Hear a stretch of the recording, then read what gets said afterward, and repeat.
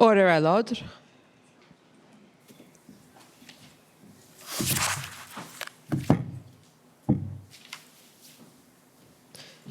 The Public Order Emergency Commission is now in session. La commission sur l'état d'urgence est maintenant ouverte.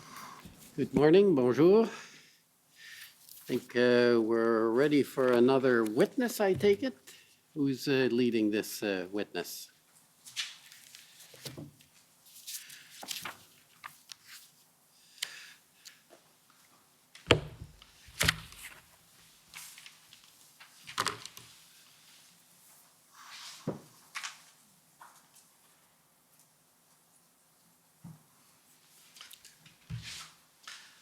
Good morning, Commissioner. I'm Misha Boutillier, Commission Counsel, and today we'll be hearing from Inspector Russell Lucas from the Ottawa Police Service.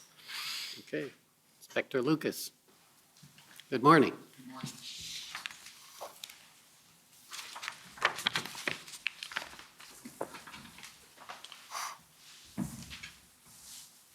Inspector Lucas.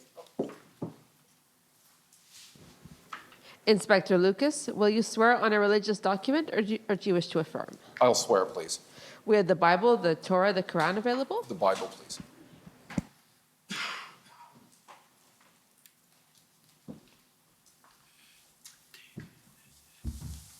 You.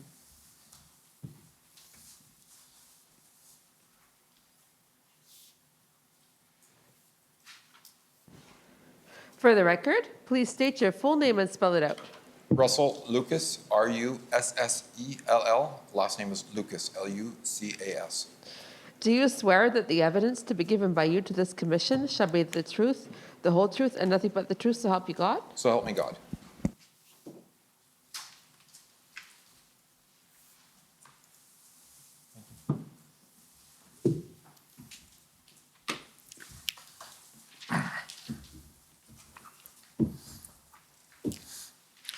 Good morning, Inspector Lucas. Good morning. We met in the summer when you were interviewed by Commission Counsel on August 19th, 2022. Do you remember that interview? I do. And I'd like to call up WTS 6024.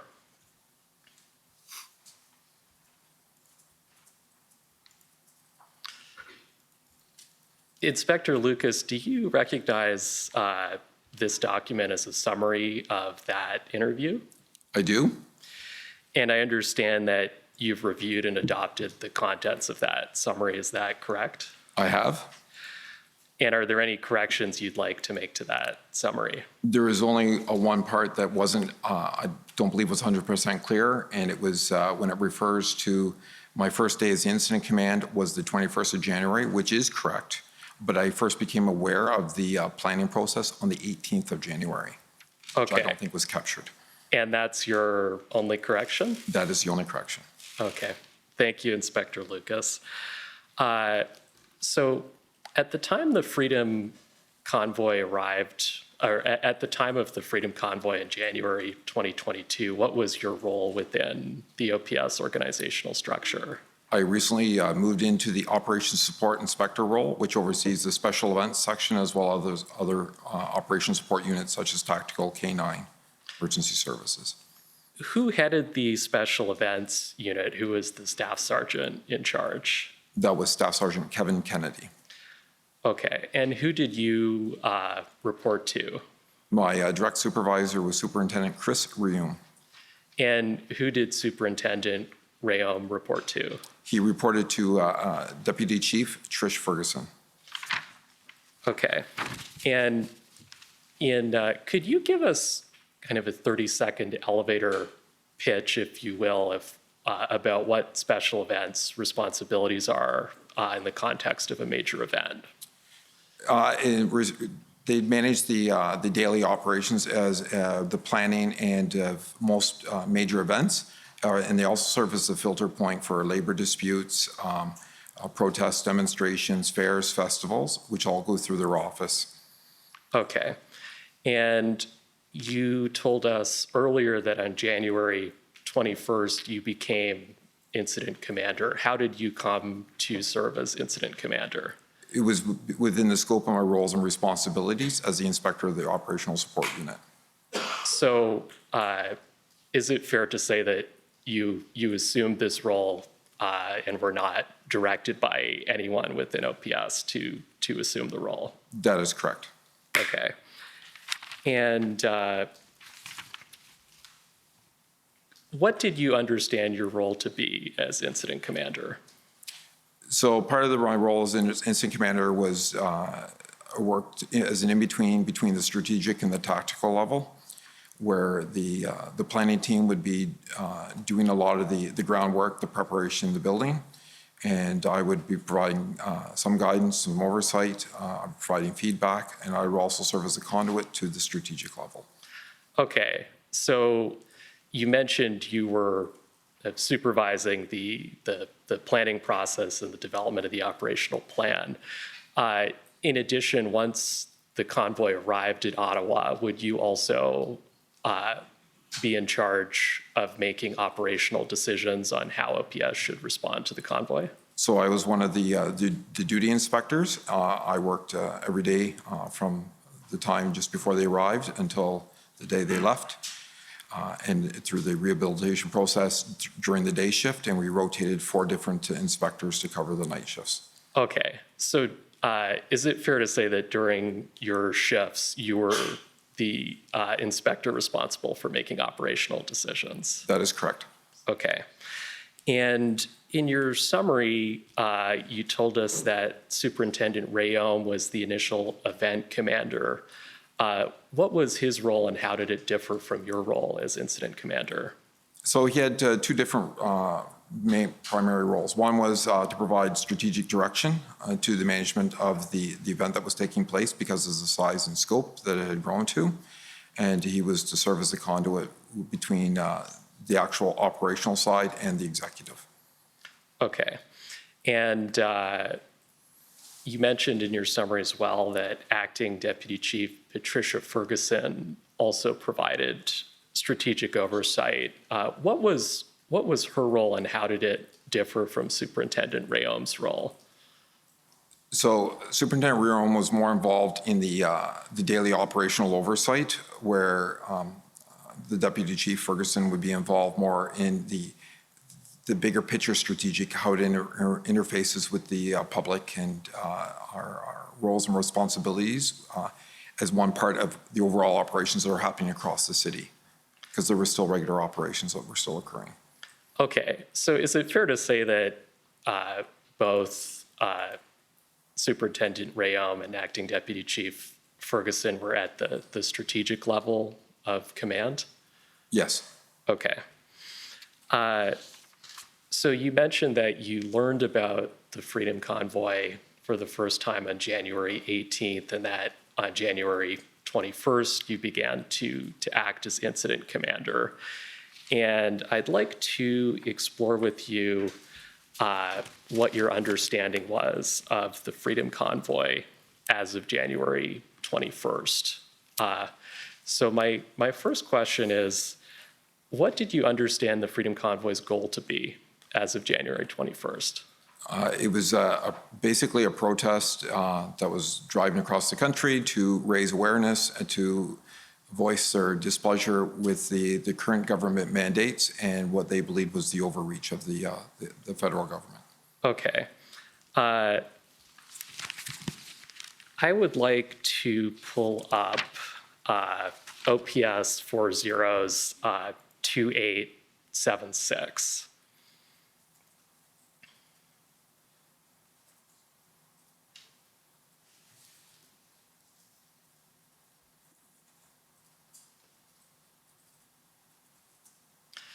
So if you could scroll down to page, yeah, that's good. So Inspector Lucas, you can see that this is an email that Kevin Kennedy sent you on January 21st. Do you recall receiving this email? I do. Okay, and then if you scroll down, you'll see that Staff Sergeant Kennedy, scroll further down, please, was forwarding an email from Sergeant Sean Kay. What was Sergeant Kay's role in the Freedom Convoy? So he was the one who was actually doing the plan, writing the plan, and engaged in the basically the meat and potatoes of it. And Kevin Kennedy was providing the oversight and the guidance with his experience. Okay. And if you scroll down just a little further, okay, sorry, just up a bit. Thank you. So you see that Sergeant K writes, this convoy is to come from all, and this is in the first paragraph, Inspector. Sergeant K writes, this convoy is to come from all parts of Canada with the intent of disrupting Ottawa and specifically Parliament Hill in an attempt to force the government to repeal the COVID measures. Does this align with your understanding of what the convoy's goal was at this point in time, Inspector? So there was, yes, it was talking about disrupting as a protest would, as you would normally see with the protests that we see every day. But the context of this point is no convoys had departed at this point, and we were still gathering information about the size and scope of the event. Okay. And you mentioned disruption. Was your understanding that disrupting downtown Ottawa and Parliament Hill was the means by which the convoy hoped to achieve its goal? At this point, I don't believe it was 100% clear. There was discussion on protests, which, again, most protests that we see on a daily basis have varying degrees of disruption in the city. Okay, would you, and so if you could, let me ask a follow-up question. At this time, how long did you expect the Freedom Convoy to stay in Ottawa? So they were still doing the background work, and so when I first became aware of it, when it came up at a meeting on the 18th, the initial feedback that was provided to me by members of the planning team that have already been involved in 2 prior truck protests in as many years here in Ottawa, which with the same mandate, the same intent, but they were local groups, not coming from out west, that were successfully managed and mitigated and included parking trucks downtown. Okay, and so if we go to the paragraph starting with in the fall of 2021,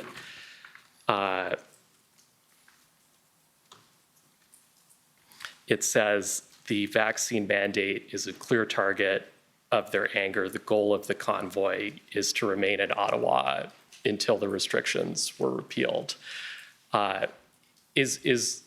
Does this align with what you understood to be the goal of the Freedom Convoy as of January 21st? That was part of their messaging that they were sending out, but that is a common theme that we've heard before. And as I said, with the previous truck protest that did occur, that was the same message they had delivered, but we were gone within, I believe one was gone only after a day and the other one was an overnight.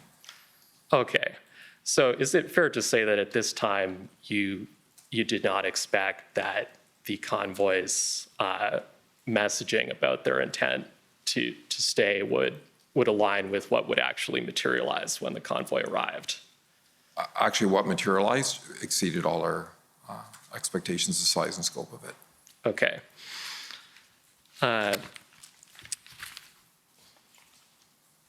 And if we scroll further down, we see that in speaking with the OPP, they had stood up 2 analysts who will be dedicated to this event. Do you recall learning around January 21st that OPP was going to be collecting intelligence on the Freedom Convoy?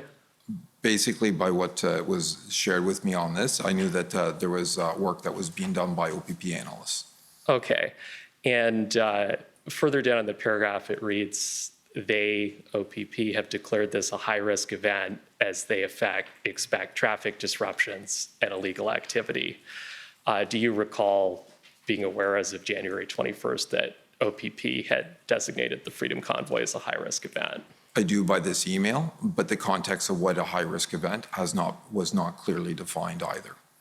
Okay.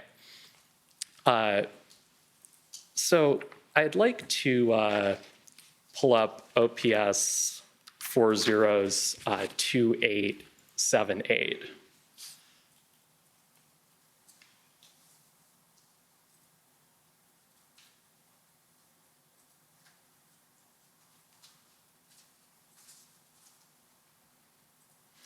So if you could just scroll down, keep scrolling. So we see here that, and just a little more down, on the 21st, you forwarded this email chain to Acting Deputy Chief Ferguson. Do you recall forwarding the email chain to Acting Deputy Chief Ferguson? I do. And why did you forward the email chain to her? I think it's important that there's communication within the organization and sharing of information so that they can be aware and make strategic decisions and be aware of things that are coming. So it's fair to say you thought this was a significant enough event that the executive of OPS needed to be appraised at an early stage? Yes. Okay, and if you could just scroll up a bit.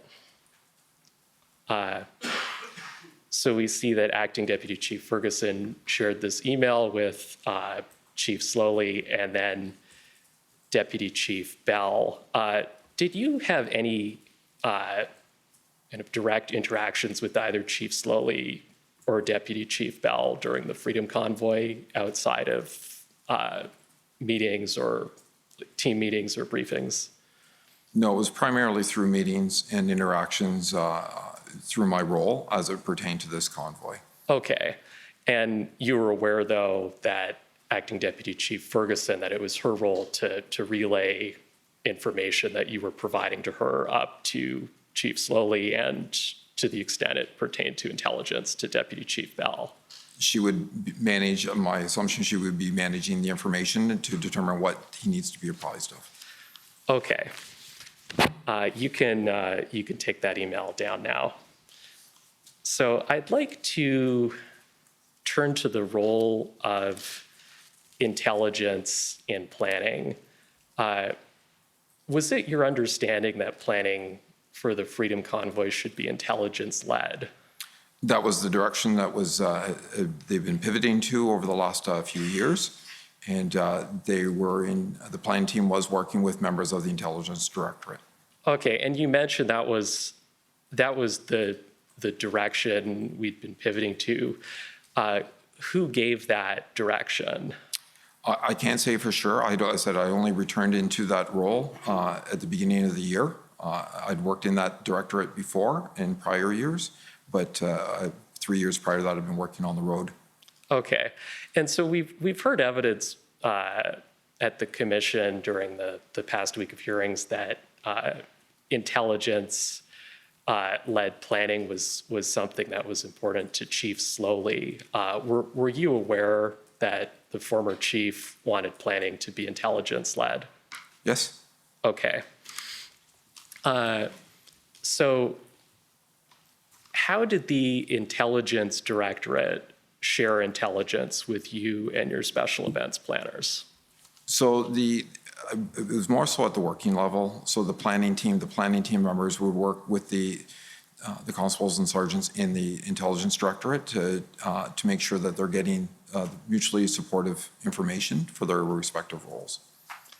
Okay. Do you recall if the Intelligence Directorate shared documents titled threat assessment with you and your planning team before the Freedom Convoy arrived? Not with me personally, but I know there was discussions. They may not share the full reports. They may vet them before they share the salient information with the planning team. Okay. So could we pull up OPS 403085?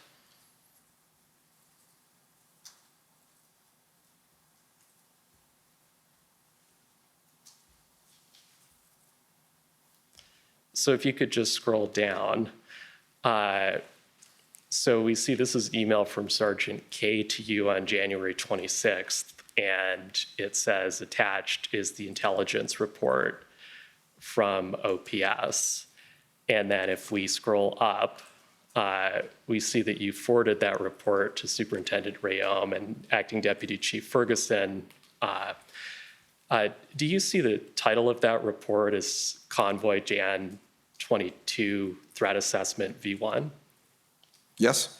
Does seeing this email refresh your memory that the Intelligence Directorate shared threat assessment documents with you before the Freedom Convoy arrived? They did.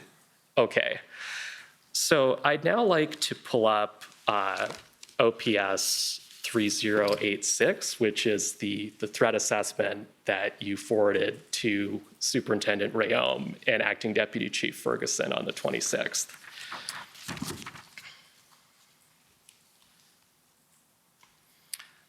And we see here that this is dated January 25th. To the best of your recollection, did you receive this on the 25th, or did you only receive it when it was sent to you on the 26th? I would have received on the day it was sent to me. Okay. So if you could, and do you recall reviewing or reading this document? I remember reading different versions of this one. I do. Okay. So if we could scroll down to the top of page 3, right there is good. So in the second paragraph, we see, therefore we expect to see a huge volume of vehicles and large transport trucks clogging city roads. Was it your understanding from this threat assessment that there would be large numbers of vehicles arriving in Ottawa as part of the Freedom Convoy? I did. So the intelligence was stating that, but I want to provide a little additional context. So that we knew the convoy was going to be arriving. At this point, I believe it was only the Western convoy that was en route. The other convoys were not yet started, and we were monitoring the actual size and their behaviors and their actions, which was included as part of our building our plan. Okay. And in your summary, I think you referenced a previous truck protest in Ottawa with somewhere around the range of 20 to 30 trucks. Do you recall that? I wasn't involved in it, but the information that was relayed to me by the planning team was that they had experienced this before, and we had experience with other similar vehicle protests downtown as well. Okay. So when you saw that the Intelligence Directorate was saying we expect to see a huge volume of vehicles and large transport trucks, and keeping in mind that you didn't have an exact number, were you expecting it would be more than the 20 or 30 trucks that you'd seen in the past? Yes, because the core convoy that started out from BC, I believe, was around 50, with vehicles that would join it and then depart various parts of the leg. Okay. And if we could just scroll down to page 5 of the document, right here, the section, what this means for event planners. And I'll just give you a bit of time to review this before I ask some questions.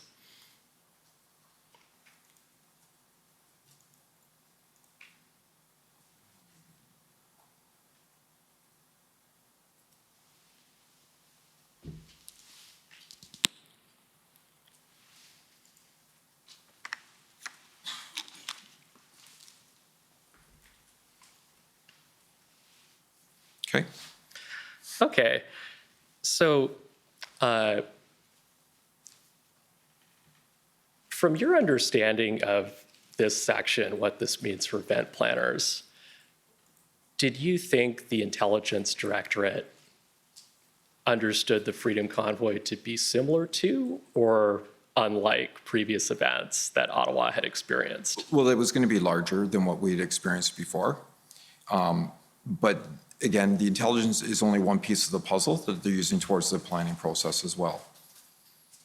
Okay, so specifically here, the first bullet reads, this event is going to be bigger in crowd size than any demo in recent history, possibly on par with Canada Day events, but more disruptive. So would you have understood from this that the Freedom Convoy was likely to cause more significant disruption than other significant events that Ottawa had experienced before. So when we're around the 25th, 26th, the primary focus, we originally planned this as the main portion of our planning was focused around how do we manage, because the number of vehicles that were potentially going to arrive, you were not going to stop. So it was how do you work with them to mitigate the risks and the impacts to the community. So with that statement that a lot of the challenges and the disruption would be around traffic. But we also had to focus on the fact that the convoy organizers were actually cooperative and were not demonstrating disruptive behavior on their way there. The one that was already en route. Okay, and you mentioned the number of vehicles was such that you were not going to stop them, and I'm going to circle back to that number later. But before I do, I just wanted to close off this piece. The bullet starting with in 6 years reads, in 6 years of working large demonstration events from the intelligence point of view, the writer has never seen such widespread community action. Did you understand the intelligence directorate to be saying that the level of mobilization and support for this protest across Canada was unprecedented? So part of the context to this, and knowing the writer and knowing the people involved, is part of the challenges. The topic of mandates, the restrictions, vaccinations is an extremely divisive topic. I've seen it in my own family, and that you see that those challenges arise, and it becomes a polarizing topic of discussion. So yes, it does have the potential to create language and debate amongst people who are normally cooperative. Right, and if we could just scroll to page 3, the bottom of page 3. Further down, just slightly. So we read in the last paragraph, the writer says these conditions create grounds for passionate emotions. Is that consistent with what you were just describing about the divisive nature of mandates? Yes.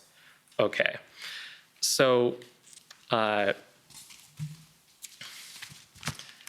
like to circle back now to the topic of numbers, since you mentioned it. As of January 26th, how many convoys did you understand would be traveling to Ottawa? So on the 21st, I was aware of 5 potential convoys. And by the time we got to the 28th, we were at 13 confirmed convoys. Okay. Do you have a specific recollection of how many convoys you were aware of as of January 26th, which is the date you received this threat assessment? No, I don't recall top of my head. Okay. Could we pull up OPS 14540? Sorry, it should be OPS 30s14540.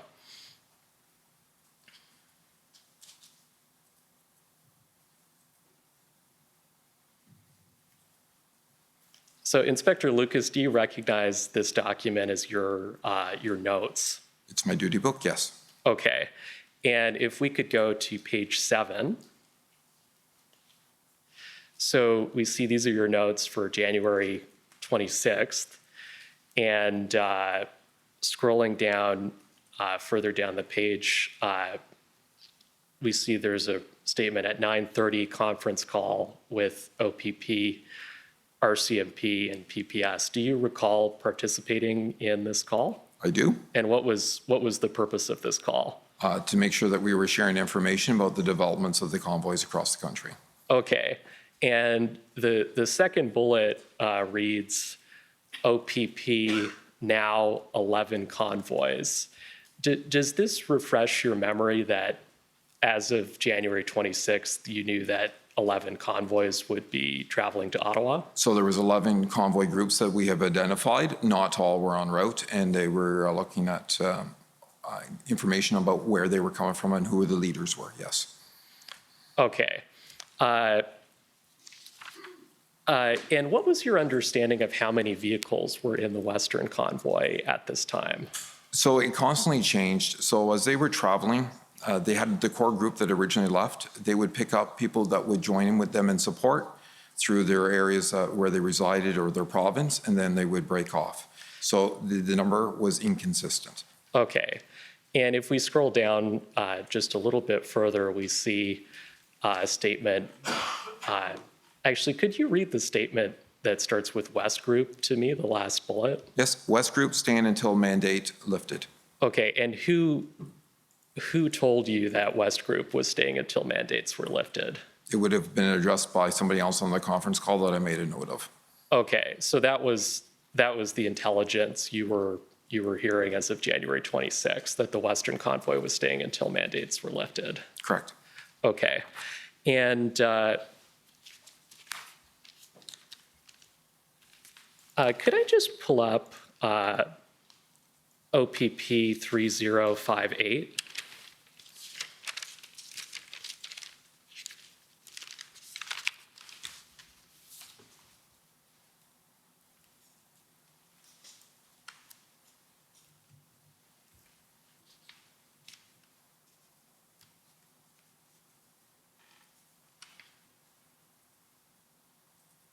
Sorry, OPS 403058.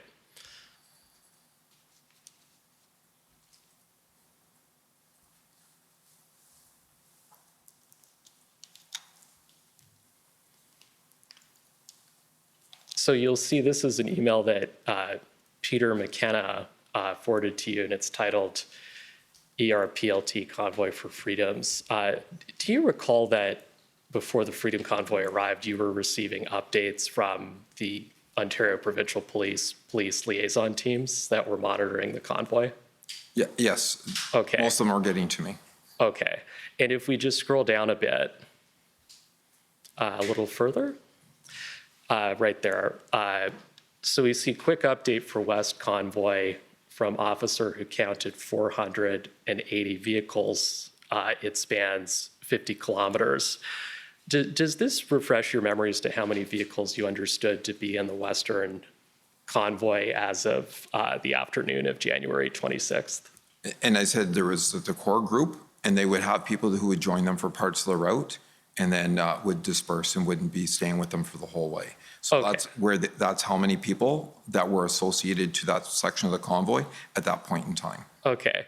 And did you have a ballpark estimate of how many people might arrive in Ottawa as of January 26th? As of this date, Yes. so the original information that came back was saying that we could see upwards of 100 vehicle per province.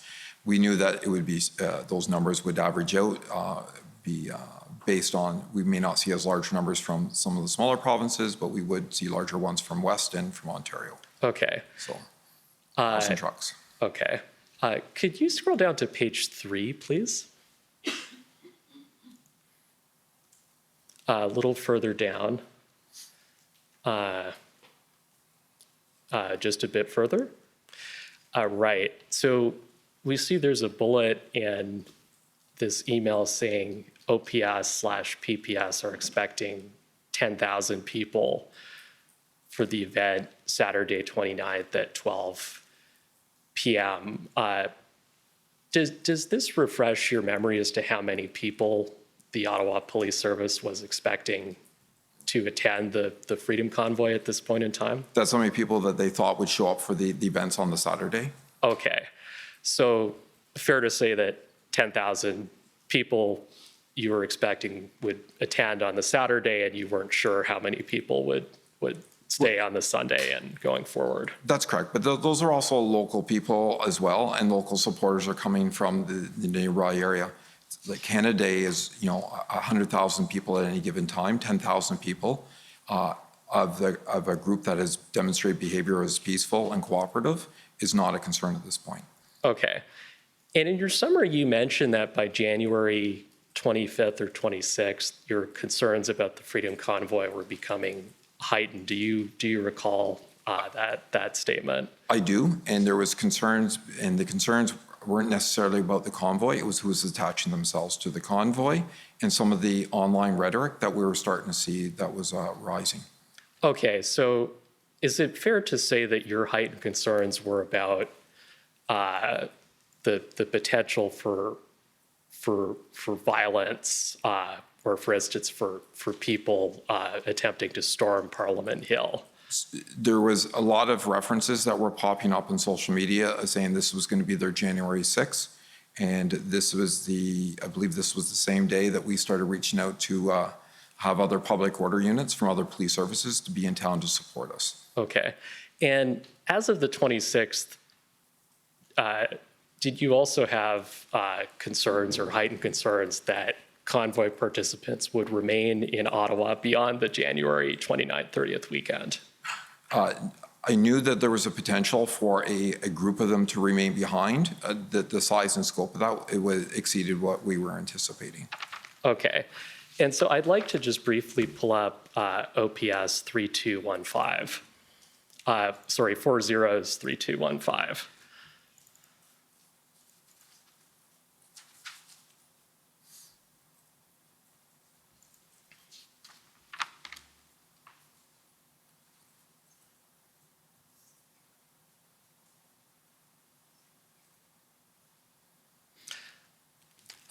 So we see this is an email sent to you on January 26th from an Intersect account, and it says it's sent by Kim. Do you recall receiving this email from an Intersect officer on the 26th? Yes. Okay, and so we see that you replied to it, and if we just scroll down a bit, further down. So do you see the text, do we want to commit to dates? It could last much longer. Do you see that that's in a different color from the other text? Yes. Is that because you wrote that text in a different color as your comments? Yes, and because I'm not sure who is getting those Intersect. There are different levels of Intersect messages that go out. So it depends on, is that a general public one or is that one that's going to policing partners? Okay. And so the bullet you commented on reads, this will be a significant and extremely fluid event that could go on for a prolonged period, January 28th to 30th. And you wrote, do we want to commit to dates? It could last much longer. How much longer did you think the Freedom Convoy could last as of the 26th? As of the 26th, I anticipated the vast majority would leave after the first weekend. And as a matter of fact, I would say between 60 and 70% of them did leave after the first weekend. The unfortunate part was the footprint remained the same. And then we thought maybe a week or so for the remainder. Okay, so a week or so, that would be up until February 4th, 5th, 6th. Is that about right? Correct. Okay. And to provide clarity to that, again, we weren't expecting the numbers that actually attended. Okay. So I'd like to pull up OPS 403403. And just for the record, this document was not in the list that was sent out to the parties because it was only posted to the party database this morning. But I understand that my colleague, Mr. Brusso, has circulated it by email to the parties so that they have notice.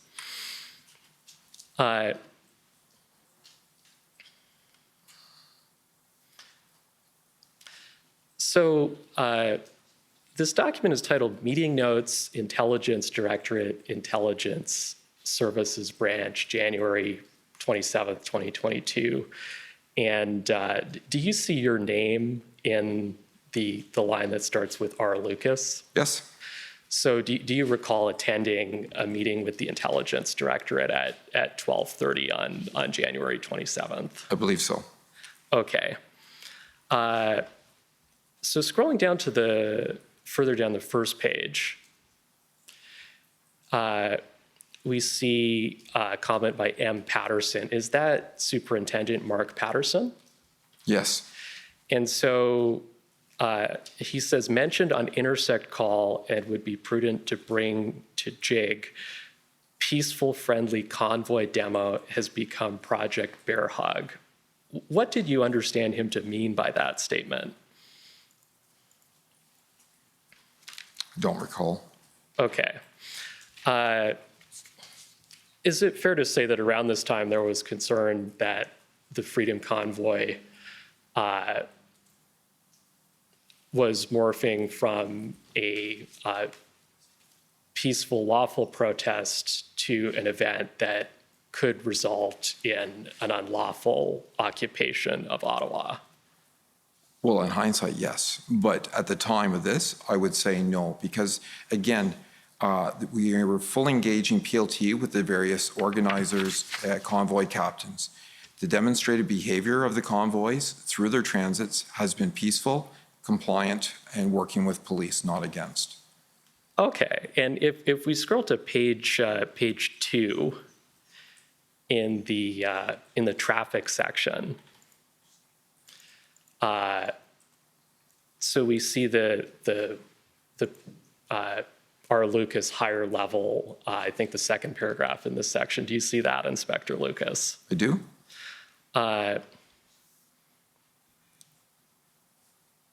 So you say, our message to everyone is that there will be traffic chaos in the city for Saturday and Sunday for sure. Then it will come down to how many people actually leave or stay. And you write, I'm praying for really, really cold weather. I said that, yeah. Okay. So fair to say that this time you weren't sure how many people were going to stay. Correct. To me, at that time, we believed the highest risk would be the core group that was coming from the furthest distance from out west. Right. And that was the group that, as of January 26th, had 480 vehicles. With a core group of about 50. Okay. Convoy. And if we could just scroll down to page 3, the miscellaneous section, and further down, yep, that's good. Could you just take a minute to read that paragraph to familiarize yourself with it?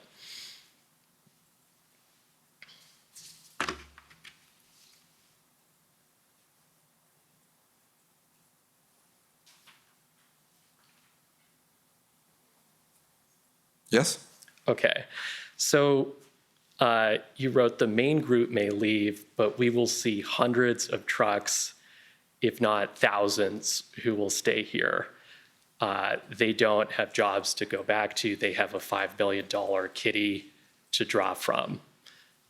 So, Inspector, as of January 27th, you were expecting hundreds of trucks to stay, and you thought that thousands of trucks might potentially stay beyond the weekend? What we work towards and have but you also have to be aware, what is our worst case scenario? And that's what we were discussing. What is the worst case scenario? What do we do if we go forward? And when we cover the operational plan, I'll cover more of that off.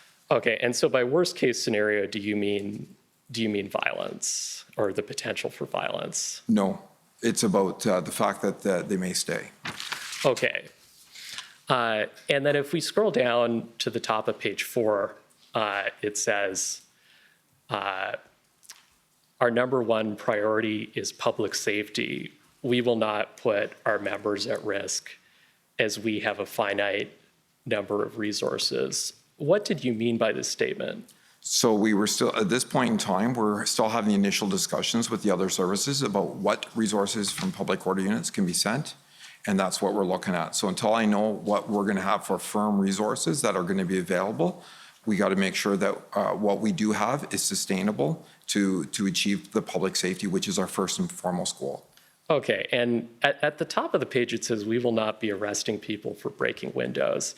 Is it fair to say that as of the 27th, you did not think that OPS had enough resources to safely conduct enforcement activities once the convoy arrived? So there's two parts to that.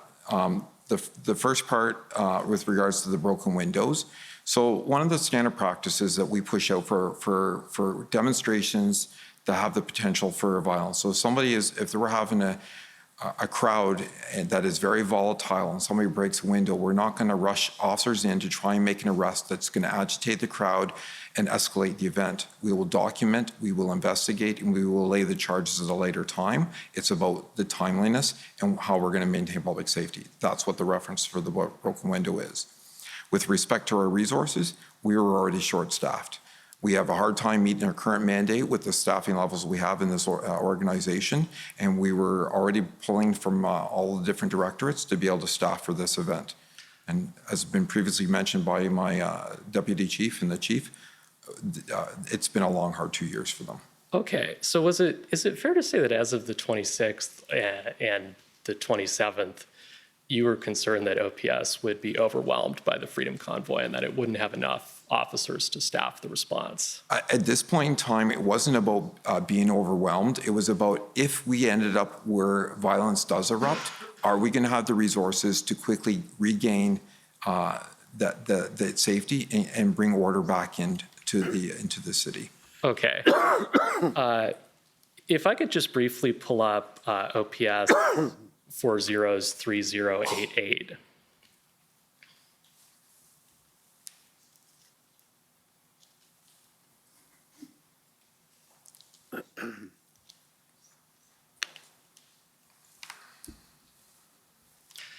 So this is an email you sent to Acting Deputy Chief Ferguson on the 26th, attaching or including draft speaking points. And if we just scroll down, we see there's a bullet that states that, quote, the sheer number of vehicles yet to be identified may still overwhelm. Inspector Lucas, does this refresh your memory that you were concerned about OPS being overwhelmed as of January 26th? Well, there is a yes, but again, context. So depending on the convoys, if they arrive on their schedules and they remain cooperative, it was not, and they go to the places where we work locations out for them, then we would not have been overwhelmed. Then we would have been able to manage it with the framework that we had in place. But if they didn't stick to their schedule or they all tried to come at the same time, then there was a potential for our resources to be stretched too thin. Okay, so just so I understand, are you saying that if convoy organizers and the convoy participants honored the agreements they were making with the police liaison team, then OPS could manage, but if those agreements were not honored, then OPS could be overwhelmed? There was a potential, yes. Okay. I think now is a good time to turn to the January 28th operational plan, which is OPP 404262.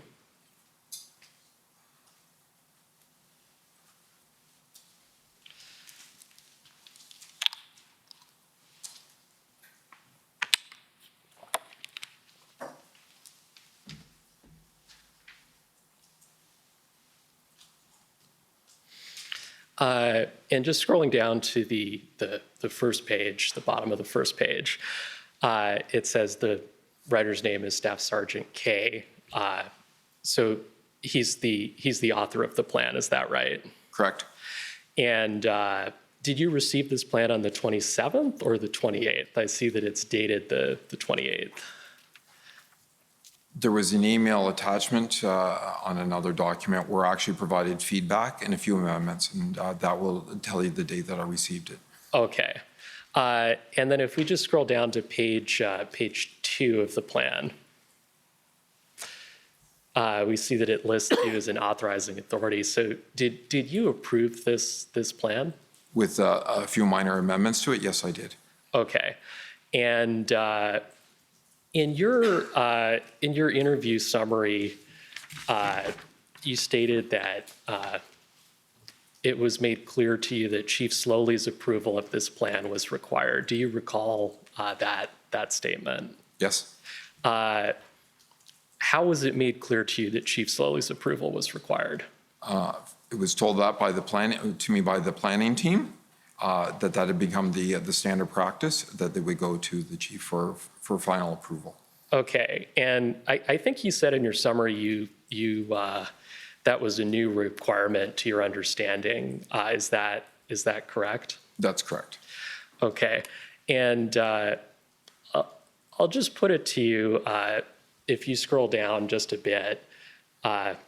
So there's no line for Chief Slowly's signature here, is there? No, there's not. Okay, and do you know why, if Chief Slowly needed to approve the plan, there's no line for his signature? No. Okay. So I'd like to turn to pages 7 through 8 of the plan, and scroll down to the threat assessment section. So it says OPS SIS. Do you recognize that as the OPS security intelligence section? Yes. Okay. And who drafted this threat assessment? So what I'm trying to understand is, did the planning team just copy paste material that they received from the security intelligence section, or did they kind of read what they received from that section and include the points that they thought were relevant? Usually my understanding is the practice is a collaborative effort between the two. Okay. And I'd just like to give you an opportunity to briefly read the bullets that appear here. If you could just scroll down so the inspector can see all the bullets.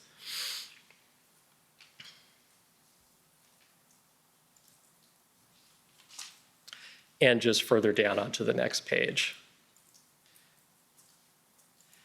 And so I think, sorry, Inspector, I'll just give you a moment to review those bullets.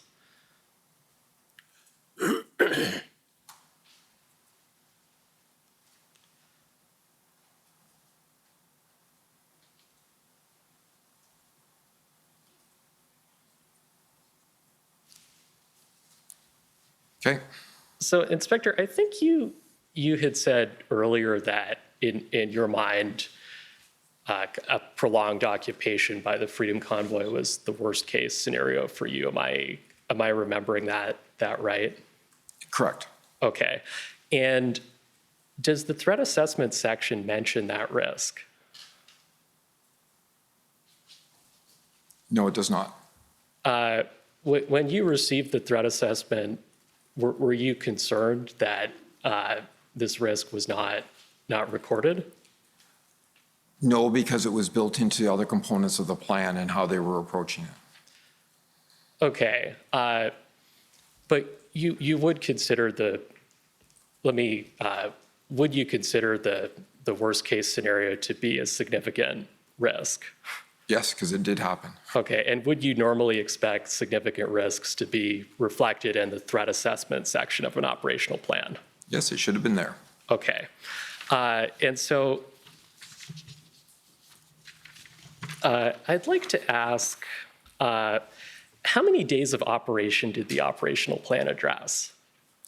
The initial plan, I believe, was 3 days, and it primarily rotated around the scheduled events that they learned was taking place with the protest organizers. Okay, and if we could just turn to page 12, the top of the page, please. So there's the paragraph that reads, "The event will commence on Friday the 28th, and current intelligence is not clear on the duration of the event. This plan will address the first 2 days of operation and is adaptable so that it can continue into additional dates." Is that consistent with what you were just saying, that the plan covers the first 3 days? So part of the ICS model, when we set up the incident command, there was a planning and staffing contingent. On the Friday, the 28th, we stood up our service command center to start looking at resourcing, planning, and succession planning to go forward for this event as of the Friday. Okay. What were OPS's contingency plans if participants in the convoy events remained in Ottawa beyond the January 29th, 30th weekend, and if an occupation materialized? It would depend on the size and scope and the footprint. So as I stated, at the end of the first weekend and into that Monday, 2/3 or more of them left. And we had an opportunity to shrink that footprint, which didn't take place. And we would have been able to rearrange our traffic plan to mitigate that. Similarly, we've seen to other protests that have occupied Wellington Street in the past. If there is no volatility with crowd dynamics, you create a traffic plan and provide a robust police presence to ensure public safety. Okay, so you mentioned that it would depend on how many people stayed and how many people left. Was OPS, is it fair to say that OPS was waiting to see how many people would stay or leave, and would that develop a contingency plan on the 31st once it had that information? No, so part of that discussion was already taking place about where would we be rediverting traffic if there was an extended presence. It's not included in this plan, no. The plan was, again, you have to look at the short timeline. This was the 27th, 28th, and the events was arriving 28th. We can't wait till we have a 100% solution to have a framework out that we can get troops on the ground to make sure that we're responding to the needs of the public. And that's why the Service Command Center was stood up to ensure that we were building succession planning to be able to go forward. You have to work off of, you can look at different speculations on what could or could not happen. But at this point, you have to take a look at if 2/3 left and we did compress and we were Wellington Street only, it would have been a very much more easier to manage with the resources that we had. Okay, so. Or if they stayed where we asked them to park. Okay, so I just want to make sure I understand. Is it accurate that the contingency plans were not included in this document, but were being developed primarily by the Service Command Center? Based on dynamics of what was happening at the time. Okay, and so when Acting Deputy Chief Ferguson testified to the commission last week, she told us that the operational plan did not contain a contingency plan beyond the January, if protesters stayed beyond January 31st at noon. Is that consistent with what you were just saying, that those contingency plans are not in this plan? This plan does not have it. Okay.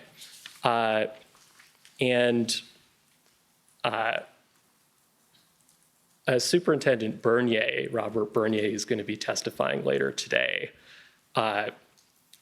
He told us in his interview that he was concerned about a disconnect between intelligence and planning before the Freedom Convoy. In your view, does the absence of contingency plans in this operational plan reflect such a disconnect? As with any event, there could be improvements. I think there was good communication between the two.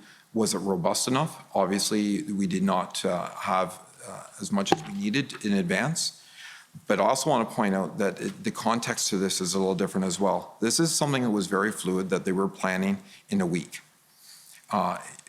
If I were to use my previous planning experience working in the 2016 North American Leaders Summit, where I was the lead planner for the Ottawa Police, which was about the same scope, maybe even a little bit smaller for a head of state visit.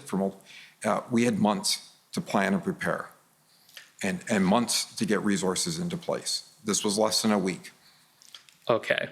And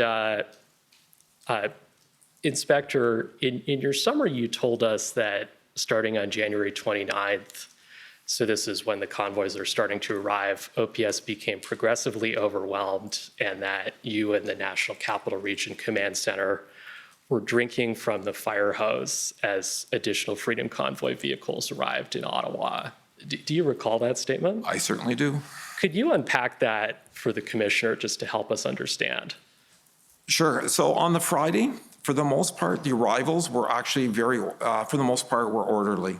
The convoys were going to locations that were pre-designated in areas that again, it goes back to we were expecting a few thousand, and it still exceeded what we actually truly expected. And my personal opinion is it probably exceeded what the organizers were expecting. But on that Friday, people were going to places we designated them, where we're actually, if you look at on the maps, on the parkways and on Wellington, we were doing everything we could to keep them out of the residential areas. The analogy I use is I have one load of sandbags and we're building a wall, but you see the waters are rising faster and you know you're going to get overwhelmed with the water that's coming. So you use your sandbags to divert them to minimize and mitigate the damages and the impacts to the area that is going to be the recipient of those flood waters. And that's what we were trying to do. But what happened was on the Saturday, and when the Western Commons convoy arrived, unfortunately, they're the ones that created this event, and they didn't get the locations downtown. It was other people that raced downtown to get that. So what had happened was people who were frustrated, that were individual operators who wanted to take part, weren't complying with the directions, and we were redirecting them, trying to keep intersections, emergency roads clear.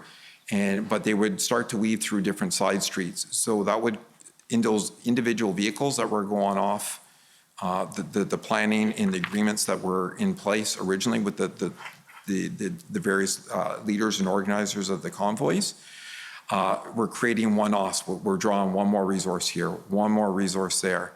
And it got to the point okay, we have to stop responding to those individual smaller ones on the Saturday and say, okay, where are we going to get the biggest bang for our buck by deploying officers to go back to what is our key primary goal of public safety? Okay. Commissioner, could I just request an additional minute or two to conclude? Sure. Okay. So Inspector Lucas, I would like to jump ahead by 17 days in the interest of time to the February 13th, 15th period. Do you recall that on February 13th, there was an agreement between city and Freedom Convoy leaders to relocate Freedom Convoy vehicles from side streets to Wellington Street? I knew there was an agreement. I wasn't part of the conversations. Okay. Do you recall if OPS assisted in implementing that agreement? I know at that point in time, I was still at the National Capital Region Command Center. Basically, I was providing command for live operations. And we were doing what we could to facilitate some of those moves through the police liaison teams. But at one point in time, it stopped because it was not having the intended effect. Okay. And as of February 15th, do you recall if there was still space on Wellington Street to relocate convoy vehicles to? There may have been, I don't recall. Okay. Could I just pull up OPS 3014410?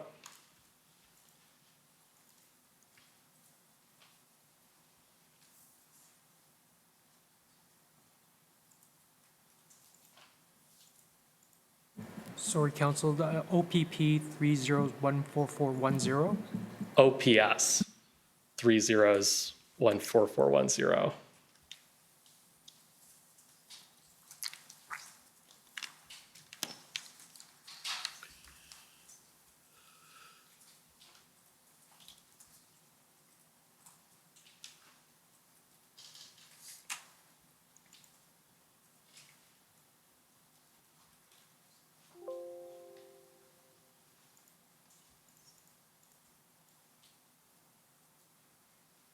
Or sorry, 11410. I think that was a typo on my part.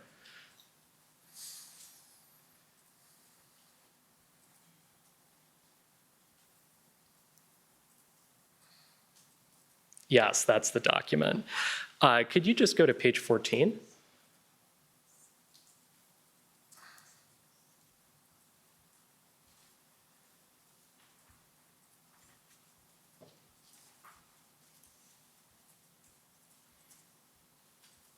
Yep, and just scroll down a bit on page 14. So do you recognize, just up a bit, sorry, do you recognize this as the notes of a meeting of than Event Commander Bernier's command table on February 15th? Yes. Okay. It says me, I was there participating on Teams. Okay, and if we could just go to the top of page 19.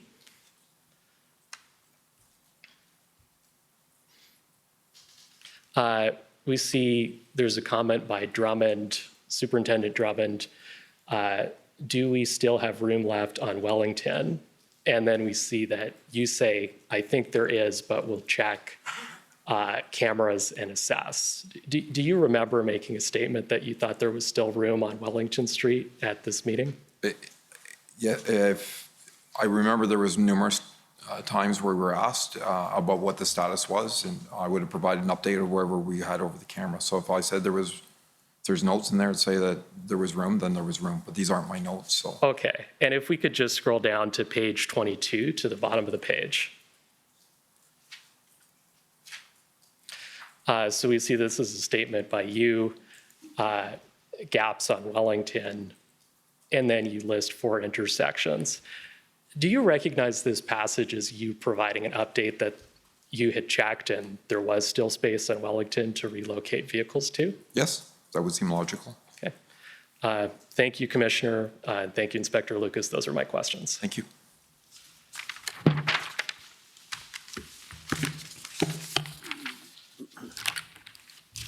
Okay. For cross-examination, I believe it's first counsel for former Chief Slowly.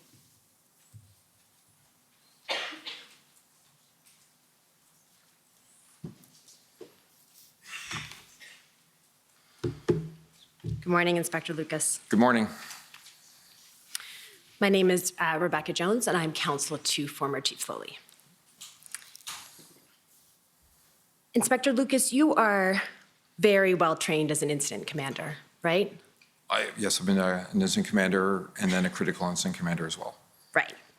And you have served as an incident commander many times for huge events and protests. I have. You were the lead planner for the 2016 North American Leaders Summit. Correct? And so the OPS's executive team, including Chief Slowly, would have every reason to have confidence in your leadership of incident command for this event, right? I would hope so. Okay. And you took the steps that you felt you needed to take as incident commander, correct? Most of the time. Okay. Well, why don't we focus on planning for the convoy to begin with? Okay. You were confident that your team of planners was working with the Intelligence Directorate to get the appropriate information to input into the plan. Correct. And this is what your executive team would have expected you to do. I would assume so. Okay. And the note, we saw the document, we don't need to pull it up, but just for the record, OPS 3403, which was the meeting of the Intelligence Directorate on January 27th that my friend took you to. Yes. Recall that document? That was a meeting with the Intelligence Directorate and Assistant Deputy Chief Ferguson, correct? Was she on that call? Yes. Okay, sorry, I didn't look at the list. Okay, and that was, in the context of the incident command system, it would be on the responsibility of Assistant Deputy Chief Ferguson to pass on any sort of important information to Chief Slowly from that meeting, correct? We all have a role to play, but yes, it would fall to her. Okay. Now, still sticking, Inspector Lucas, to the period of time up to January 28th, the strategic oversight for this period of planning was coming from Assistant or Acting Deputy Chief Ferguson. Yes. And she was acting as the major incident commander. Yes, with an event commander between her and I. Right, and Superintendent Rayom was the event commander in between. Correct. Okay. And it's fair to say that in that period, up until the convoy's arrival, former Chief Slowly did not take steps to assume responsibility for planning from the incident command system. Not to my knowledge at that point. Okay. And Chief Slowly, not to your knowledge, Chief Slowly, to your knowledge, was not assessing intelligence on his own, correct? Not that I know of. Okay. And one could not say, for example, that Chief Slowly failed to take adequate steps with respect to gathering, assessing, or disseminating intelligence in relation to planning for the convoy, right? No, I was focused on my role. I can't say what his role and his responsibilities were overall. Right, but you understand what the role of a Yes. chief is. He's got his hands in everything. But it's not his role to do the intelligence assessment, correct? Okay. And throughout this planning period, I understood from your evidence that you were given the level of autonomy that you felt you should be given. Yes, in the beginning. Right. And again, I'm sticking to the period of time up to the arrival of the convoy. Yes. Okay. And my friend asked you some questions about approving the plan, and it was you who approved the plan, correct? I was one of the approvers, yes. Right. And the other approver was Superintendent Rayom? Correct. Okay. And my friend pointed out to you that Chief Slowly didn't have a signature line on the plan, correct? He did not. And in terms of your understanding that he needed to approve the plan, you testified that came from the people below you, the planning group. And above. And above, okay. And that came from, I'm going to suggest to you, Superintendent Rayom. Correct. Okay. And you had been working in incident command with Chief Slowly since he became the chief, correct? Correct. In different sections, but. In different No role. sections, but he had, I'm going to suggest to you, and to your understanding, a lot of confidence in you as incident commander, right? I would hope so. Okay. And he had never sought to approve your operational plans before, right? On the road, no. I had only recently started in that section at the beginning of the month, so I'd only been there for 3 weeks. But you had been the incident commander before. Yes. Okay. And he had never sought to approve your operational plans. So to clarify, my role as a duty inspector on the road are, for the most part, unplanned events that I would respond to that wouldn't necessarily have formal written plans. If I was assigned to come in for a planned event to provide support as an incident commander, I would not be involved in that incident command planning process. I would be just coming in to fill a role. And so there would be like planned protests in the past where I would be coming in and those plans would be written by the event section up through the chain of command, and then I would be available should there be a critical incident during those events. Okay. So fair enough. My question is a bit simpler, though. Okay. Okay. Up until this point in time, you had never been told or expected that Chief Slowly had to approve any of your operational plans. No. Okay. And I take it you didn't pick up the phone and ask Chief Slowly, do you really need to approve my operational plan? No. Okay. You just took it from what you were hearing that that's what he wanted to do. Correct. Okay. And he didn't actually ultimately approve the operational plan, correct? I don't know. By the 28th, it was game time, and my role and my priority was making sure that we had people doing what they needed to do. Well, you know, because you've looked at the document and you know he never signed off on it, right? On the document there, no, he did not. Okay. In terms of the first weekend and the going into the first week, when your team realized, and the OPS as a whole, not just your team, realized that you were facing what was an occupation, right? People were not leaving, correct? Correct. I suggest to you that the atmosphere at the NCRCC was chaotic. Yes. Okay. You did not have the resources to deal with the information that was coming in. That's part of the problem. Okay. You were understaffed and you were struggling to maintain sufficient officers just for foot patrol. Correct. Okay. And things were tense, right? They were.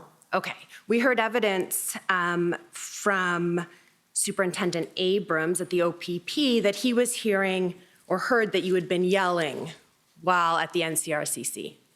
There's a difference between raising your voice to get somebody's attention across the room and yelling at somebody. Okay. And things were tense for everyone at that time, right? They were. Okay. And people were perhaps not always at their very best. They were not. Okay. Now, I want to talk a little bit about the PLT. The PLT plays a very important role in major events. Critical. Okay. But the PLT may not be perfect for every situation. Is that fair? They are not a silver bullet. They are not. Okay.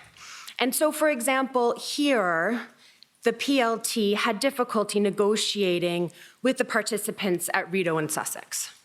They did, and it varied throughout.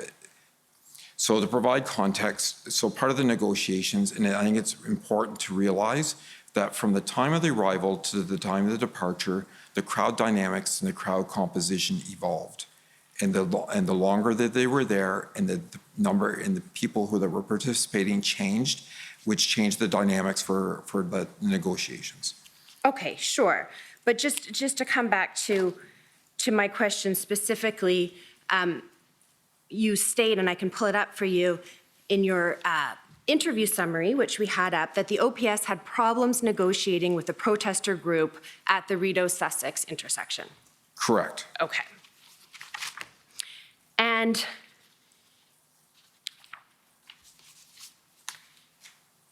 you have given evidence, less today and more in your interview summary, but I'm going to deal with some of it, about your view that the executive team was not respecting the role of the PLT to the extent that you thought they should, correct? Correct. Okay.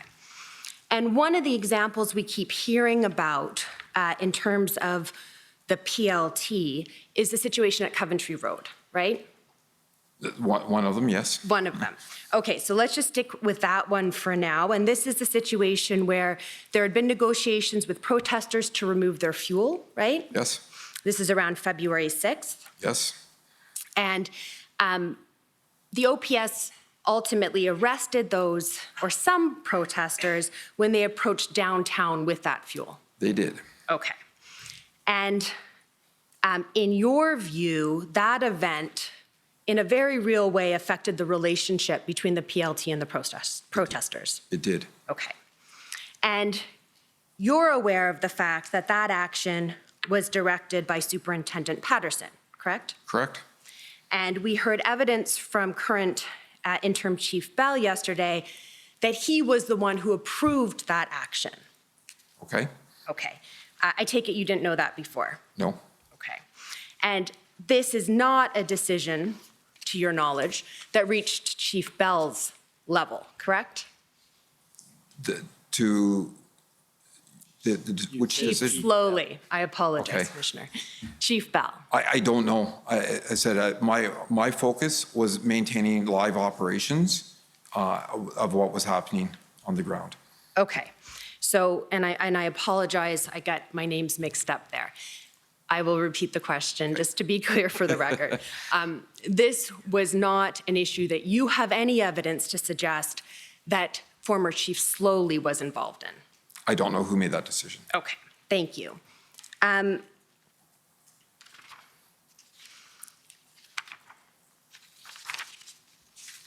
want to ask you some questions about changes to the incident command. You state in your statement that it was your understanding that Chief Slowly, that Superintendent Rayom was removed because Chief Slowly wanted to take a new strategic direction. That was my understanding. Okay, and you did not get that understanding from Chief Slowly? No? Okay. And if we put up, please, WTS 23, this is the interview statement of Acting Deputy Chief Ferguson.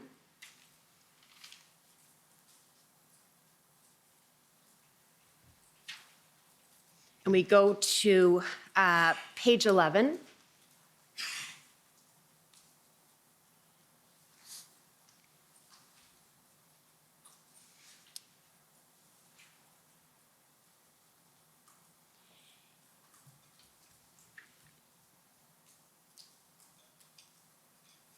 Okay, and we see under switches and event commanders. You could take a moment to look at that. This is again the interview summary of Acting Deputy Chief Ferguson.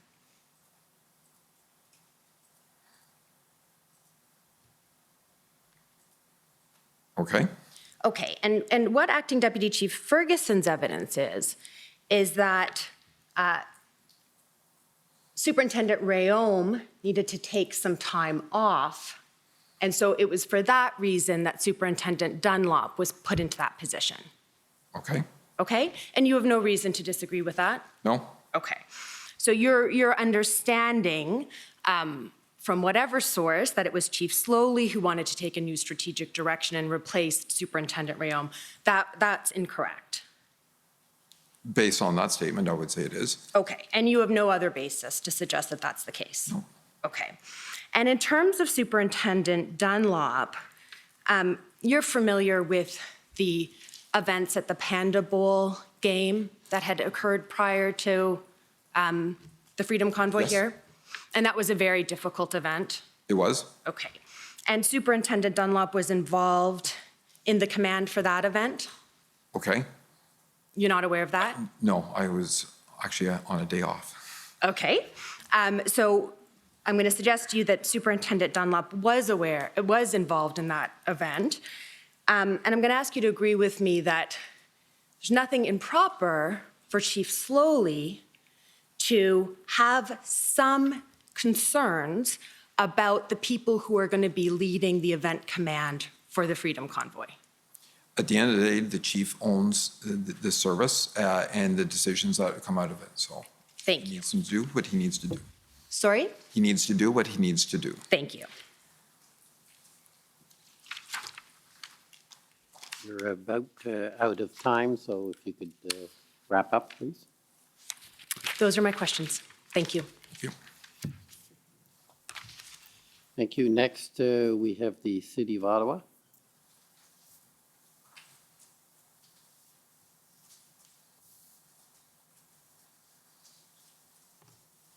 Good morning. Good morning. My name's Ann Tardif. I represent the City of Ottawa. So I'd like to start with pulling up, Mr. Clerk, OPS 402990. And while that's coming up, Inspector, you were asked a series of questions. I don't intend to go back there about the intelligence that you had going into the first weekend of the convoy, so on and so forth. I take it you're aware that the mayor and city officials were briefed by the service on January 26th before the convoy trucks arrived? Correct. And would you agree with me that the decision was made, and I don't mean to suggest this is inappropriate by any stretch, but would you agree that the decision was made to only provide high-level detail to the city about the upcoming convoy? Correct, because at this point, the operational planning and what we were learning and how we were adapting was constantly changing. So thank you, Mr. Clerk. I think we can take that down then. So regardless of the information that the service had and when it had it leading into the convoy, the details of that were not shared with the city. Fair? No, the high-level speaking points were provided, and then it was left to the executive to decide what they would share. Okay, thank you. Could we turn up your witness summary, please, Mr. Clerk? It's WTS.6024.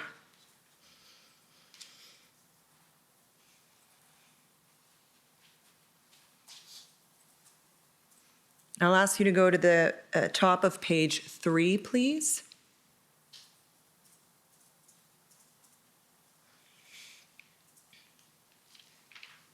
Thank you. The last sentence, Inspector, he, being you, stated that if he had known that thousands of vehicles would be arriving in Ottawa, he would have requested larger numbers of reinforcements from police services across Canada in advance of the convoy's arrival. Do you see that? Yes. Okay, I thought I heard you say this morning that you did expect thousands, and I'd appreciate some clarity for you on this. So if you go back, one of the statements was the intelligence reports that I was provided was assuming on an average of 100 vehicles per province, so about 1,000 vehicles. We end up with, I would say, close to 5,000 vehicles, of which we still diverted it on the Saturday, thousands not out of the downtown, by keeping them on the Quebec side, thanks to our great partners with the Sûreté de Québec and Gatineau. The The original group, and what it wasn't necessarily the trucks. It was actually all the associated vehicles that joined in that were creating the chaos that were all wanted to be downtown. So you expected hundreds or perhaps 1,000, but not thousands? Is that fair? Yes. Okay. And the reason I wanted to put that to you is that Superintendent Abrams of the OPP, I take it you know who he is? Yes. He testified on Friday that OPS indicated to him on the 27th that they thought they could handle 3,000 vehicles. So the context is we had, if the vehicles went to the locations where we designated spots for them, they actually plotted it out, including maintaining emergency lanes on those roadways. We could host up to 3,000 vehicles on those designated spots. Okay, thank you. I want to switch tracks a bit and talk about the support provided by the city to the OPS response during the convoy. If we could start with OPS 404219, please, Mr. Clerk. Now, I believe these are one set of your scribe notes, Inspector, when they come up, and they should be for January 29th.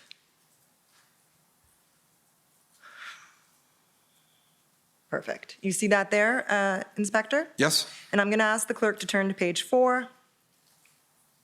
Timestamp 9:26. Can we scroll down a little bit, please? Thank you.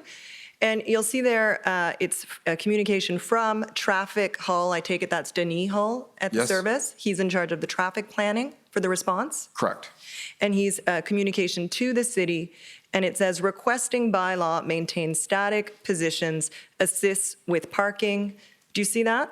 Yes? I think there's a hash, city will advise, if I'm reading that correctly. Okay? So that was the direction, or the request, I guess I would say, from the NRCC to the city on that date. Fair? Fair? Okay. And if I could now go to page 5, timestamp 9:57. Thank you, Mr. Clerk. Again, this is Denis Hull, traffic, in charge of traffic planning, to IC, that's you, correct? The incident Correct. commander? Intel from SQ. Yeah, that's not what I wanted. Just give me 1 second. My apologies. Oh, just one up, 9:53. I can't read my own writing. My apologies. City to OPSUP. Who's OPSUP? That's probably the operational support person that was working in there. So there's multiple OPS members that are in there providing different roles. So, but it's police, fair? It is police. Okay. Bylaw will not tow convoy vehicles without police for safety. Do you see that? Yes? Okay. And then it's for safety reasons, pardon me, and then OPSUP officer will be there, correct? Correct. Okay, and that was the communication at that time. And if we could go to page 10 of this document, please. And we're still on January 29th. And if we could go to 12:05 and just scroll down a little bit, perfect.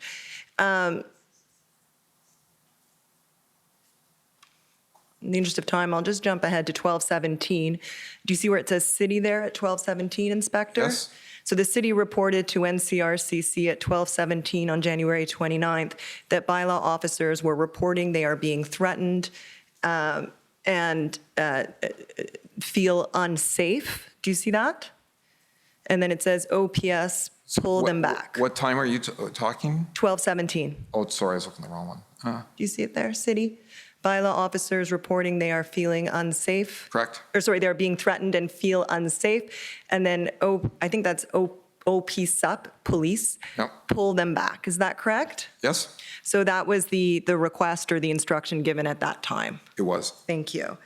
If I could now ask the clerk to pull up OPS 404879. And it may not be necessary to go through the documents, though I appreciate a lot happened during this time period. I want to talk about burn barrels. Do you recall the issue with burn barrels in the downtown core, Inspector? Yes. And my understanding is that Ottawa Fire was available to assist, but needed approval from the lead agency, police, in order to actually go and put out burn barrels. Is that accurate? So if they were going into the inner core right in the middle of the crowds, they would need us to be there. Okay. And then we'd have to assess. So when those actions, and again, it comes down to context. What is the dynamics? I'm not going to allow somebody to go in to achieve a minor action and put their safety at risk or risk inflaming the crowds. Okay. Thank you for that, Inspector. I don't think we need to turn up the documents. I appreciate your assistance with that. Is this 8424? No. I'm going to ask you to pull up OPS 408424, please, Mr. Clerk. Now, you said in your witness statement, just while that's coming up, that you spoke with, I think it's Superintendent Brooks and the Acting Director of Parliamentary Protective Service before the convoy. And it was their preference that no trucks or vehicles be on Wellington at all. That was your understanding of their preference? Yes. Right. And that's obviously not what the service did. No. So in all respect to Superintendent Brooks and the PPS, their role is that protecting Parliament. My role is to protect the city, and I have to weigh the options of where my risks are. And you have to say, is that action necessary? Is it risk effective? And is it acceptable? And I will never get a 100% solution. I know that, and I will make the best decision I can at that time that's going to ensure public safety and the safety of our members. And you got exactly where I wanted to. You're worried about the residents of the city. Your concerns are not limited to the security of Parliament Hill. Fair? Correct. And to provide context to that, we do take their concerns. They weren't completely disregarded because we did maintain access to Parliament, and we still were able to get their vehicles into there. Okay, thank you. If this is 8424 and we've got this up now, could we please go to, I think it's page 6, pardon me, bottom of page 6. Right at the bottom there. If we could just pause there, Mr. Clerk. Do you see the timestamp 11:57? Yes. And these are your scribe notes for February 8th, just so you're aware, Inspector. Yes. And you see it says discussion with PPS in regards to the risk factor of moving Rideau Sussex. And I want to pause there. My understanding is that PLT was negotiating with the truckers at that intersection to get them to move westward onto Wellington and closer to the hill. So to provide clarity, the PLT were negotiating since day one. Sorry, yes, but that was what they were trying to achieve. Correct. Okay. Keep going. They are, I'm getting the look, I'm almost done, I promise, Commissioner, if I could just have a moment's indulgence.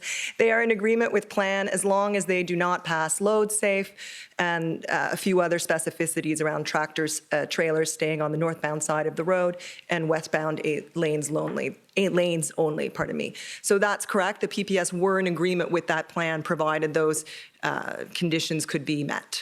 Correct. So this load safe, though, is the one lone rogue truck driver that had put his vehicle on an angle, and the load safe was the name on it. And it was actually closer to the Chateau Laurier, and they were concerned about not only Parliament, but access to where the Senate was sitting. Okay, the only point I want to make is they were agreeable to an increased number of trucks on Wellington West at this time. Begrudgingly. Begrudgingly, fair enough. Do I have time for one more question, Commissioner, or have I exceeded my indulgence? If I have, I'll sit down. If it's necessary, go ahead, but. I can put, I appreciate that. I can put it to Superintendent Drummond tomorrow. Thank you very much, Commissioner. Thank you, Inspector Lucas. Okay, thank you. The OPP, please. No questions, thank you, Commissioner. Oh, well, I could have been more generous. The Ottawa Coalition.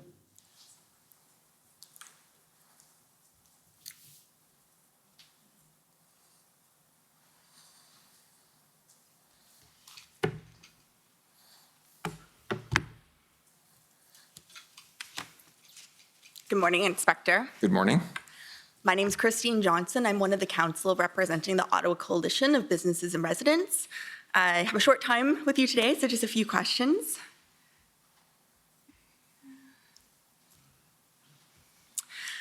So just a couple of questions about the early planning that you told us a little bit about this morning, Inspector. You mentioned that it was your view and your knowledge that the OPS had dealt with 2 previous trucker protests involving the same sort of mandate or issue. And you mentioned that they were gone fairly quickly. I believe you said that one protest group was gone overnight, one was gone the next day. Is that correct? I know there was two. That was my understanding how they transpired. Okay. You did acknowledge, however, that these previous protests involved local groups, and I think I heard in your testimony this morning, there was an acknowledgement these weren't groups coming from far away out west, correct? Correct.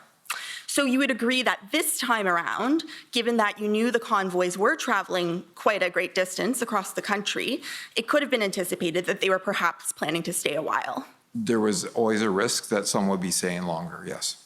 I think we heard earlier in this process from a layperson, the executive director of the Vanier Business Improvement Area, Natalie Carrier, that to her as a layperson, it was quite obvious that these trucks weren't, traveling, packing up their kids, packing up their supplies, driving all the way across the country just for a weekend. Is that fair to say that was the police's understanding as well?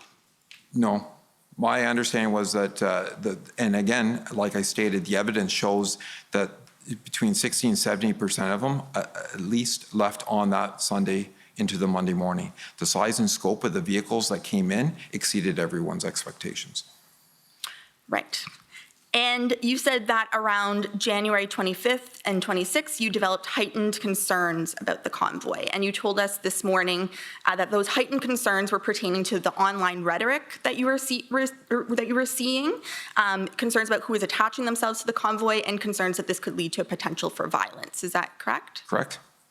So would it be fair to say that, and you noted that even though the convoy may have demonstrated peaceful behavior while moving across Canada, OPS was concerned that this might not be the case. This peaceful behavior might not continue as they reach Ottawa, given what the rhetoric that you were seeing online. There are never any guarantees. Can I just ask you to slow down a bit in your questions, because the interpreters, I think, are going to have a lot of trouble. Absolutely. I know there's not much time, but... Thank you, Commissioner, I will. And sorry, sir, your answer to that question? You'll have to rephrase the question, sorry. Sure. So you had mentioned that it was your understanding that the convoy, as they made their way across Canada, had been cooperative, had been peaceful. However, in light of these heightened concerns that you had from what you were seeing online, did OPS have a concern that that peaceful behavior might not continue as they entered Ottawa? And that's why we brought in the public order units from other police services.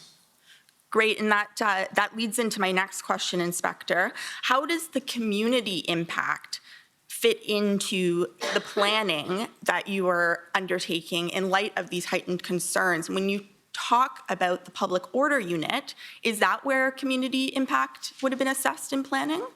No, so the community impact was actually evaluated, it was part of the consideration right from the beginning. So if you were actually to go to the original plan and take a look at where they were diverting the trucks to, they were away from residential areas.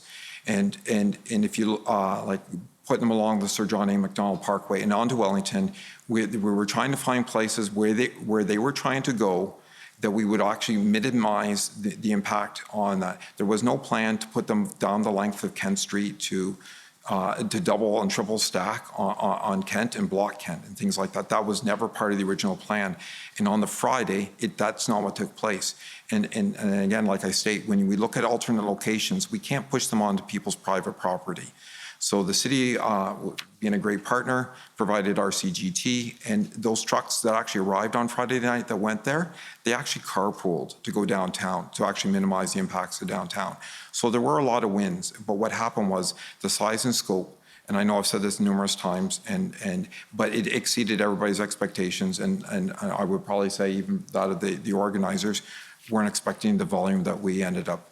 And what happened was when we got that volume, it just pulled our resources too thin to address those concerns. Thank you. But even diverting the trucks to an area such as Wellington Street, for instance, was there any consideration of the residential areas that are just south of Wellington or the businesses in that area? What was that consideration? So when we're doing the planning is like I stated, where are you going to, we will never get where it's not going to impact anybody. So it's about how do we manage, they are going to Parliament Hill. That is their focus of their event. So how do we minimize and control in the planning process as much as possible to mitigate those impacts on the local community? We've learned a lot of good lessons. And again, if we had put barricades up, we would have pushed them further into the communities, which is what we did not want in the planning process. So it's fair to say, even in light of these heightened concerns, the possibility of blocking access to Wellington was not revisited? In the early planning stages, In light of the heightened concerns that you had January 25th and 26th? no. Moving on to contingency planning for a moment, you told us this morning that there were contingency plans being developed, although they were not reflected in the pre-arrival operational plan that we looked at. Correct.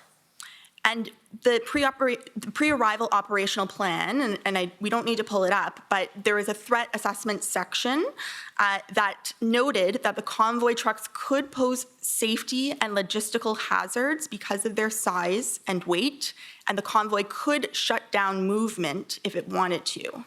So I'm curious to know, sir, what were the contingency plans for the possibility of the convoy shutting down movement? So our concern was, when we talk about them shutting down movement, is what if they blocked off certain intersections? And if you look at the first weekend, it's about mitigating it, managing it with traffic officers and our police liaison teams.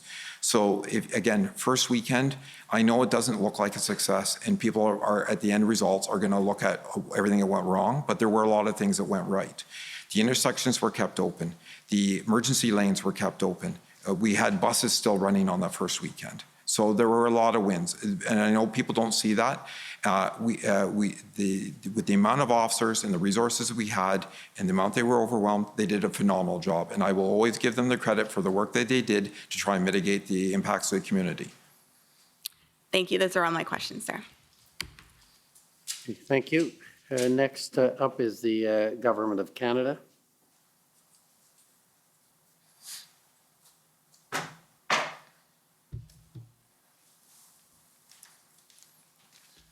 Good morning, Inspector Lucas. Good morning. My name is Stephen Aylward. I'm one of the lawyers for the Government of Canada. In your witness statement, you noted that there was an issue with misinformation and disinformation and its impact on the policing of the Freedom Convoy. Could I just ask you to expand on that? Yes, and there's a couple of really good examples. So I've learned a lot, and the power of social media has evolved, and it continues to evolve. And when we look at when somebody sends out, we try to put out information from legitimate sources, and you try to make sure that they're verified. So we always refer people back to our website to look for true information. Misinformation comes when people are sending out unintentionally wrong information, and then it gets shared, and then you're trying to put that genie back in the bottle.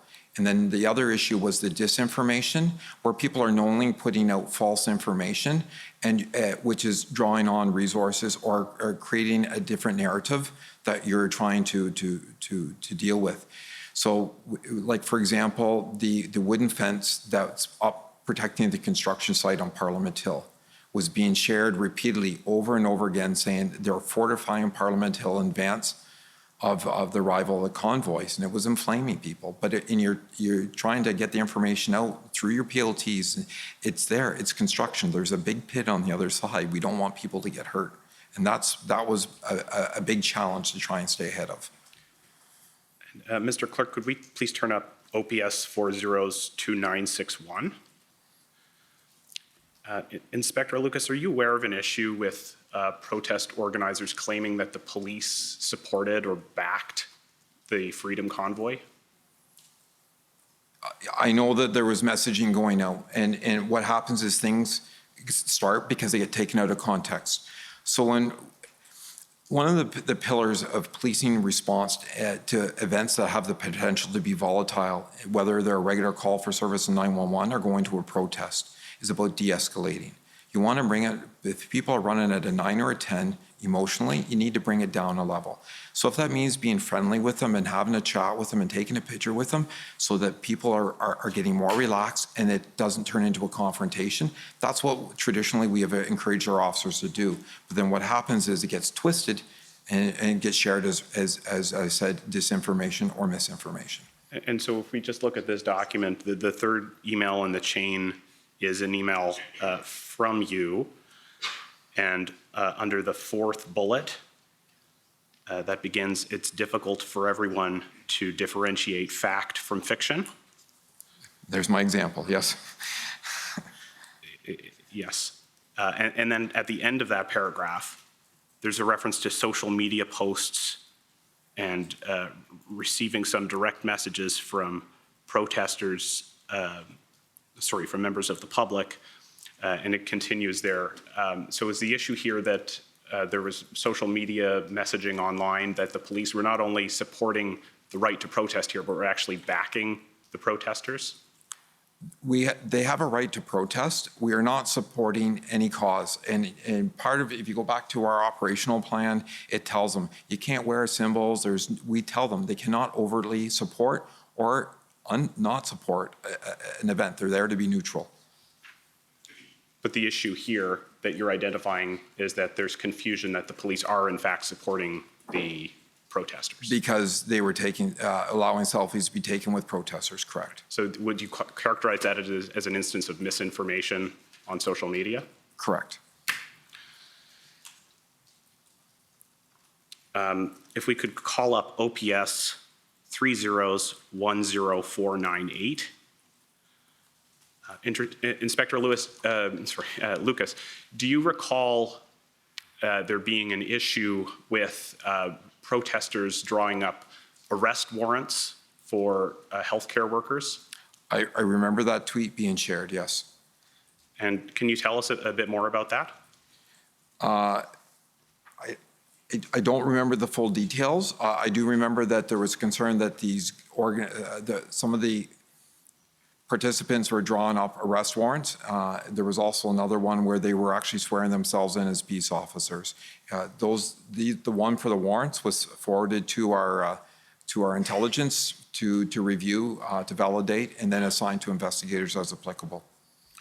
Thank you. And Mr. Commissioner, if I may just have one moment's indulgence. Okay.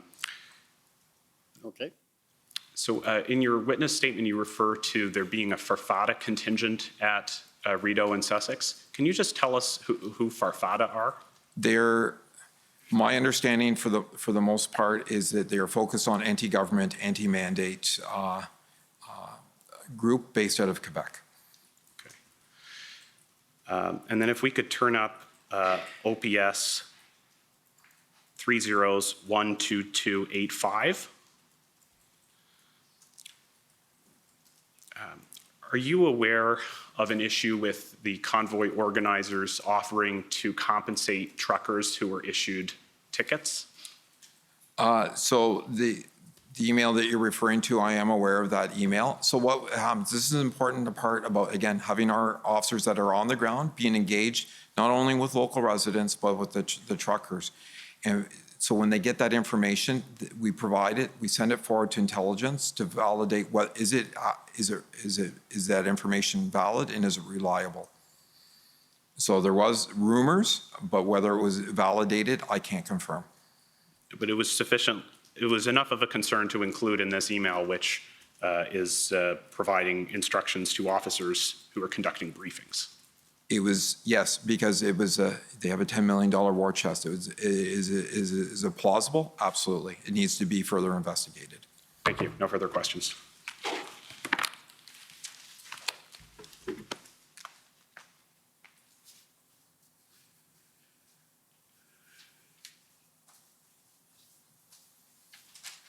Okay, next, if I could call on the convoy organizers.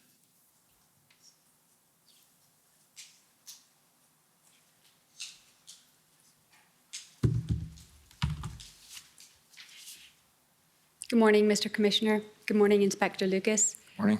My name is Bathsheba Vandenberg, and I'm counsel representing Freedom Corps and the protesters. You would agree that there was misinformation on social media being provided by those opposed to the protest, correct? Correct. You would agree that there were people in the OPS that supported the protest, correct? Personally, but they should not be doing it professionally. And that there were quite a few OPS officers who participated in the protest, isn't that right? I can't say for sure.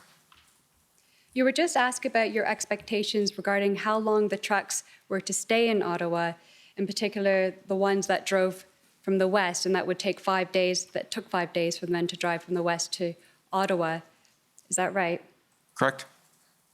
And you expected them to leave after 2 days being in Ottawa after the 5-day drive from the west? We anticipated the vast majority would leave.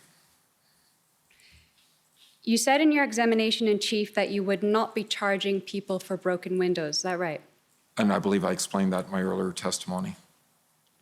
Could we explain it for the record here for our audience, is that you're not actually talking about broken windows, but instead of the broken window theory, is that right? No. So what I'm referring to is, for example, if we have an emotionally charged crowd that is marching and protesting and going through the city, and somebody breaks a window in that crowd, we are not going to rush in to arrest them right away for that event because it has a high volatility to escalate the crowd to more violence or cause injury to the people that are going to make the arrest.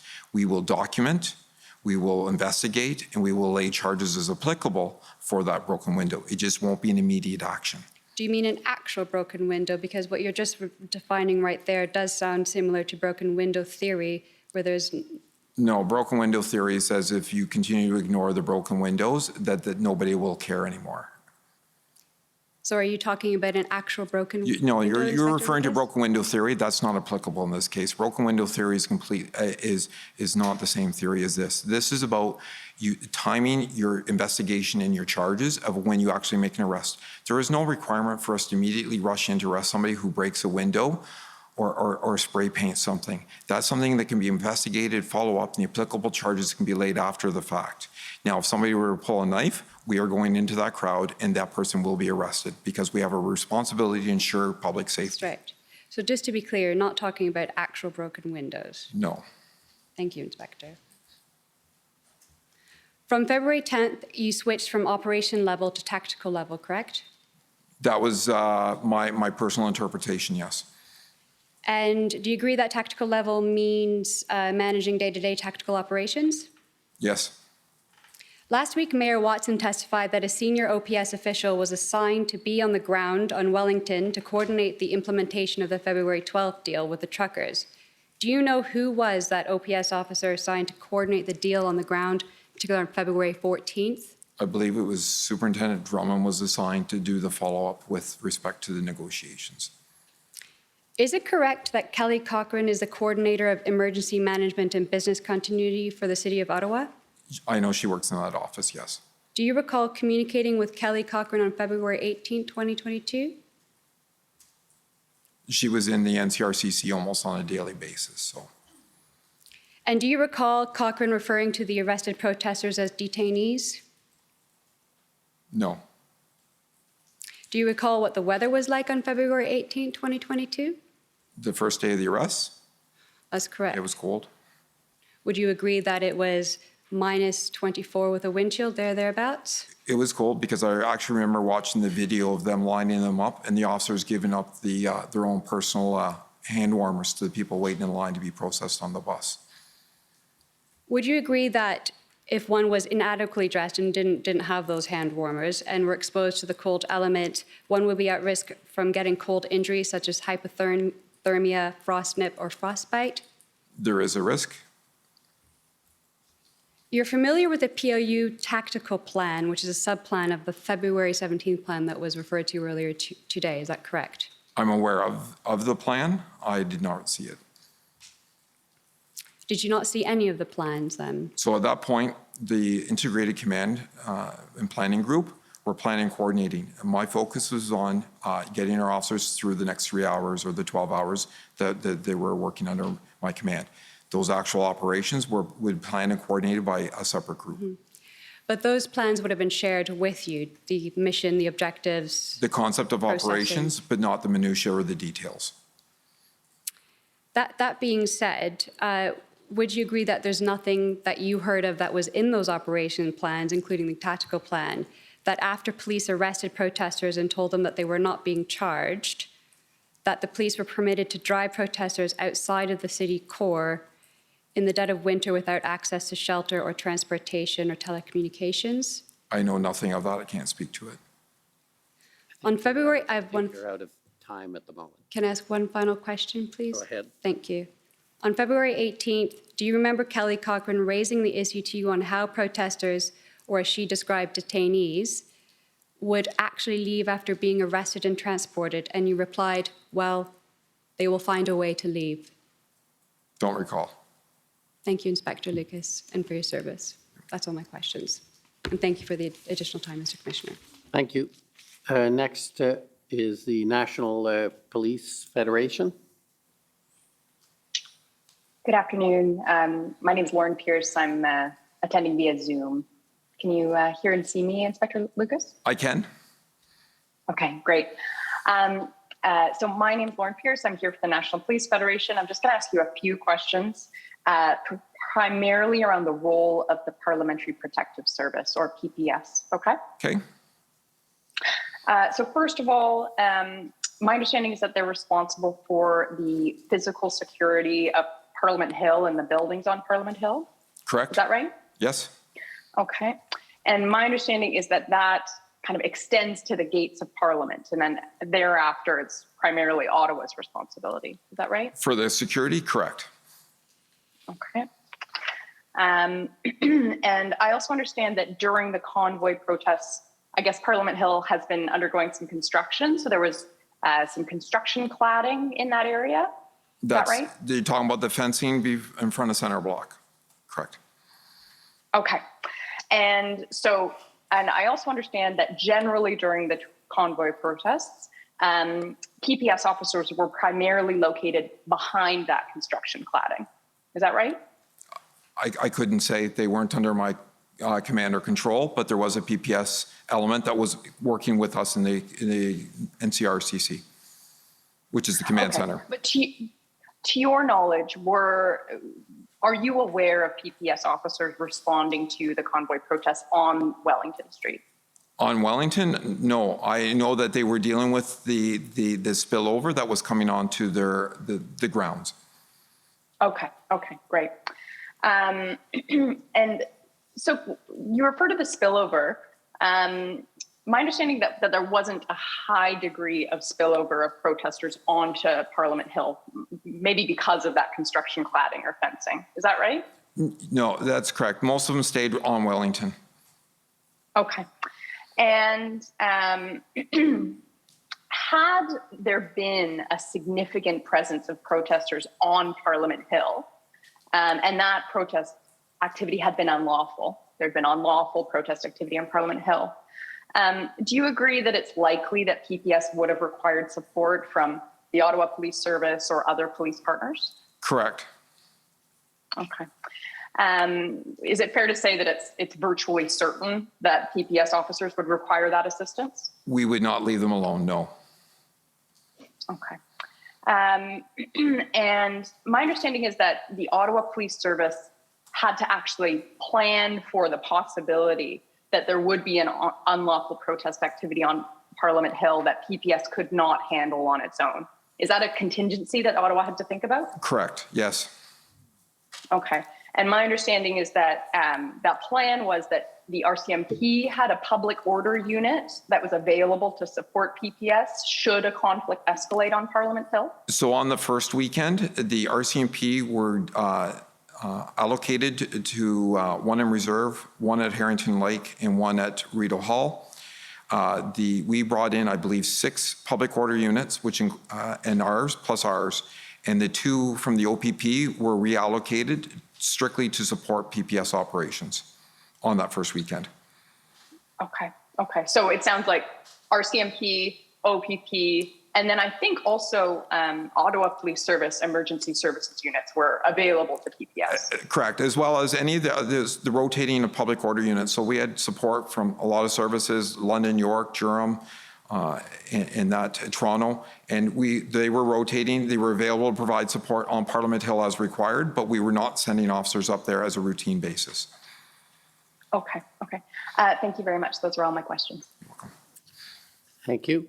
And next, call on Alberta. Good morning, and can the commission hear me right now? Yes, maybe speak up a bit more, but we can hear you. All right. My name is Stephanie Bose. I'm counsel for the province of Alberta. We have no further questions today. Thank you. Okay, thank you. And now for the Ottawa Police Service.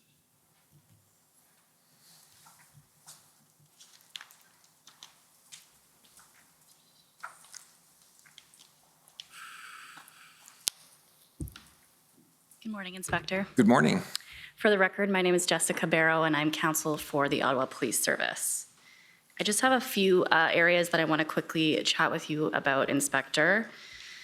So first of all, we heard from both you and other witnesses that initially the planning for this event was primarily traffic focused. Is that right? Correct, on the early days. Correct. And in this respect, I want to circle back to something you said earlier in your examination. You said that the reason OPS initially focused on traffic management was because the number of vehicles that were going to come, you were not going to stop them. Do I have that right? That's correct. Can you tell us what you meant by that? Just the sheer number of vehicles that had the potential to arrive. If we set up roadblocks, we're going to set up on the basis of the fact that we think they're going to engage in criminal activity. The original arrival was to come to protest. They've been cooperative, demonstrated behavior, and if we want to make sure we're working with them because as this event grew, it would have been impossible to stop them. So like I used the water analogy, it was about how do we divert them to places to minimize the impacts on the community. If you had wanted to try to stop them, and we look at sort of the resources and the logistics that would have been involved in that, what would that have looked like from your perspective? It would have been substantial because part of the problem is with the number of vehicles that were coming, where do you stop them and where do you prevent them from going to? Because they're going to be displaced. And where's that displacement going to be to? Are we going to be pushing them out to Orleans or into Canada? And those the things we can't answer. So it's about how do you minimize the risk with the resources you have? What is your perspective on what the impact could have been on other communities had you tried to stop them? I think we would have pushed my personal belief is we would have pushed the trucks further out into the community and the impact would have been significant for a larger part of the population and it would have been more difficult for us to contain and manage. And why would it have been more difficult for you to contain and manage? We were already spread thin. We would have been spread thinner. Great. I want to just get some clarity on two plans. We've seen two plans as it relates to the early period, and I just want to make sure that it's clear what the purpose of those plans were and how they relate to one another. So could we please pull up OPS 4221?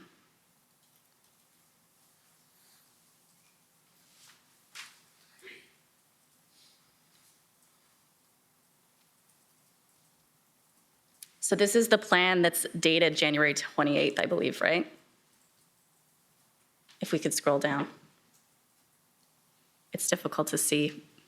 It says January 28th. Right, okay. And so I think you testified that this was the overall plan that you went into the weekend, right? With, Correct. Right? This is the one the special events section under support operations wrote. And one element of this plan was traffic? Correct. That was a separate plan that served as a supporting document or an annex to this overarching plan. So just to clarify, there's another plan that speaks to traffic. Is that a completely standalone plan? No, it's a supporting document to the overarching plan. So this overarching plan has three components that I recall off the top of my head. One is the traffic management plan, a tactical plan, and a public order plan. Okay.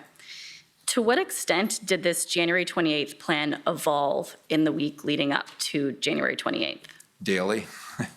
As the information and the intelligence changed, we were trying to adapt the plan, and it came down to is at one point you have to put a plan out so the people on the ground know what they're doing and what the framework is, and then we adapt. And so we heard quite a bit of evidence, both through you and others, about the intelligence that was available throughout that time period.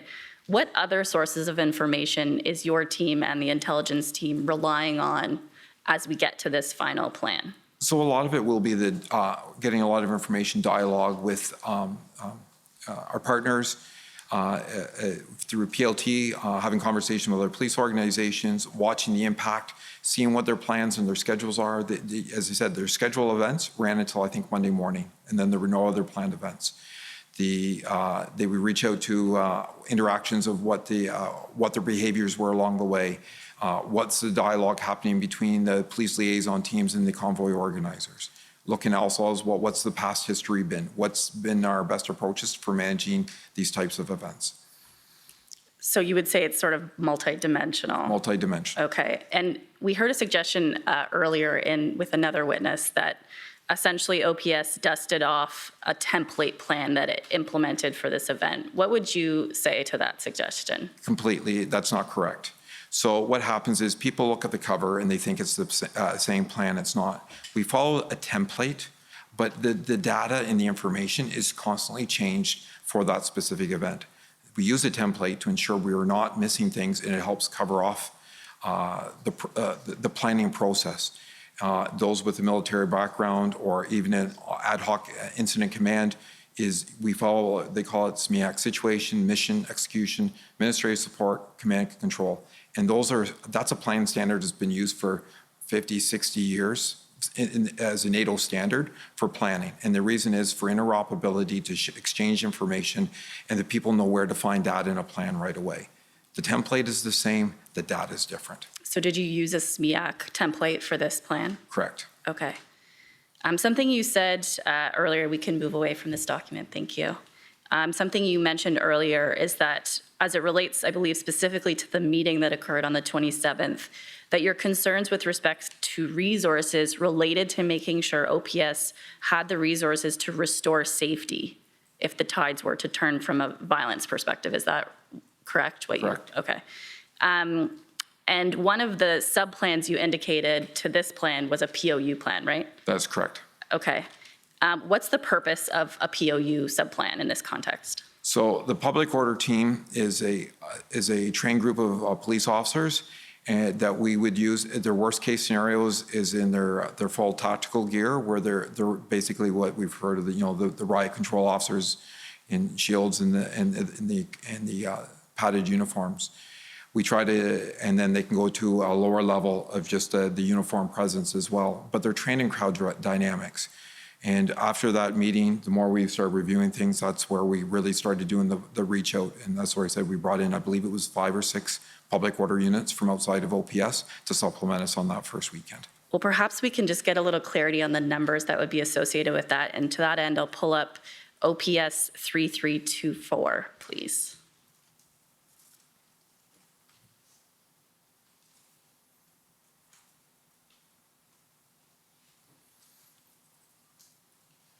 If you could just scroll down to the email right there.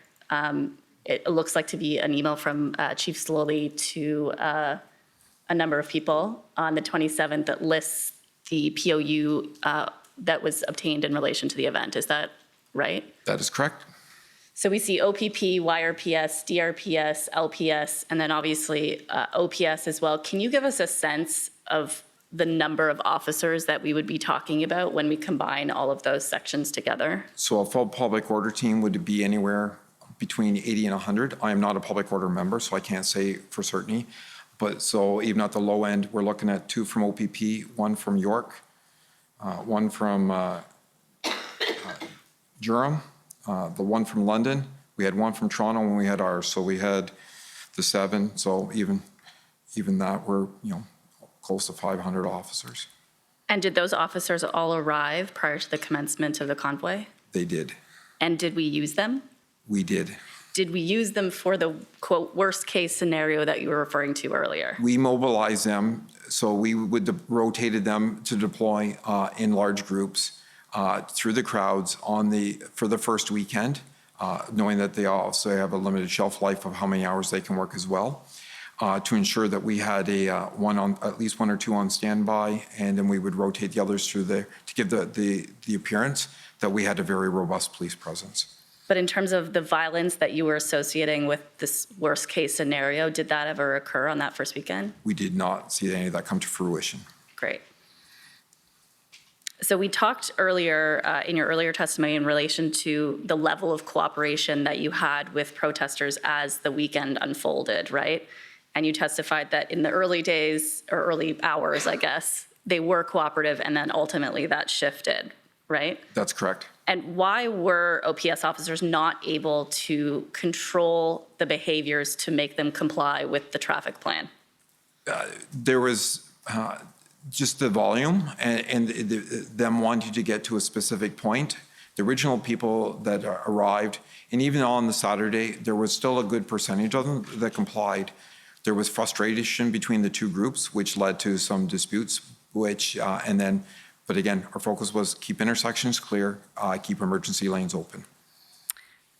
I think I'm almost at the end of my time, so I'll only ask maybe one more question. You indicated earlier in your testimony in relation to the shift in the level of cooperation and the footprint that then created as a result, sort of the unintended footprint. You indicated that there was an opportunity afterwards to shrink the footprint, but that did not occur. What did you mean by that? So right after I said that when the first weekend was wrapping up on, into the Monday, and we're looking at 2/3 that had left, we were holding the same footprint with not enough officers, and there was an opportunity to compress as many of those people into a smaller footprint onto Wellington. There was an engagement with PLT working with the organizers. The request went up through the chain of command, and the direction came back was, we're not giving them 1 inch. Who did you understand that direction to have come from? I was told it came from Chief Soley. Okay, those are my questions. Thank you very much, Inspector. Okay, any re-examination? Yes, a brief re-examination, Commissioner. Brief re-examination, Commissioner. Okay. A brief re-examination, Commissioner. Okay, and you'll identify yourself for the record? Yes, I'm Misha Boutillier, Commission Counsel. Inspector Lucas, in the context of pre-arrival planning, counsel for Chief Slowly asked you whether Chief Slowly gave you the autonomy you needed as incident commander. Do you recall that question? I do.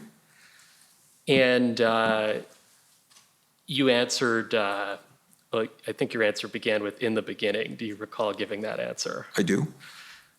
Why did you say "in the beginning"?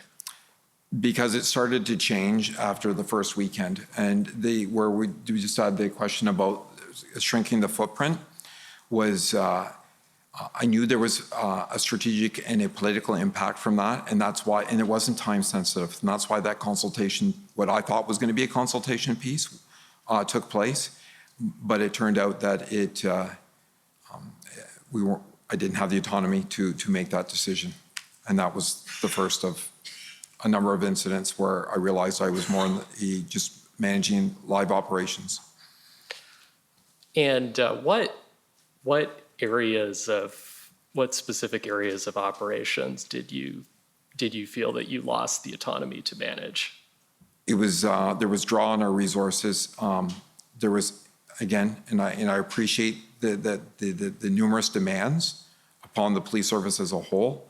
But in the Monday, Tuesday, Wednesday time period, when we were trying to build a stability plan, and then what happens is where we think we have the resources to get us through that day, and then we find out a bunch of the officers are being pulled to do community engagement. So we rebuilt we have the planning team that's sectioned off from our ICS model at a Service Command Center, starts rebuilding and redrafting the staffing and planning model for the next operational period. And then we get into the next operational period, and then our traffic officers are pulled. Well, then now we have to rebuild and look at that, because they want strategic, or the strategic direction was they need to go do traffic enforcement. And what level of autonomy did you enjoy over the work of the police liaison team during the week of January 31st? I would, so the police liaison team, to me, and I don't think they get enough credit for the work they do. So they successfully deal and they manage dozens of successful wins every day during the protests that don't make the news. But what happens is when they need the flexibility to make concessions, because it can't be a one-way conversation, otherwise you're not having those negotiations in good faith. So they need the autonomy, a bit of autonomy, to be able to do stuff that's not going to affect the overall operation, to make those a certain level of decisions, which they just didn't have. But when they started getting some of that back, for example, at the Confederation Park, we saw phenomenal success. It was slow, but it was great success. And that's really what PLD does. Okay. I'd just like to explore one last point with you arising from Council for the Ottawa Police Services reexamination. Do you recall stating in response to a question from Council for the OPS that you deployed public order units on the January 29th, 30th weekend to project the appearance of a strong police presence, or words to that effect? Yes. Okay. Could we pull up WTS 6024?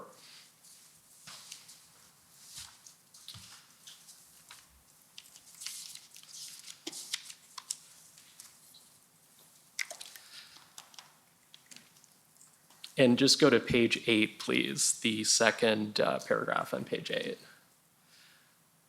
And Inspector Lucas, this is your interview summary. I'd like to take you to the statement.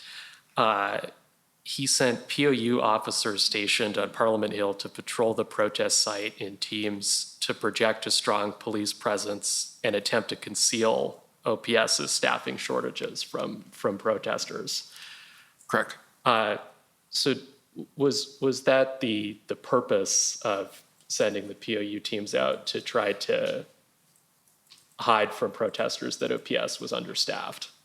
That was one of the benefits, but that wasn't the only role. The role is you need to ensure that the people feel that there is enough of a presence, that we are, that the police are out there. The problem is we're not going to be asking Toronto Police or York Police or any of other partners that are there have the ability to intercede on something, but it's going to, if they do, the investigation is going to be turned over to the Ottawa Police. So it's about ensuring the presence to mitigate and intervene at the earliest stages to prevent things from getting worse. Thank you, Commissioner. Those are my questions. Okay. Dr. Lucas, I just thank you for your evidence. I'm just trying to understand one piece, and the record may be clear, but I'm not quite clear.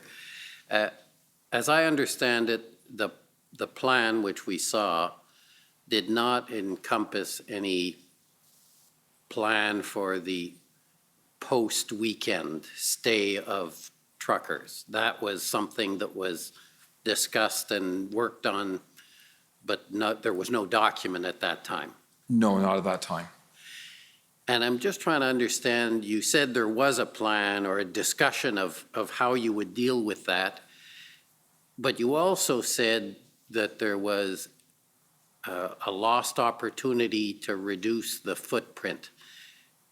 And I'm just trying to understand the play between those two, and specifically what you meant by that, by what would have been done if you had been left to your own devices. So there's two parts to that. So the first part is, under the ICS model, there's a planning, logistics, finance, and what happens is we pull them out away from the operations and the incident command and let them work off-site with information we're feeding them of what those operations, and they're knowing, preparing our next planning cycle and things like that. That's going to exceed, and that's what we'd be looking for, because we're at this point, the plan has changed multiple times based on the changing dynamics.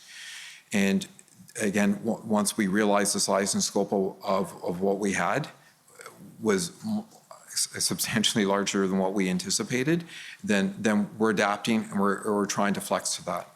When we get through the first weekend and we're looking at options, because one of what we've done before is, if you've had people stay behind, and we go back to, I believe it was the Tamils, had their protests, you close, you compress your footprint. So what happens is, I only need to block off two ends of a street, and they're only on that one street.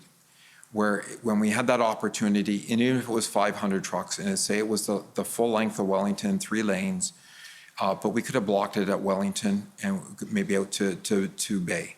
And we would have been able to get the vast majority of those people in there. And what happens is, instead of having all those vehicles that were pushed further out, Rideau, Sussex, Sir John A. Macdonald, and other places, they would have been where they wanted to be to get their message out.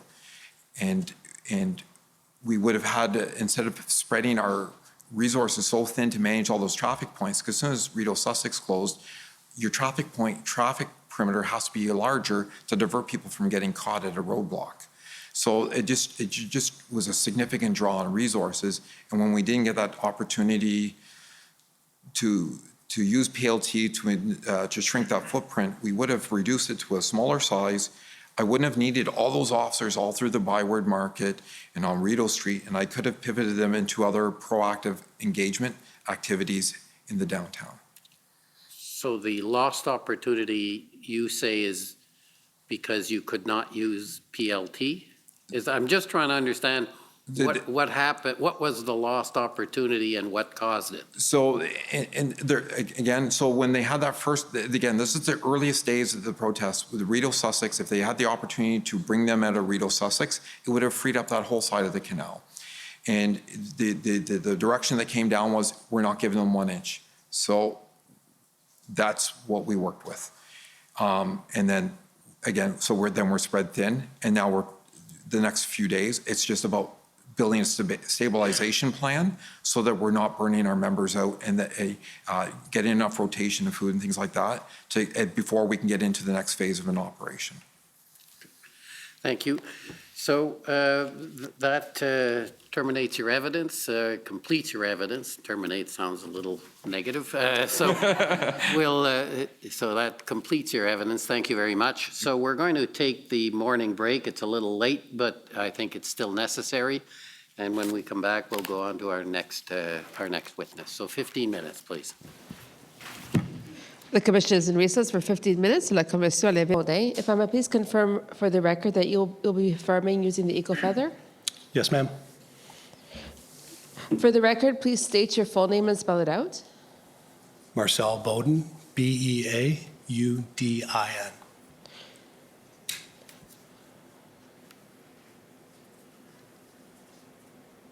Do you affirm that this eagle feather symbolizes your direct connection to the Creator and you hold it in the spirit of the truth?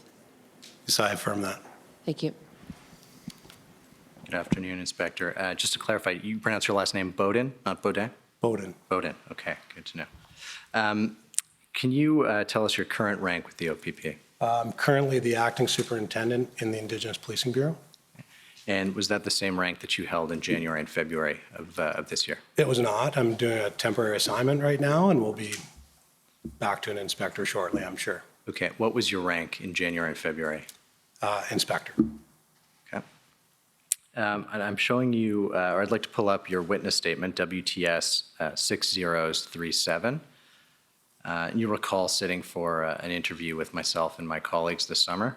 Yes, sir. And you reviewed this interview summary, a draft of this interview summary when it was prepared? Yes, I did. Okay, and the contents of that summary are accurate? Yes, they are. Do you have any corrections or changes or additions to make to it? No, they're all good. Thank you, sir. Okay. Can you just briefly describe for us your background and your role at the OPP? As far as my role in policing right now, or? Correct. Okay, so my role in policing right now is the acting bureau commander for the Indigenous Policing Bureau, which oversees 4 areas. So those areas involve the murdered and missing Indigenous women and girls implementation team, the Ontario First Nations Policing Agreement, which oversees the administration of 18 police services, and the Indigenous Awareness Training Unit, and then also the PLT, which is, I'm sure, what we'll be speaking about today. We will be speaking about PLT. I'd like to show you a document. If we could pull up OPP 404566. This is the OPP's framework for police preparedness for Indigenous critical incidents. Can you tell us what this document is? Yeah, this is one of 19 critical policies for the OPP, and it ultimately works through conflict cycle when it comes to Indigenous critical incidents or non-Indigenous related conflict-based conflicts. Okay. And so when and why was this policy created and adopted? So this policy was created as a result of IPRWASH. So in 1995, obviously there was the shooting death of Dudley George in a provincial park. And obviously lessons learned there was communication strategies, the importance of gathering mediators or people that could liaison or people of influence that would have influence on outcomes, as well as correcting misinformation is probably the big takeaways. For us, obviously, it didn't necessarily start the PLT, but it definitely contributed to the part of the Aboriginal Relations Team program. Okay. And I think you mentioned that this is one of 19 critical policies. Can you tell us what is a critical policy and why is this one of 19 of them? Yeah, so it's interesting when you talk about police language, right? Because sometimes people will say, oh, like this is critical, and to me that's bad as far as a community member. But when it comes to policing, critical to me means it's of high priority, it's something that we take very serious, and it has tremendous ramifications if it's not followed. Okay. And I think there's 19 of them out of how many policies across the OPP, roughly? I'm not certain, sir.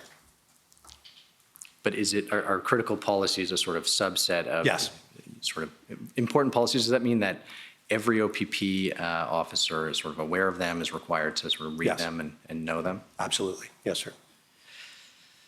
If we go down to pages 5, starting at page 5, the policy is divided into 3 stages, or refers to sort of 3 stages: pre-critical incident stage, critical incident, and then post-critical incident. So I'm wondering if you can, for a few minutes, just explain what each of those stages are.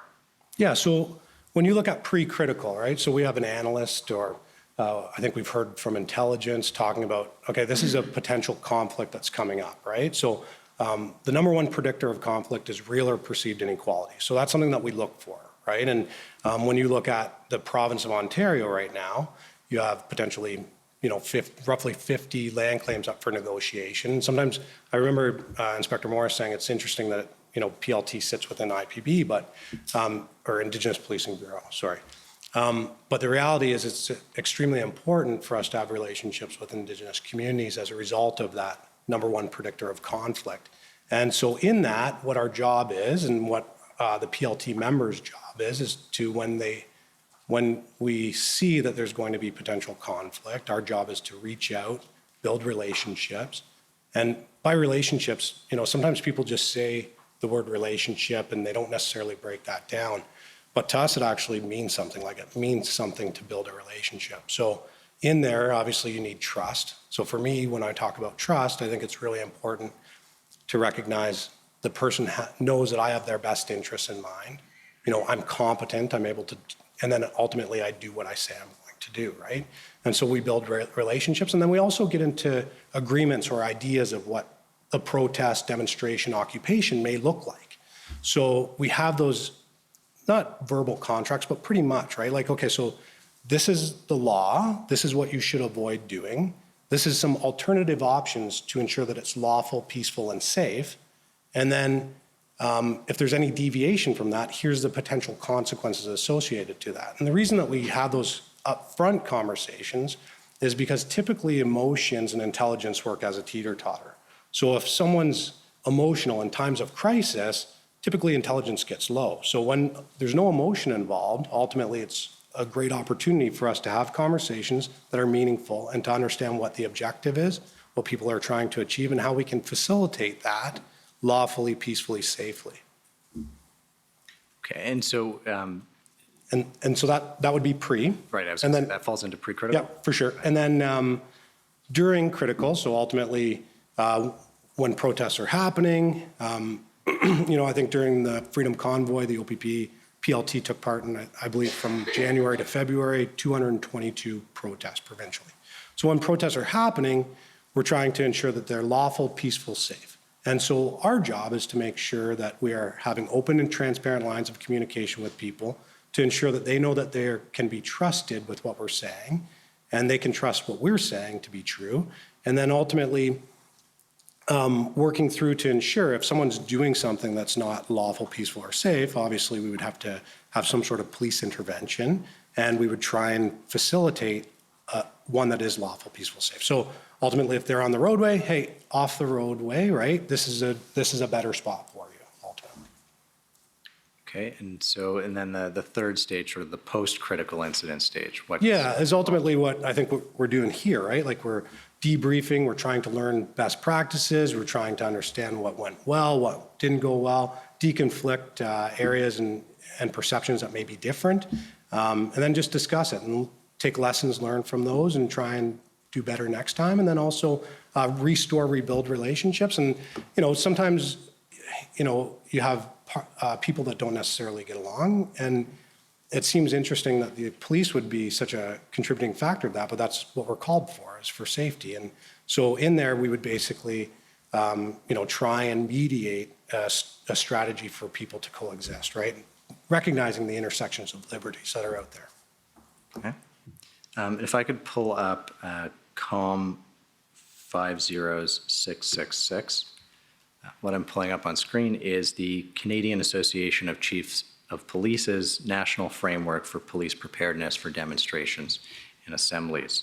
And so to start, if you can just tell us how this document relates to the OPP's framework that we were just talking about. Yeah, there's a lot of similarities, obviously. So when this was created, there was it came from the Policing with Indigenous Peoples Committee for the CACP, and one of the ideas or areas where the Policing with Indigenous People, so I'll call it PWIP just for the sake of time. So we're concentrating on was for a consistent, measured approach to large-scale demonstrations. We recognize that there was demonstrations that happened in British Columbia that had demonstrators that happened in Quebec that had the same demonstrators, that happened in Ontario that had the same demonstrators. And, there's no jurisdiction for protest demonstrations, occupations, but there certainly is for policing. And a consistent, measured approach is obviously something that was a priority to the Policing with Indigenous Peoples Committee,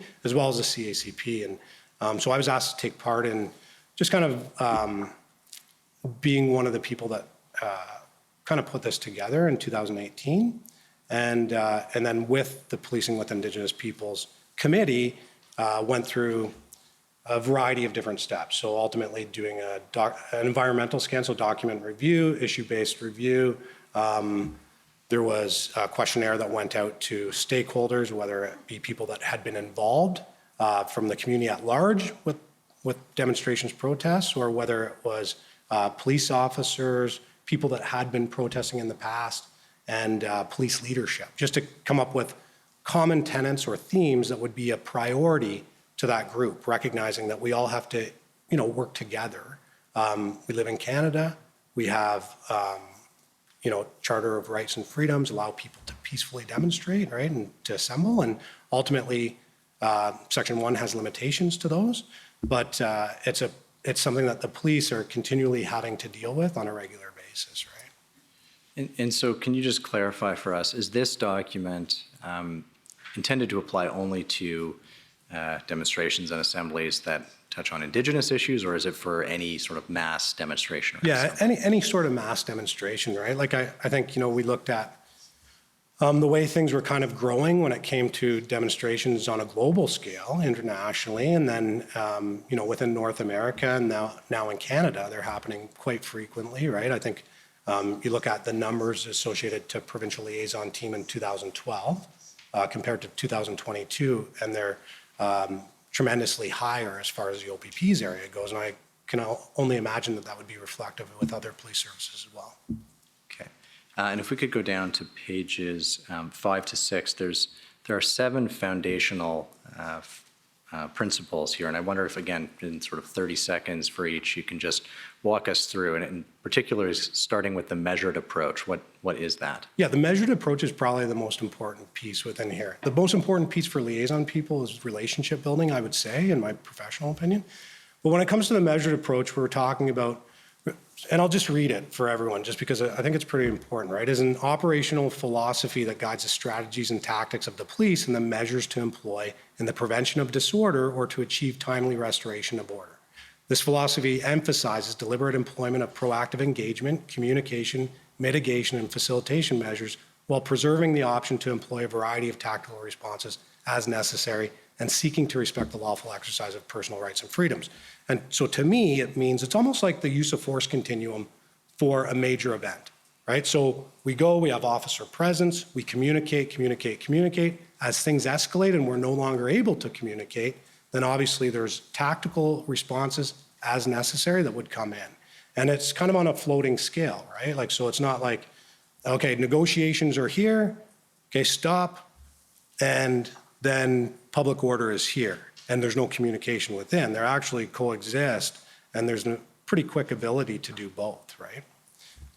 And then, so when it comes to relationship building, we talked about trust between police and citizens remains essential, ongoing communication, right? And so we look at a few things. So respect, right? Rapport, reciprocity, trust, and empathy. I spoke just briefly at the beginning about trust.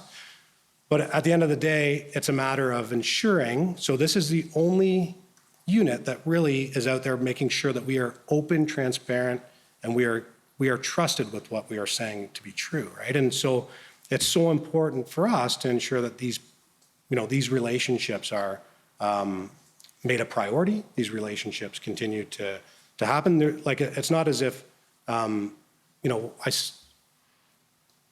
can I fast forward to like something that happened in the Freedom Convoy or no?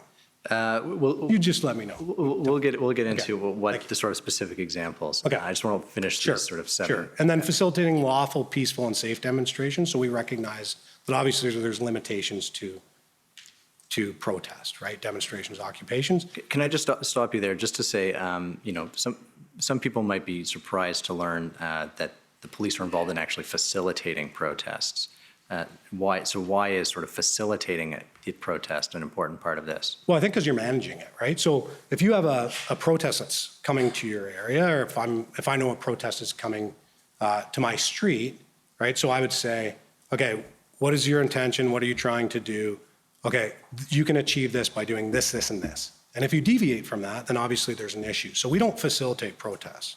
We don't facilitate any protests. We facilitate lawful, peaceful, and safe because it's our responsibility to manage, right? Okay. And then, the next point, number 4, impartiality. Yeah, and impartiality is so big, right? Because a lot of times, especially in the past, police have been seen to providing two-tiered policing. So the big thing is, for us, is to say, okay, regardless of what the protest is, it's our job to ensure that we are impartial, that we're treating all people with respect. It doesn't mean neutrality. Neutrality is you don't have any skin in the game. Obviously, the police, our profession, has tons of skin in the game, and our job is to ensure that we are just doing what's best to ensure that the outcome is lawful, peaceful, safe. Okay. The stages of conflict, I think we spoke a little bit about that. Yeah, we did. And then, the next one is interoperability. So interoperability is really what we saw here, right? So that we can go and we can ultimately the Ottawa Police Service, RCMP, SQ, OPP, whoever can all work together, know that we're on the same page, increase consistency of response, and ultimately do it as seamless as possible. Okay, and then the last point, education before enforcement. Yeah, so this one was a big one when it came to the return on questionnaires for people that were involved in protests, wanting education, right? Because quite often people will come to a protest and say, "Oh, I'm here to protest, and this seems to be going on good, and I didn't realize it was unlawful or unpeaceful or unsafe." And so in the absence of communication, you could have people that are stuck in there recognizing they're thinking they're doing something that is okay because it's been going on or whatever. So one, we do issue and incident-based, right? And this is for our police education. So we'll make sure that our officers are educated on all of that. And then we do, sorry, can you go scroll it back the other way?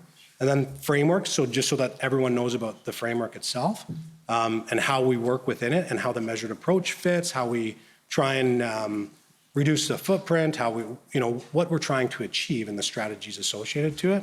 And then the culture-based if it involves Indigenous protests or a variety of different other protests that are out there. And then public education, obviously, to educate the public on lawful, peaceful, safe demonstrations and activity, how injunctions basically work and enforcement activities that the police would be responsible for in that, and then messaging the difference and consequences of being arrested versus being charged. Because some people will say, well, if I didn't get arrested, I'm off, right? I'm good.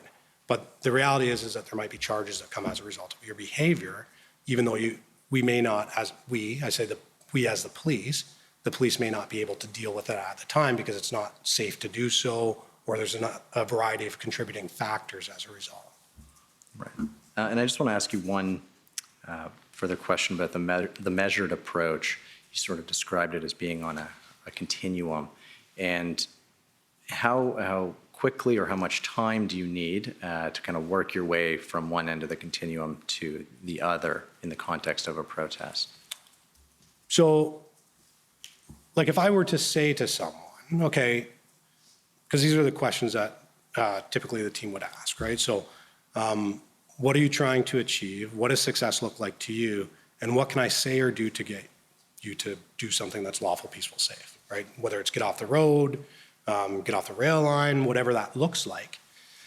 And so if someone says, like, this is what I'm really trying to achieve and it's very attainable, then it makes it really easy, right? Like I've seen roadblocks where people say, I want something that's very attainable, and then it gets done and people leave and everyone's happy. And it was very, nothing to it. But then I've seen some where people say, I'm not leaving until something, unrealistic happens. Like Marcel Bowden has to leave the country and never come back. So if that's the case, we have nowhere to go with that, right? So if that's the case, then obviously it's very easy to work through the measured approach, right? And really when there's that negotiation piece and there's opportunities, then they should probably be explored. Right. And page 11 has a section on the role of liaison teams. And that's what we're talking about when we're talking about PLT, which is provincial liaison team with the OPP, public liaison team with the OPS, and then the RCMP have their own, I think, DLT for some divisions. But briefly, if you can just describe for us sort of what role liaison teams across police services play in implementing this national framework. Yeah, and so I think the big thing when it comes to liaison teams is really the socialization of them. And sorry I hit this mic, I'm talking with my hands. But, the socialization of them. So there's always been people that try and talk and get things done in a non-structured format, right? Like that's always been the case. Police have always tried to mediate or negotiate successful, safe outcomes. But this is really to structure them so that you have people that are trained, so people that have an idea of interest-based negotiation, mediation techniques, crowd psychology. So you have experts that can say, okay, if we do this, this, and this, potentially you can end up getting to a successful conclusion. And in the overall idea of the framework itself is really these officers are there to ensure that if there's a time where public order has to come in, there's the least amount of people there that would potentially cause harm to people, the public, to officers, and it becomes as safe as possible, really. So like their job is to, and if their job is done by saying, hey guys, get off the road and everyone goes home, that's amazing. That's a 10 out of 10 home run. But for the most part, some people want to stay there, exercise their rights to do different things. And so it may take a little bit of time, or some people will say, some people will just stay longer and some people are willing to leave. So it's important to recognize that, in a crowd, and I think this is Eli Sopo's work out of the RCMP, he's a doctor, and, he said in a basic crowd, he was, a crowd makes up 80% is law abiding, right? And would probably, listen to the police, be manageable, all that stuff. You have 15% that are on the fence and 5% that potentially are criminal in nature. So, and would be hard to deal with and dig their heels in. And so when you look at that, PLT's work isn't to make sure that everyone's out of there. Like, if that happens, that's great. But our job is to make sure that the 95% or those 15% don't swing over and turn into 20, right? Because those people are on the fence, and it makes the public order job much more dangerous and harder. And those 15% end up recognizing, okay, the police are reasonable, these are reasonable asks, and we end up leaving, right? And so that's really the key function of the PLT, is to reduce the footprint. So when public order ends up going in, if and when they do, it's the least amount of people that are there, and it sets them up for success. The other thing that it does too is, so like when we're asking for small concessions and stuff like that, you're also recognizing leadership within the group, right? So you're testing resolve, you're testing compliance, you're testing leadership, because if someone says, I'm the leader of this group, but they don't have the ability to move anyone, then it certainly, you can see that right away. You wouldn't want to wait until the last minute to try and get someone to do something, recognizing that they don't have any juice in the group to actually move people.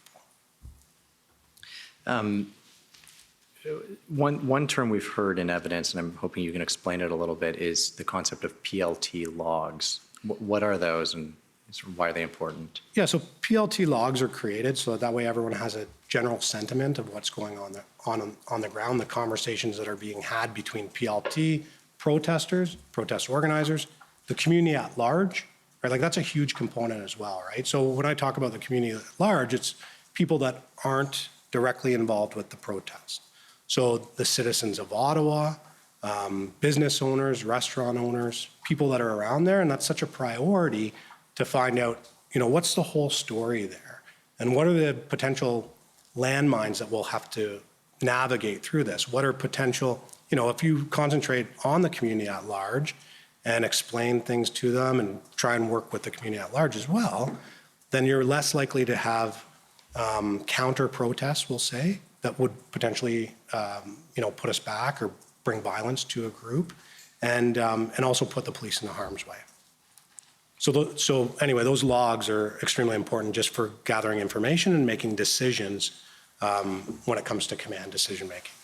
And so they get shared, not outside of just the PLT group within the OPP or the OPS? Yeah. So we would, any partner that would be involved in the protest would be getting, our PLT logs, so that way we're all kind of working on the same page. Everyone kind of knows what's going on with the people that are involved in the protest, and then also everyone just kind of has an understanding of what's happening. Like, so in the PLT logs, you may see, okay, there's still no exit strategy, right? So if you see that, then okay, there's still no plan to leave, right? So what do we have to work on moving forward so that way there is a plan to leave, right? And so those are the things that basically would be essential to consider when it comes to interoperability, as well as people working together. And when people end up going off, because we need rest as well, then when new people come in, it's really easy to see what the sentiment on ground is.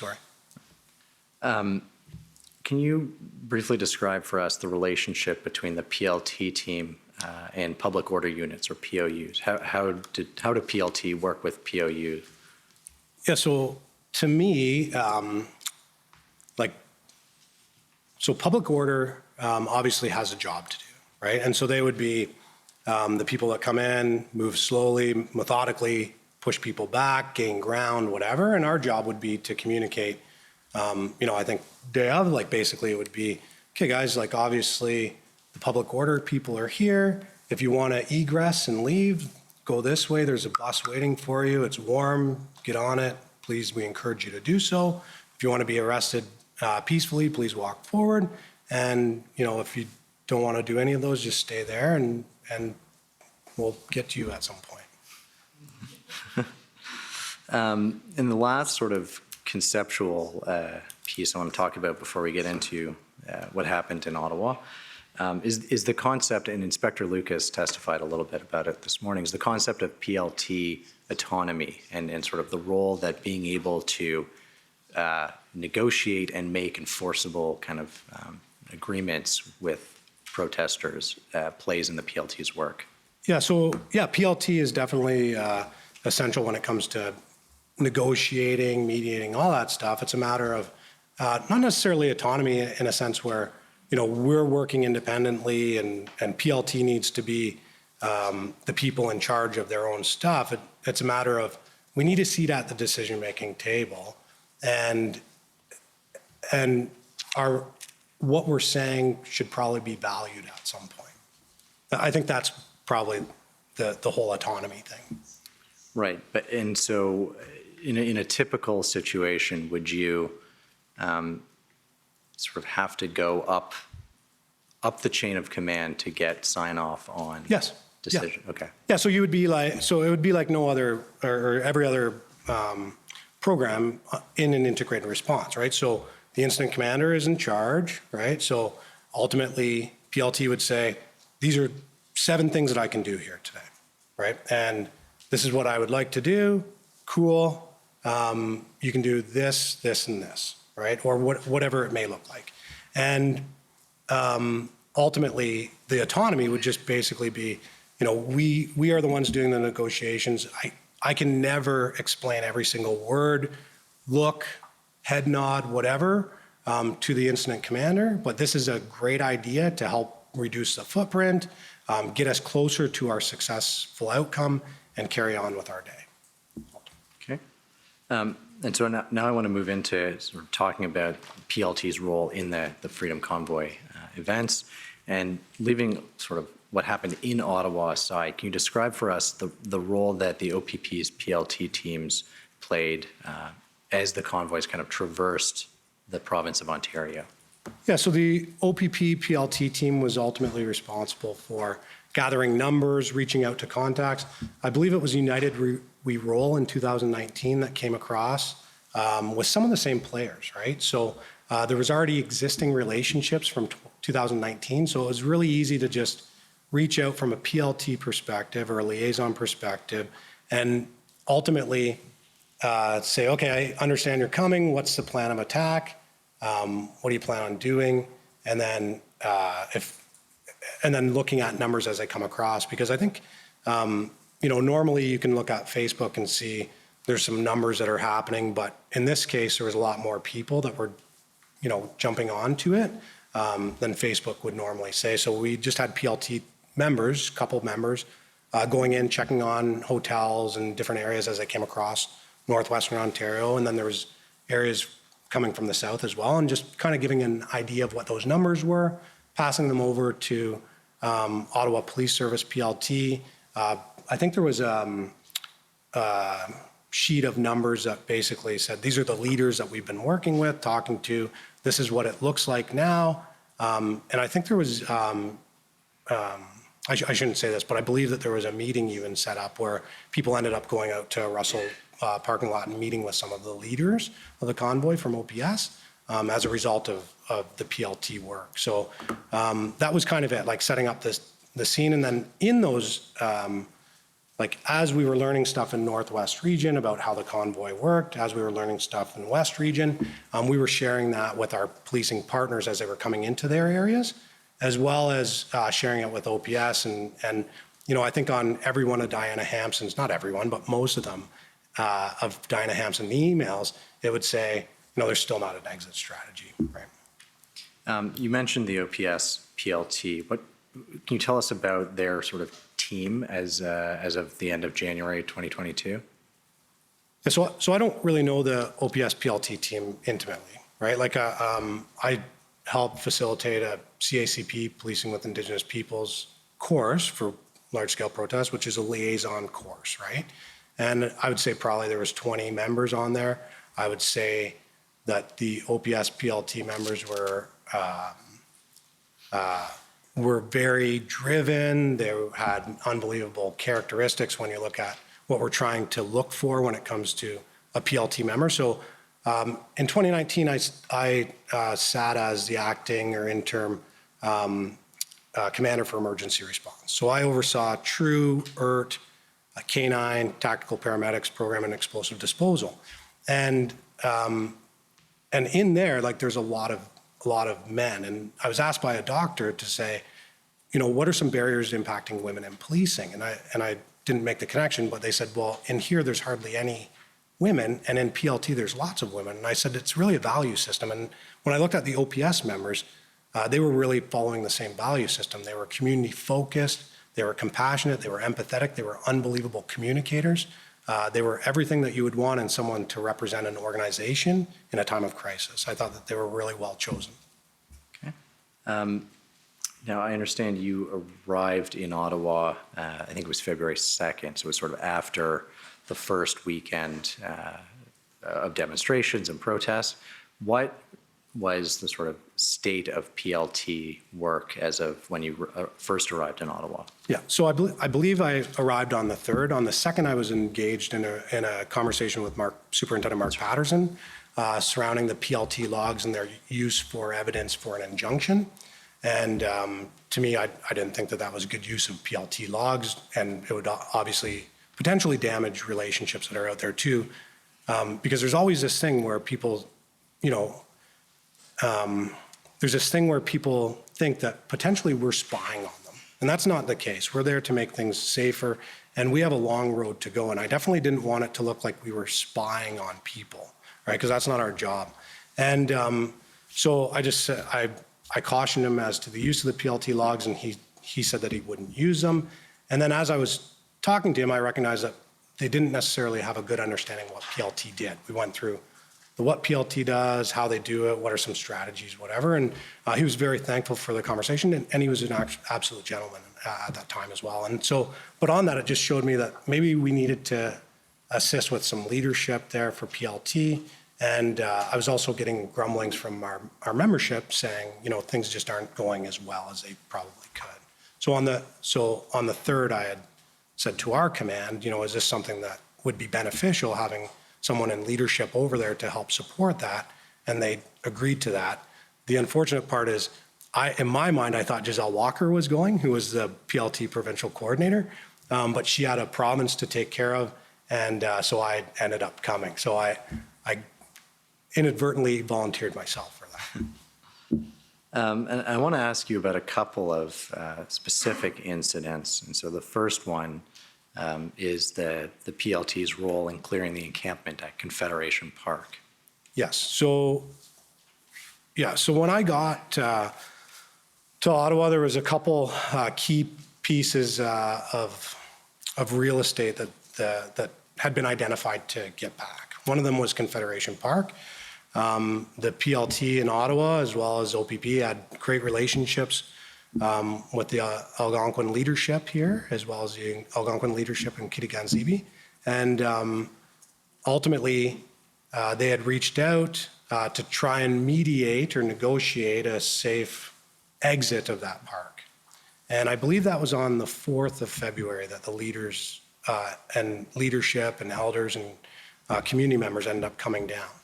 And they ended up meeting for a long time. On the 5th of February was an unbelievable day for me. It was a day of great pride, and the encampment actually cleared out as a result of those negotiations. It took a little bit of time, some nudging in the afternoon, but ultimately the camp ended up clearing on the 5th as a result of that meeting. Right, without the need for any POU enforcement. That's correct. Now, we've also heard about the sort of Coventry Road fuel depot. Yes. We've heard a lot of evidence on it, so we don't need to go through it in detail. But from a PLT perspective, what can you tell us about what transpired and why that might have been an issue? Yeah. So ultimately, in the morning, I believe, of the 6th, there was two priorities, I believe, for Superintendent Patterson, who was the new incident commander as of the 5th evening, I believe. And so on the 6th, there was two priorities. One was Rideau and Sussex. The other one was Coventry Road. And so the idea was to do some sort of public order hit on Rideau and Sussex and then potentially Coventry Road afterwards. And then as the day unfolded, the messaging turned into, we weren't doing Rideau and Sussex anymore. And it was a matter of go to Coventry Road, tell them that they have to leave without gas, or get out of there, take all the gas with them, or they're going to be arrested. And I know there was some concern when it comes to tough messaging. Like I know my one sergeant reached out and said, it's going to be tough because we don't really have rapport there. But at the end of the day, that doesn't matter if you have rapport for that. This is just messaging to get them out of there so that way we establish the strategy of what's to go on.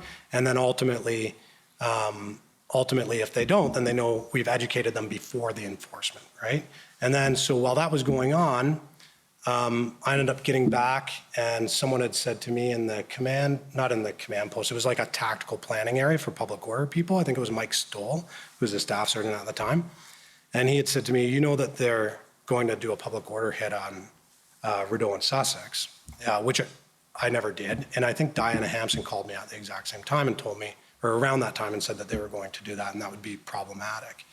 And so, I'd reached out to Mark Patterson, told him the consequences associated to that, because again, when you look at PLT, there is one unit that's built for open, honest, transparent lines of communication, right? And so we have just told them, if you don't leave, you're going to be arrested. And then what ended up happening was going to be they were going to be arrested anyway. And so to me, I thought, one, that would damage PLT in the city of Ottawa, right? Like you would have, because here's a place that I believe was supplying gasoline for a bunch of people or diesel for a bunch of people. So you're going to damage PLT or the efficiency of PLT as being trusting. And then also you're going to damage relationships with all the other trucker convoy leadership, right? Because they're probably connected with everyone. And the next time we say, you better leave or you're going to get arrested, I would probably imagine there would be some doubt associated to that. So if someone heard PLT in the future say, hey, if you don't leave, you're going to be arrested, like my concern would be, okay, well, I'm staying because I know I'm getting arrested anyway, right? Like that was my biggest concern there. The relationships were something different, but the big thing was to ensure that we remained with that trust and confidence in what our role was there. And ultimately, I think he said to me, that's not fair. And I thought that was a really interesting response to something that when we're talking about tactics or strategy or an operation, that's not fair. Because that seems to certainly personalize it. But anyway, they ended up doing it. And I had then sent him, I had called him, said, I didn't realize that was such a big thing as far as the gas. And I said, obviously this was a miscommunication. Mike Acton is going to come in and replace me because he was replacing me that afternoon and I was going back home to Aurelia. But because of this stuff, I ended up staying around. And ultimately, on my departure, or in that conversation, I said I would send him an email that would probably help him out just with some structure with 5 points on it that you should consider, and it's probably some pretty sage advice. And then I sent that email and went about my day just trying to clean up the emotion that was attached to it. There were some people that had some pretty hard feelings. They're emotionally invested. I ended up sending basically one person home, talked to another person. Nothing was salvageable that night. So I said, go home, rest, and get ready to work tomorrow morning. And so did you observe or were you told about any negative effects on the PLT's work as a result of that? Yeah, I think right away there was people calling or reaching out to Andrew Wiersbicki, some of our PLT members from the OPP, and saying, this isn't great. You've escalated this. This is horrible, and there's going to be potential consequences as a result, right? Okay. Inspector Lucas testified this morning about sort of changing crowd dynamics throughout the sort of 3-week period. Was that something that the PLT team observed in terms of who was there, how many people, what it was like on the ground, and did that affect the PLT's work at all? Yeah, so that obviously in any crowd, on the weekends, crowds would become a lot bigger, right? People would come in, they'd have days off, they'd want to support. And then during the weekdays, things were a little bit, not as many people there as there would be on weekends. But ultimately, there was ebbs and flows with conversation. There was, certainly towards the end, there was a lot more, heels digging in and people, in a more defensible position. But leading into it, there was a lot of people that wanted to work with police and how could we safely reduce the footprint, easing some tension from the city of Ottawa, while recognizing, that we have to put the public order people in a successful position to potentially at some point take down a occupation within Ottawa. You mentioned earlier part of the concept of PLT is you will test leadership and find the leaders and get them to assist you in disseminating messages.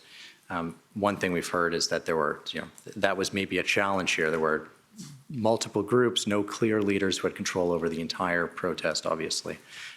Is that something that PLT observed, and how did you deal with that? Yeah, and so the unfortunate part was there wasn't a pile of really strong testing of leadership and resolve and compliance.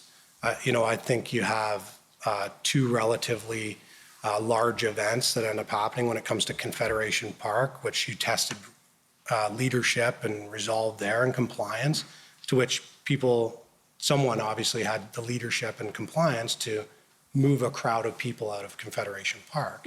You have Coventry Road, where some people are leaving. I don't know the exact details of all of the stuff that happened there outside of the emotion. But that day, that afternoon, I walked into the PLT office to introduce Mike Acton to people, because he would be replacing me, and have a little meeting there. And in that meeting with those guys, I walked in and I was shocked, because there was all PLT people in there. And to me, PLT people in a time of crisis should never be sitting in a room together, right? Like, there's enough people to go and talk to, there's enough opportunities for negotiation, there's enough opportunities. And really what I saw was a bunch of wasted opportunities in that room. So I said, why are you guys here? And they said they hadn't had any direction or any permission to go and do anything right outside the Coventry Road. And so I said, okay, so if you guys were let loose, if you guys were unhandcuffed and able to go out and do your work, what could you do? And, I don't know the exact numbers, but the one gentleman who's an OPS member says I could probably clear Rideau and Sussex by Monday or Tuesday. And then another guy says I can take care of this many people. I could probably get this many people to leave. I could probably open up a roadway, but we'd have to move them to a curb lane. I could probably do this. And so that was a common theme around that room. And so I ended up reaching in, we're in middle management, right? So there's an incident commander. I reach over to John Ferguson and I say, hey, John, you're the staff sergeant here, and John's, been put into a really tough spot, right? John's not a PLT trained member. He's a crisis negotiator, and he's an absolute gentleman too. And so I said to John, so you're middle management, you're in charge here, you're hearing all this. What are your thoughts? Do you think that this can be done? Whatever, because really, John's in charge of that team, right? I'm there for guidance, advice, suggestions, learned experience over, since 2016 to current. And then in 2005, I was dealing with protests or civil unrest. And so I had that to draw on. And so I was trying to get John to give me his opinion on it. And he was saying, yeah, I think this is really good. So we tried to call Mark Patterson, tried to call Mike Stoll, because I thought they were together. And there was no answer. And so in the absence of any direction, I said, how safe do you feel of letting these people go? And he said, yeah, I feel good about it. And then we got into the other room, and then he didn't feel good about it. And, good on him, right?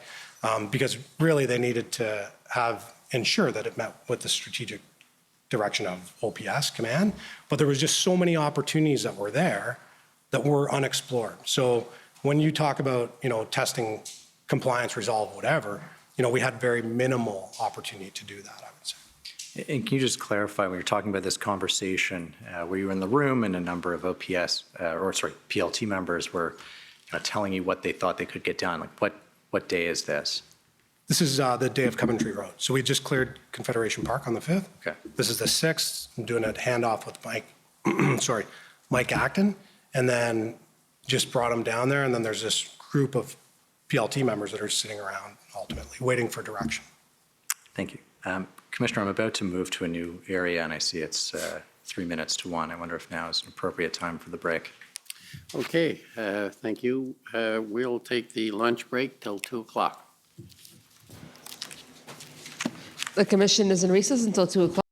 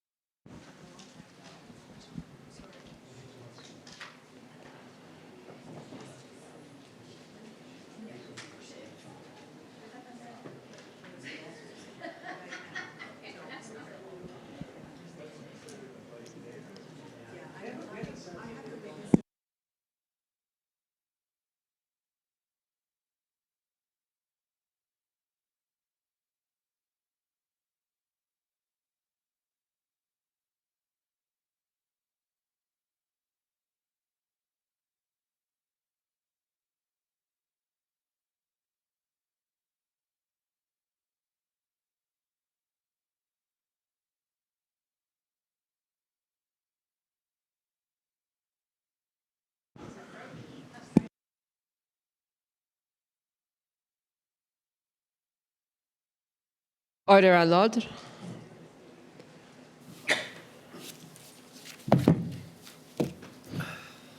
The commission is reconvened. La commission reprend. You ready to continue? Whenever you are, sir. Okay, go ahead. Good afternoon, Commissioner. For the record, Eric Brousseau, Commission Counsel. So Inspector Bowden, I'm going to ask you now about your involvement in the Freedom Convoy. I'm going to take you to some documents. But before I do that, I just want to ask you one quick question.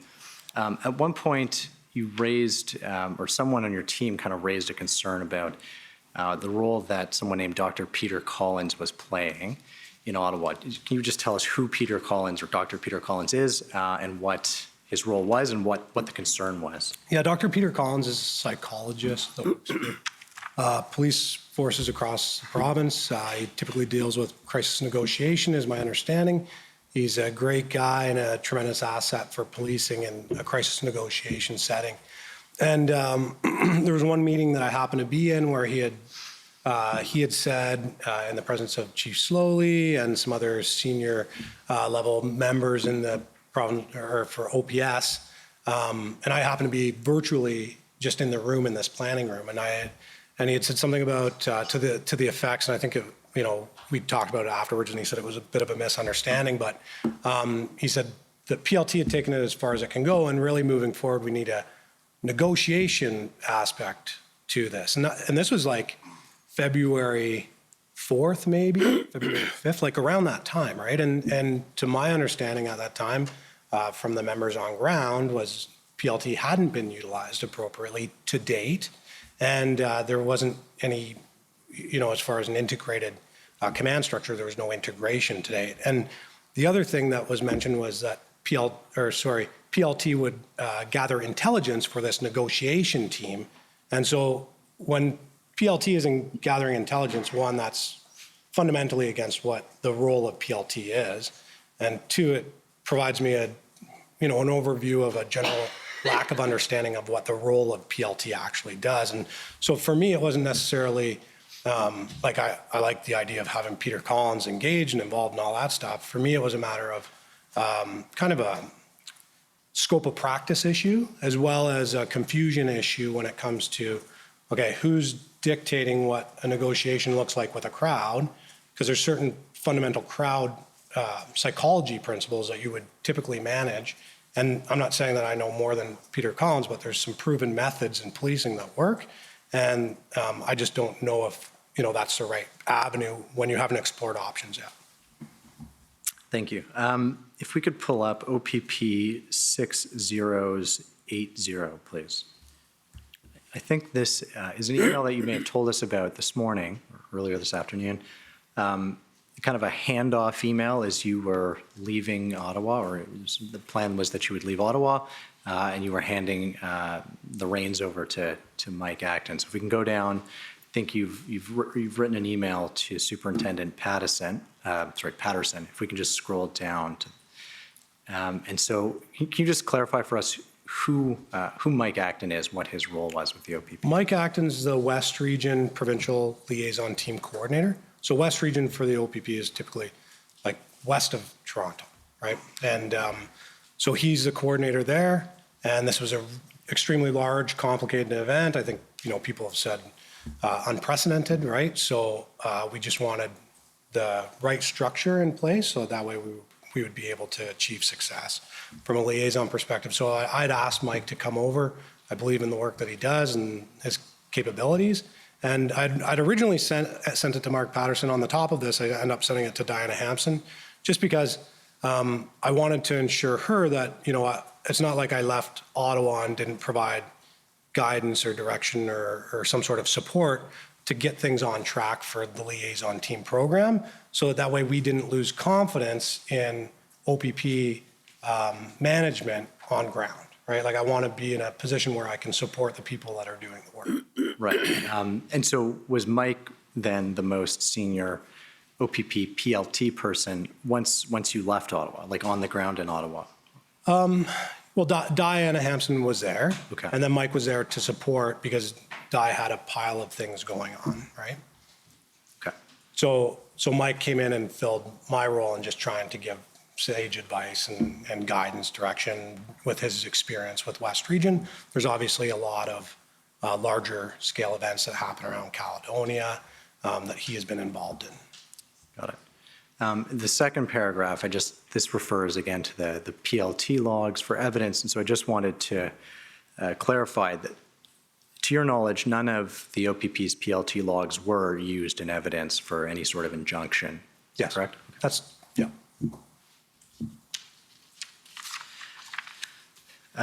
If we go down to the next paragraph, the one that says, as discussed, the last sentence there, it says, I believe the overall goal at this time is to minimize the current footprint on ground while building trust and confidence with stakeholders, which the team has displayed they can do many times. And so the date on this email is February 6th. So by this date, which is 9-10 days in, had the PLT succeeded in minimizing the footprint of the protest? So Confederation Park, yes. Okay. And then no otherwise. Coventry Road obviously is success when it comes to looking at, testing compliance, seeing that people are actually listening to police, stuff like that. So yes, they have reduced the footprint a little bit, but not to the extent that, I would have liked to have seen at that time. And probably everyone in this room would have liked to have seen. Okay.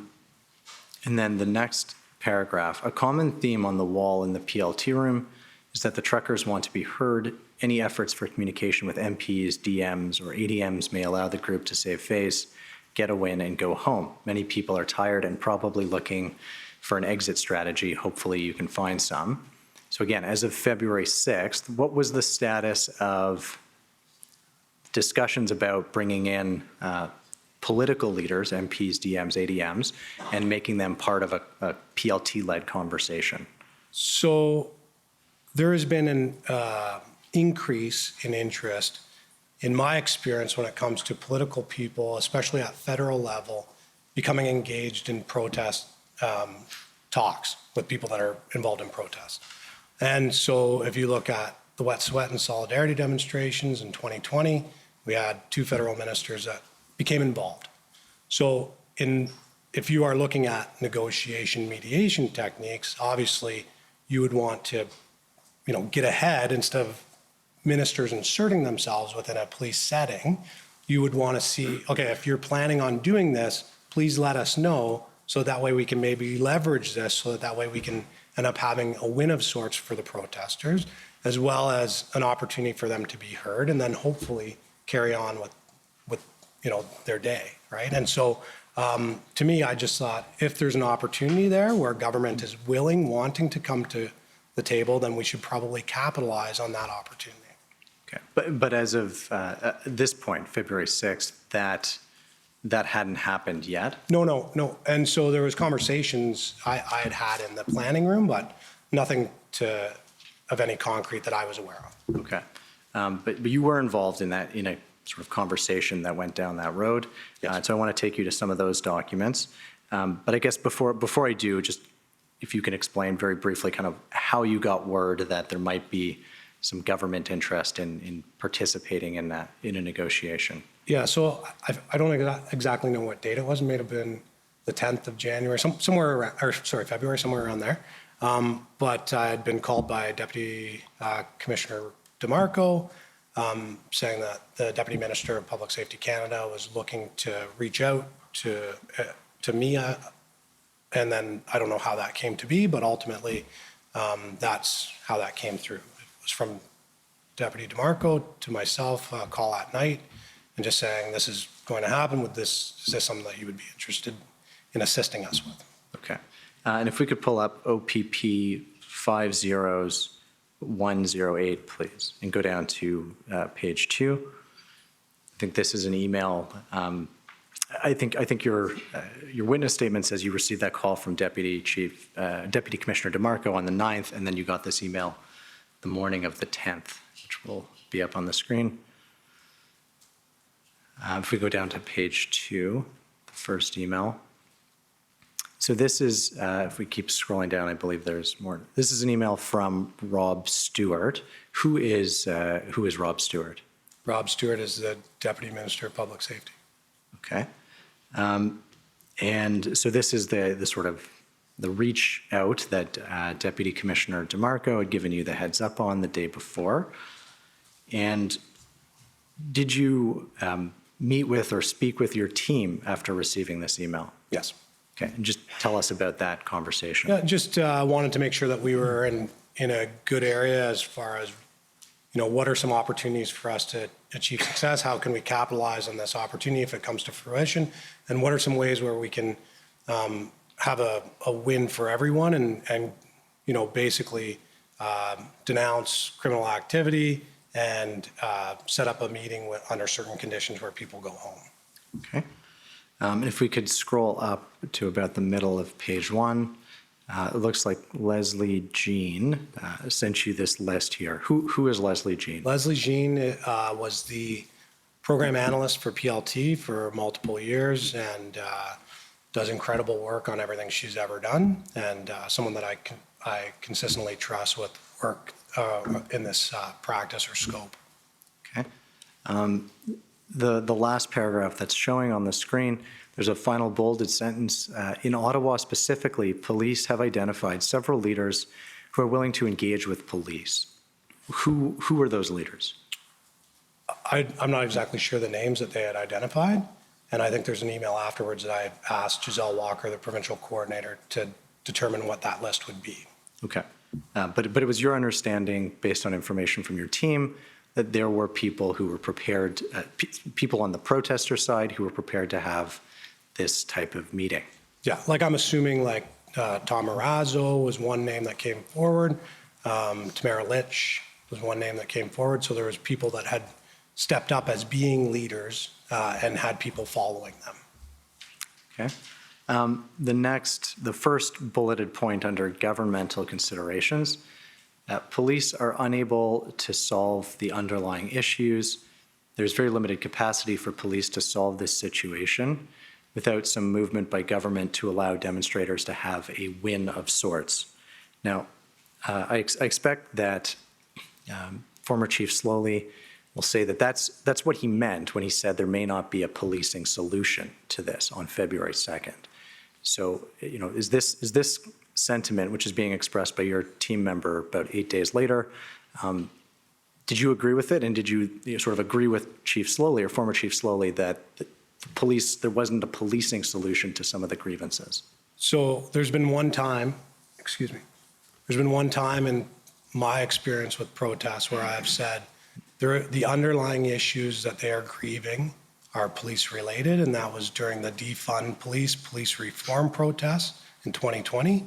And other than that, typically the protests have grievances to do with government. The grievances have different, anyway, it's out of the realm of police to solve those issues as to why people are protesting, demonstrating and occupying places. So yes, I agree with that. Okay. But that doesn't mean, just again, to get back to it, that doesn't mean there's no role for police to play. It's just that the police aren't going to deliver on the protesters' demands. Yeah, I can't stop vaccination, like all the grievances and supports that were there is beyond my control as far as an inspector in the OPP, right?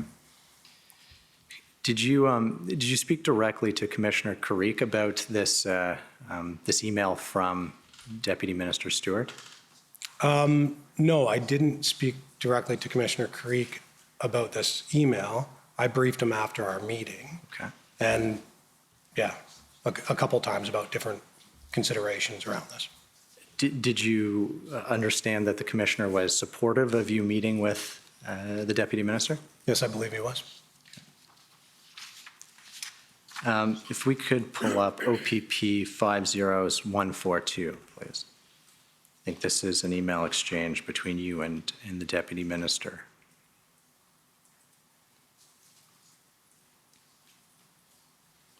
And at the bottom of page 1, it's clear that you've sent the deputy minister an email, and you've said, as promised from our brief meeting. And so if you could just describe for us what happened at that meeting. Yeah, we just kind of gave a lay of the land of, what potentially could take place, how things work in there as far as negotiation stuff, and some of the considerations that he should be aware of coming into this conversation as a stakeholder. Okay, so who, was it just you and the deputy minister, or who else was there? Jeff Hutchinson from Privy Council, I believe. Okay. And what did you understand his role to be? Honestly, I'm not sure what his role is. Okay. I think he was probably there to support Rob Stewart, is kind of how I took it. And what was the ask? What did you understand Deputy Minister Stewart was trying to achieve or trying to get from you at that meeting? I think Deputy Minister Stewart, so I don't know, I'm not in his head, but I honestly thought that he had great intentions of how he can try and help have some sort of safe resolution to a relatively chaotic, I would say very chaotic event in Ottawa. I think he was there for the right reasons to try and support an exit of the protests to alleviate pressure on the residents of Ottawa. Okay. And did you understand, again, at this meeting, that the government was interested in becoming involved, and they were coming to you to find out how to make that happen? Yes, I believe. Yeah, 100%. And if we could scroll up, there's a response from Deputy Minister Stewart. As discussed for your review and comments, trying to keep it simple. Note that I dropped your last bullet point, as I do not think the government would want police to be making public the commitment. So what was the commitment, and what did you understand the concern about making it public was? I'm not exactly sure, to be honest. Like I don't have that great of a memory on every bullet point, but I suggest that there was something probably in there about us delivering a letter or saying to the protesters at some point we would have to tell people, this could potentially be coming. Is this something of interest to you? How can you see this working as an exit for everyone, right? And so I don't know exactly, but obviously it was something around that communication piece with protesters, I'm assuming. Okay. And if we could just scroll up to the very first email in this. This is a response from Leslie Jean to you after you forwarded the chain. And so I think she's expressing a concern here. This piece, the deal would be leave the protest and denounce unlawful activity, and you will be heard. She says, I think the ask should be for the leaders to facilitate having people leave, but I wonder if asking them to leave themselves will be met with resistance. So can you tell us about that concern and how that got worked out? Yeah, and I, at the end of the day, this didn't get worked out, right? Like there was nothing that came to fruition from it. It was just a matter of trying to find resolutions where there weren't any. And so on this though, we're basically trying to find what is the best possible outcome and solution for a potential meeting with protesters, leaders, whatever, and how do we get that to go forward, recognizing that, there's going to potentially be some people that stay around. There's going to be potentially okay, how do we get people out of the city and get people to basically buy into this meeting? Okay, if we could go to OPP 50143.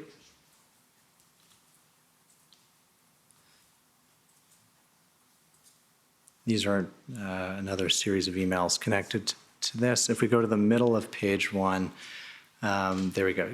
So this is you to, again, to Deputy Minister Stewart, Jeffrey Hutchinson, and Deputy Chief Ferguson is copied on this email. Good afternoon. Attached is a few considerations for the proposal. It is the opinion of Deputy Chief Ferguson that the letter go to her, and she will ensure the letter is disseminated to the proper people within her organization. So what conversations had you had prior to this email with Deputy Chief Ferguson? Yeah, I'd reached out to like obviously this is OPS, right? Right. So I'm there to support and assist her. And so I'd reached out to her. We had had conversations in the past about PLT. I was basically working whatever. So I was trying to support her. I understood that she oversaw the portfolio that PLT ran within. And so I had reached out to her to talk to her about this, if she approved it, and if there was basically, if there's anything else that I can do to support. And she just told me to run with it, kind of. I think it's in an email. But basically, I just continued to go and on the understanding that I was supporting OPS. Okay. In the letter, what was the contemplated sort of scope of the letter or shape of the letter? At this point? Yeah. I'm not exactly sure what it looked like word for word, but it was the general idea would be there would be an opportunity for a meeting if there could be a denouncement of illegal activity, an exit from Ottawa, and there would be a meeting with ministers. Okay. Or, sorry, deputy minister or someone of their choosing ultimately. Was it? Like the actual people hadn't been worked out. I just want to clarify that. Sorry for interrupting. No, that's exactly what I was going to ask. Was it Deputy Minister Stewart who was going to be meeting? Was it, there were no names being sort of thrown around? No. Okay. If we could pull up OPP 50150. This is an email thread with RCMP Commissioner Brenda Lucky, as well as OPP Commissioner Karik and yourself. And so the RCMP Commissioner has reached out to you essentially and said, I've heard from Deputy Minister Stewart. So what can you tell us about your discussions directly with Commissioner Lucky at this point? I just had email conversations with her, right? So on this, I think she ends up sending me like a piece where it's got red in it and there's some different considerations. But I ultimately look at it, I have my own opinions on that. And then I ask the commissioner if I'm good to go to respond back, kind of deal. Okay, and Commissioner Karik authorized you to sort of deal directly with Commissioner Lucky on this? Yes, I believe so, yeah. Okay. Now, Commissioner Lucky's email says, I'm not the SME, subject matter expert in this area, but my folks are a bit worried on a few items and needed to get your thoughts. What were the issues that the RCMP was concerned about? It's in another email. I actually can't recall what specifically it was, sir, and I'm not trying to be, I just can't remember. Well, let's pull up the engagement proposal, and that might help. It's the next one, so it's OPP 50151.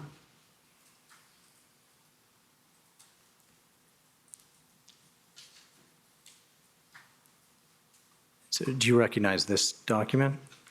Yes. Okay, is this something that you drafted for discussion with the Deputy Minister Stewart the previous day? I'm not exactly sure, to be honest. I don't know, I know this is kind of our discussion. I'm not sure if it came from me and my team or if it came from him based on our discussion, but this is representative of what our spitballing of ideas kind of look like. Okay. This was the proposal that was Yes. going between you, the Deputy Minister, Commissioner Lucky? Yes, yes. under the principles, the second point says, listen and explain the government's position, no negotiation. Can you unpack that for us? Was that something that, again, if you can remember, that you or your Yes. team had put in there? No, so that was something from government where they said that they would not have the ability to have negotiation authority. So like they can't go there and meet with people and come up with have a negotiated agreement at that meeting, but they would go there, listen, be heard, whatever the outcomes were, that was all up to them and the group. But ultimately, there was no negotiation authority for them. Right, okay, so the no negotiation was going to apply to PLT's discussions with protesters? No. No, it was, It was going to be the government's. right, My understanding is the government's meeting with protesters would be that the government would have no negotiation authority within that meeting. got it, okay. Yeah, and that's what I wanted to clarify that. What was your view on that? The no negotiation aspect in the proposal, was that going to make it sort of difficult to sell to protesters? I don't necessarily think so. I think there was people there that wanted to be heard, wanted an opportunity to have a meeting with people in power, and I don't know. Like, you would have to ask the protest group if that would have flown with them, but putting ourselves in that position, we were trying to explore opportunities to ensure success, right? Okay. And then just on the issue of timing, the last bullet point, in Ottawa, target Sunday, February 13th, which was 2 days after this draft, as the expected surge abates. Why was that timing chosen? Because during the weekends, there would be large influxes of people, and people would naturally be leaving the city on the Sunday evenings, Monday mornings. Okay. And were you sort of generally supportive of this proposal as something that might work? Yes. Okay. If we could pull up OPP 50171, and if we can go to the bottom of page 4. So I want to just qualify that, yes, for a second. Sure. Just because, so when I met with my team, or not my team, I met with the PLT team, and we talked about, what is the potential of this working, whatever.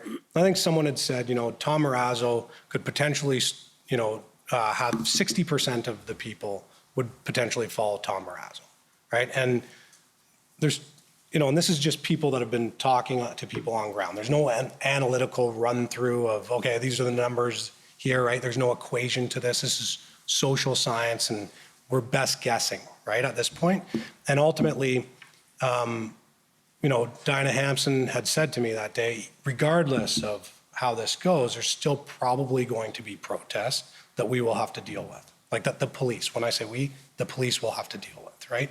So yes, it would work, I'm assuming, to reduce the footprint, get some people out of the city, which would then leave other people that would still potentially be there. Like, I don't think that, every single person in the city is leaving as a result of that. Right. But it would have reduced the footprint, as you say. Yes, hopefully. If we can go to the bottom of page 4, this is an email exchange. So now we're on February 12th, the morning of Saturday, February 12th, and you wrote to Deputy Minister Stewart again. You should have another quick conversation tomorrow morning. And it says, I have additional follow-up after consulting police partners. Other than Commissioner Lucky, had you consulted any other police partners? No, Deputy Chief Ferguson, obviously, and then John Brewer, who's the Chief Superintendent in British Columbia. Him and I typically talk on a regular basis as a result of just mutual friendship, as well as our portfolios. His is similar to mine in BC, much bigger, of course, as a Chief Super, and I have the luxury of learning from his experiences in BC. And if we could scroll up on page 3, essentially Deputy Minister Stewart didn't want to wait until the next day because time was sort of the essence. So you wrote him back later that morning, and you've sort of laid out some of the considerations and concerns that had arisen. And so the first one there, it may cross the line between church and state. I wonder if you can explain that for us. Yeah, so in the IPRA recommendations, one of the big things is political interference or political direction to the police. And so that's always a big issue when we look at protests, demonstrations, occupations for obvious reasons. And there needs to be a division between incident command and political direction, right? So that's why, for a variety of reasons, but when there's incident and OPP detachment areas, an incident commander or major critical incident commander will come from another area. So that way the detachment commander can run his office and work with police service boards and other people that potentially may influence them. So it's just this layer of insulation, right, from political interference. And so that's obviously something that we wanted to make sure that wasn't the case. Rob Stewart never directed me, never gave me, in fact, he went there asking for help. He was by no means in any way politically interfering, and he was there to try and see and find ways to support. Okay. The next paragraph, page 1, principles, second bullet, no negotiation. I asked you about this before, but just maybe this sort of refreshes your memory. Negotiation should never be ruled out. From past conversations with you, your team would not have negotiation authority. It should be expanded as negotiation authority. And so I take it there was an issue with just putting no negotiation in the document. You wanted to see that language softened. Yeah, and that wasn't necessarily me that brought that up and caught that. That was the RCMP's team for catching that, and great job by them. Okay, and then on the last point there, second, coordinated police messaging and action should occur in a unified manner. This is unrealistic, particularly this weekend. Why did you think that was unrealistic? That was something that was sent from Commissioner Lucky to me. Okay, so you were passing on I was just, yes. the RCMP's concerns? Just please remove this portion, is ultimately what I'm saying. Okay.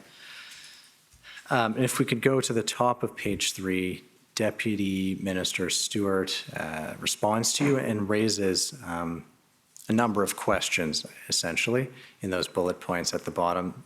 And if we could just go through those briefly, and if you can tell me whether those were ever sort of addressed in a conversation. Would the signatory of the letter or the person who goes to the meeting be putting themselves at risk? Is that a big concern? That wasn't a big concern for me. Okay, why not? Well, I think, Inspector Moore or Superintendent Morris spoke to it as far as the violence and stuff in the group. And so to me, there wasn't a pile of risk there. I personally wasn't concerned, but I know that there would be obviously some sort of assessment from someone before that would happen, right? As far as who's identified from the protest group that would be in there. And I'm sure there's people that the government probably wouldn't want to meet with as well, right? Right, which that takes us down to the sort of third point about POI sheets, and there was a concern about who was going to be involved in that negotiation. Did it ever get to that point where you shared a list of names with the government and they raised any issue about that? No, because I think the next day he called me in the morning. Is this Saturday? The 12th is the Saturday, that's Saturday, right. yeah. So he called me in the morning, the next morning, and said that he was not able to make this happen, ultimately. Okay, and why? Where did because I understand you were on board on behalf of the OPP, the OPS was on board. It seems like the RCMP was kind of provisionally on board. So what was the issue? I definitely was not involved in the conversations that stopped that from happening. So I don't know. Okay. Yeah, sorry about that. No. So, but as far as you know, you got a call from Deputy Minister Stewart. Yes. The next morning. Yeah, and he just said that he was not successful ultimately to getting this going forward. Okay. Did you have any further discussions with Commissioner Carrick or Commissioner Lucky about this this proposal, this strategy after that call from Deputy Minister Stewart? No, I'm sure that there was emails. I know I talked to Patricia or Deputy Chief Ferguson, and there were some emails. I know in his response to me, it was a matter of if we still wanted this to go forward, there would have to be a letter from Brenda Lucky to the federal government requesting this.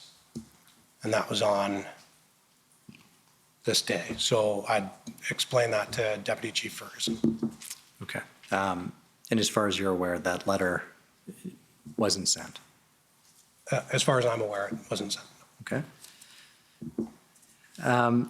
If we could pull up OPP 50164.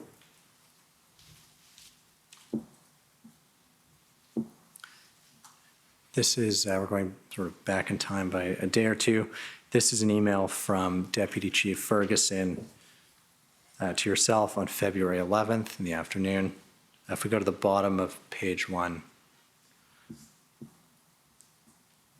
she says, "Good afternoon, Inspector Bowden. In light of some of the challenges and miscommunications that have occurred thus far, I would like to provide you with the direction I received from Chief Peter Slowly yesterday afternoon, as I believe it will assist to reduce such issues moving forward." And then the next 2 paragraphs talk about integrating the PLT team and sort of more, I guess, to summarize, more effectively using the PLT team. Do you know what prompted this email at this point in time? I think it was just the conversations about Rob Stewart, or Deputy Minister Rob Stewart, and me working on behalf of OPS to come to this resolution. Okay. And then, so after this date, this is the 11th, did you observe a change in the way that PLT was used in Ottawa? So I wasn't there on the 11th in Ottawa. I'm not exactly sure what that posture looked like, basically what it was like there. Was it reported to you that they were being used differently? I can't recall. I'm not sure if there was an integrated response team or command team. I don't know when Dave Springer kind of hopped in there, because then when Dave Springer hopped in with Rob Bernier, or Superintendent Bernier, if you help me with that day, I could tell you that at that point there was a change when Rob Bernier came in as an incident commander. And ultimately, from my experience, when I first got there to Ottawa, I started calling people before 7, like our PLT members. Because I just assume the city is in chaos, and as a liaison person, if you're awake, you should be talking to people, right? And so I started calling OPS members, Tynanega Police Service liaison member, as well as an OPP PLT members, just to say, how's it going, whatever. And I was told that people really didn't start getting assignments until 10 o'clock or after. And so when Bernier and Springer came, one of the considerations that I said to them is, you have I think I said the world, but you have the province of Ontario helping you here, and we should be working longer hours and with purpose on a every second basis, right? And so if we can increase those hours, so at that point when Dave Springer came in, I know the hours increased and some of the identified issues decreased. Okay.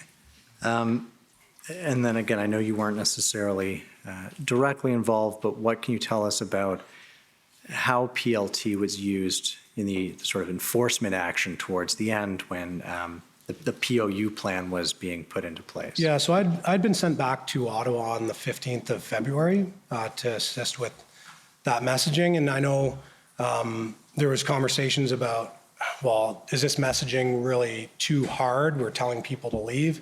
In my experience, I was, telling members, we should be saying it's time to leave. The time to leave was yesterday, right? Because the posture had changed. We had public order on the way, and it was time to identify to people that there is going to be a movement coming. It's coming soon, and we would be highly criticized, I think, if we didn't allow people to get out of the city, right? To leave, to pick up their stuff and go, and really reduce that footprint. So for me, it was extremely important, as well as Giselle and the rest of the team, to ensure that we were providing the most clear, accurate information as possible to ensure that people were on their way out. Okay, and even in those, that sort of final weekend, did that work? Were people leaving as a result of that PLT messaging? Yeah, there was definitely some hostility towards the messaging and stuff like that. I know we had, some people that were, like some officers that were assigned to our PLT members to ensure that they were safe while delivering the message, right? And so it was extremely important to have those frank and very succinct messages for people to leave ultimately, right? And if they wanted to stay, then there would be consequences associated to that. The last document I want to take you to is OPP 50337. And it's an email shortly after the events in Ottawa conclude on February 25th that you sent to Superintendent Morris, Alakis, and McDonnell. And if we could scroll down. This is, I guess, you set out two ideas, and so if you can sort of tell us why you sent this email and just summarize the two thoughts that you included in this email. Yeah, so one was protests for senior command, and ours included, and there's no criticism whatsoever on anyone in this. It was an unbelievable event, but I found that, there was a lack of understanding where we separated liaison work from public order work. When I was on the hostage rescue team, we had negotiators on the hostage rescue team because it's vitally important to create opportunities where you can resolve stuff with communication. And so in this, it was ultimately an opportunity to say, okay, guys, we should probably take a look at streamlining the measured approach, socializing it, in policing as an actual something that we do, so that way we can get to the bottom of stuff quickly. And so you look at some of the stuff that happened on February 6th, right? So there was a PLT request for Rideau and Sussex, right? So we were going to go and, the police, were going to go with a public order unit potentially and go and remove people from Rideau and Sussex. I expedited an email to Mark Patterson to say, if it was me and this was going to happen, this is how you should use PLT right now, right? So a communication strategy built into stuff so that people are aware that they can leave and that we're not just running in there and putting people in harm's way. And so for this, there's opportunities where we could do a better job as senior management or senior commanders in policing on a national level to better understand the measured approach and how it can impact outcomes for the better. And then the second one was, I look at the CACP Policing with Indigenous Peoples Committee, and there's John Brewer, who's a chief superintendent that sits on that with tactical background. I'm not sure the tactical background of everyone that's on there. We have an emergency management committee, which Mike McDonnell, I think, co-chairs or chairs, and sits on. And so you have all these merging CACP committees. And maybe it's time to look at, okay, this is a relatively big event. I would say it's a huge event, right? It impacted our nation's capital. And protests have just got bigger and bigger and bigger in the last few years, right? Like I focused on 2012 with I Don't Know More, right? And some of the stuff there, I think there was, roughly 200 peaceful protests in the province of Ontario in 2012. And then in 2020, we had multiple 200 type events in the province. And then we had the largest display of public order in the history of the nation in 2022, and there's no slowing down. So I just thought collectively as a group, it might be a good idea. Thank you, Inspector. Those are my questions. Okay. So first, I believe it's Counsel for former Chief Slowly.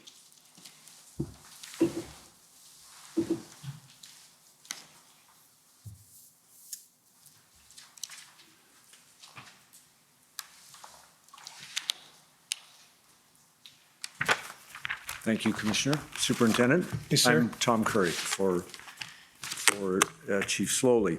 Could I just pick up something you said to us at the end about the nature of the event that you have been describing in 2022 here in Ottawa? I think you said it was unbelievable what you experienced, what Yes. you witnessed. Yes.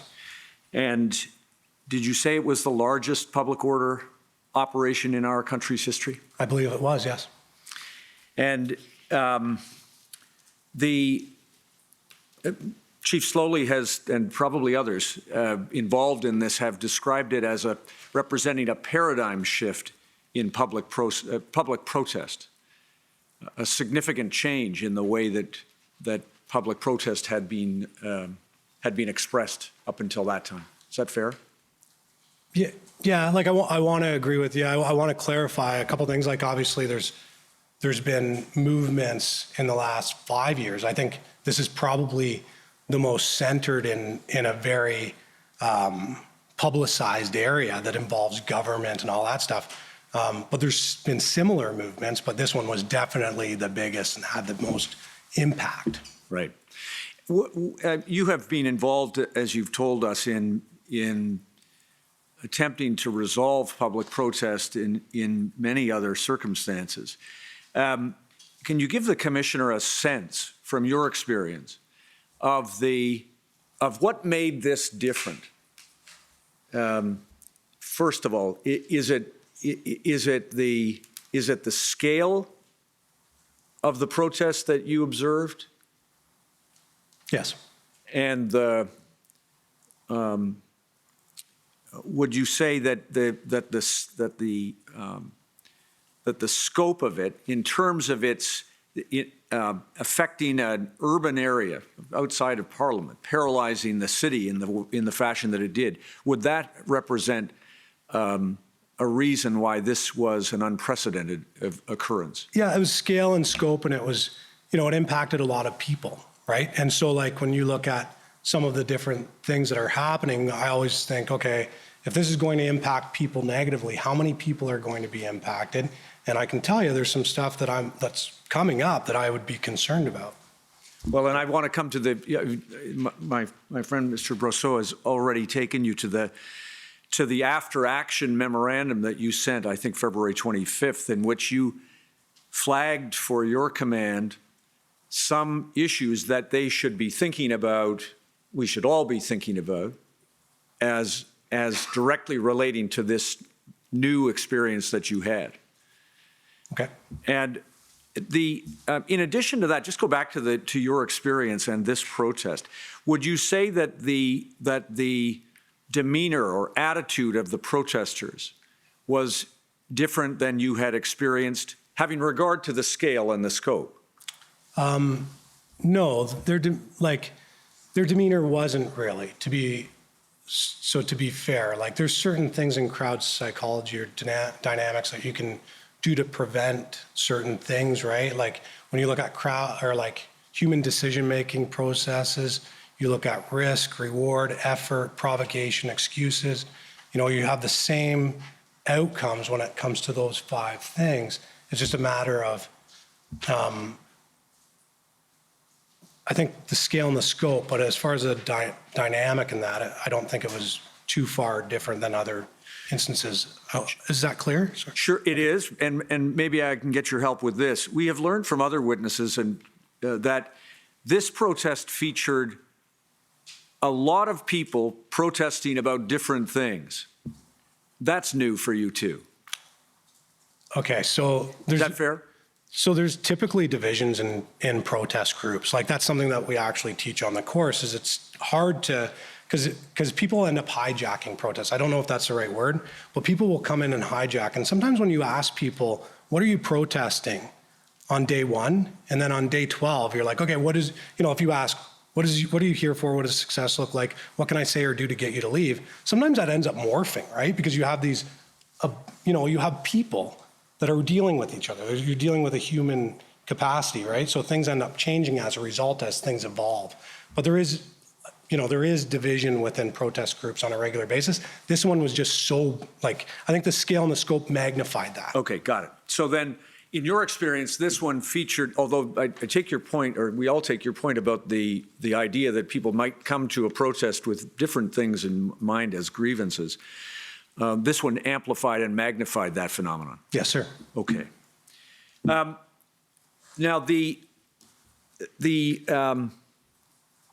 in advance of the protest.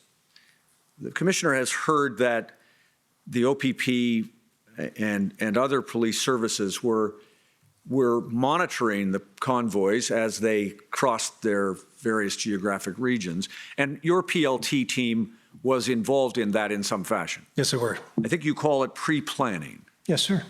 And were you personally involved in any of that pre-planning, or was it your team? No, it was a team. Like, I would have updates and obviously check in and be as engaged as I need to be, recognizing I have an unbelievable team. Got it. Is it fair to say that when you were looking at the briefings that you were seeing from the folks out in the field, that you did not anticipate that this would be, what was coming, would be the country's largest public order event in its history? I did not think the largest public order event in the nation's history was happening. Right. That time. And we learned from others, the commissioners learned from others, that it was fluid. People have used the word volatile. There are a number of ways to describe it, but it was very hard to get a bead on this event. Is that fair? So like in my experience, anytime anyone says, I don't have an exit strategy, I would be concerned, right? So I talked about the 5 decision-making processes, right? So I would increase the effort, I would harden targets, I would do a bunch of stuff. If someone was coming to my house and they said, I don't know when I'm going to leave, I would buy an uncomfortable bed, right? So, and I'm just saying that jokingly, but in all honesty, like, I would make sure that I knew when they were leaving and what would happen. And if I didn't know, I would put something in place to harden the target, or at least control or manage what was happening. Right. The uncomfortable bed is in this sticking with that metaphor. Yeah. You would not welcome them to the community. You would try to make certain that they were. Well, you used the language of hardening the target. Yes. You would make it less pleasant rather than more pleasant. Fair? I would probably, if you're looking at it, I would probably find a location where large trucks with beds, this is things that people live in, are parking somewhere outside the downtown core. I would allow, this is all spitballing, but I think when you have information or intelligence or whatever, and everyone's guilty of this, right? You want to trust the best interests of the people that are protesting to do something that's right and not, how do I say that? Not inconvenience a city. And ultimately, there's rights that they have, but then, it's balancing, which sometimes turns into a juggling act, as we saw here. And one of the things that was, again, back to your team and the best information you had, nobody predicted or could have predicted that the protesters would get that balance so badly out of whack. Is that fair? Yeah, like, with them just not having an exit strategy, I would be a bit concerned as far as what that looks like. I think that there was conversations with PLT members with some of the protest people around the 21st of January-ish that said, I'm going to come there and paralyze the city.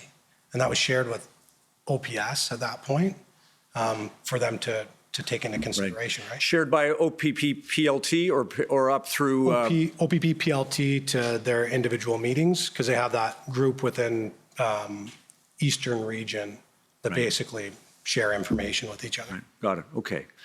Now, when you got to Ottawa, I think you told us it was the 3rd of February. Third night, yes. And you participated in the events that you described to us. You had a chance virtually, I think, to meet Chief Slowly and other people in the command. I never met with Chief Slowly, sir.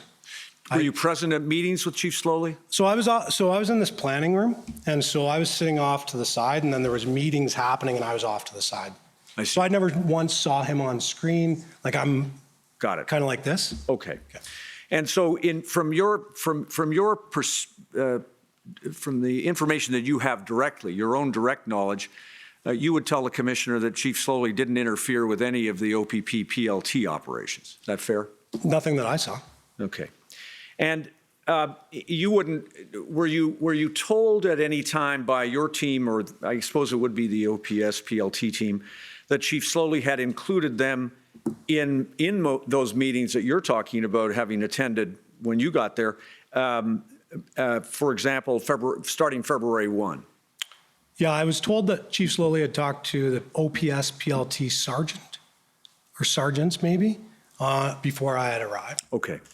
And in terms of the what you learned from Acting Deputy Chief Ferguson, can I just show you, get your help with one document? This would be, please, Mr. Registrar, OPP 171. So that's, I think that comes with 5 zeros.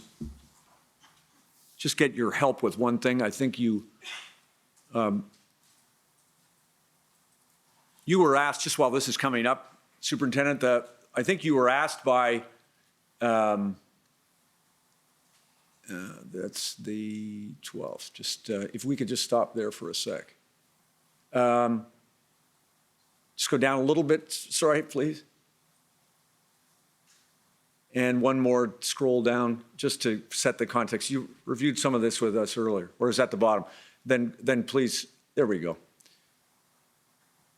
So there you are, February 12th. You see that 1147 to the Commissioner of the OPP, among others, Deputy Commissioner. Please check the list of leaders. This is the chain, of course, with Mr. Stewart that you talked about. Commissioner, for the sake of time, I'm going straight to you for the below confirmation that you are approving of the following with Deputy Minister Stewart through conversation. I will call for your approval. Note the quick turnaround respectfully. And now please just go up. That's the 12th in the morning. Commissioner Creek says, thanks, good advice to me. It does not bind the police to anything. Is the Deputy Minister aware it is subject to Ottawa Police supporting the overall strategy? And then please just a little further up, and you write back to him, yes, he has been told, that would be Mr. Stewart has been told that. And you described you were in continual contact with Deputy Chief Ferguson, who has sent an email I will forward to this group for awareness. And then you did that. Please, could I show the witness OPP 163 with all of the preceding zeros?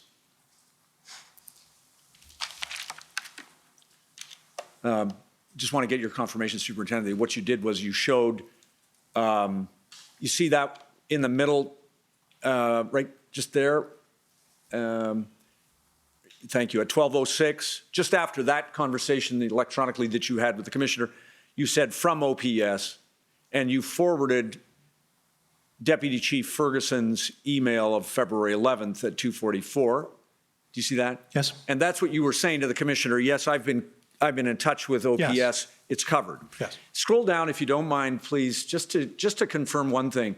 What you learned from Deputy Chief Ferguson was that to the extent that there had been any doubt about anything as to PLT, Chief Slowly had confirmed that in the second paragraph, Chief Ferguson writes, I was directed by the Chief to ensure our PLT team is fully integrated to a level of my satisfaction. In order for that to happen, I need an understanding from you, subject matter expert, in how that can be done. And you had continuous dialogue with her. So the issues about the federal government's possible negotiation with protesters was run through OPS through Deputy Chief Ferguson, correct? Yes. And I expect Chief Slowly is going to say he had didn't know about it until now, but didn't need to know about it because that authority had been given to Deputy Chief Ferguson. You didn't engage with Chief Slowly. No, I didn't. No, I saw the one briefing, that I cited earlier, where he said negotiate, negotiate, negotiate, right? Like that's, I was on one other call with him. I was on another call, I believe on the 12th of February or 13th. So. And these events in Ottawa, about which you've been speaking, affected other parts of the country. Is that true? Yes. Not only in our province, within your authority. Of course, we had Windsor going on, right? You were speaking to your command team, or involved at least in PLT issues in Windsor at the same time? Yes, sir. Did you get down to Windsor? I did not get down to Windsor. Did you also become involved in considering how this protest in Ottawa impacted other infrastructure in Ontario? That's always something that I'm concerned about. I'm always concerned about Like, so when they were doing the Windsor stuff, right?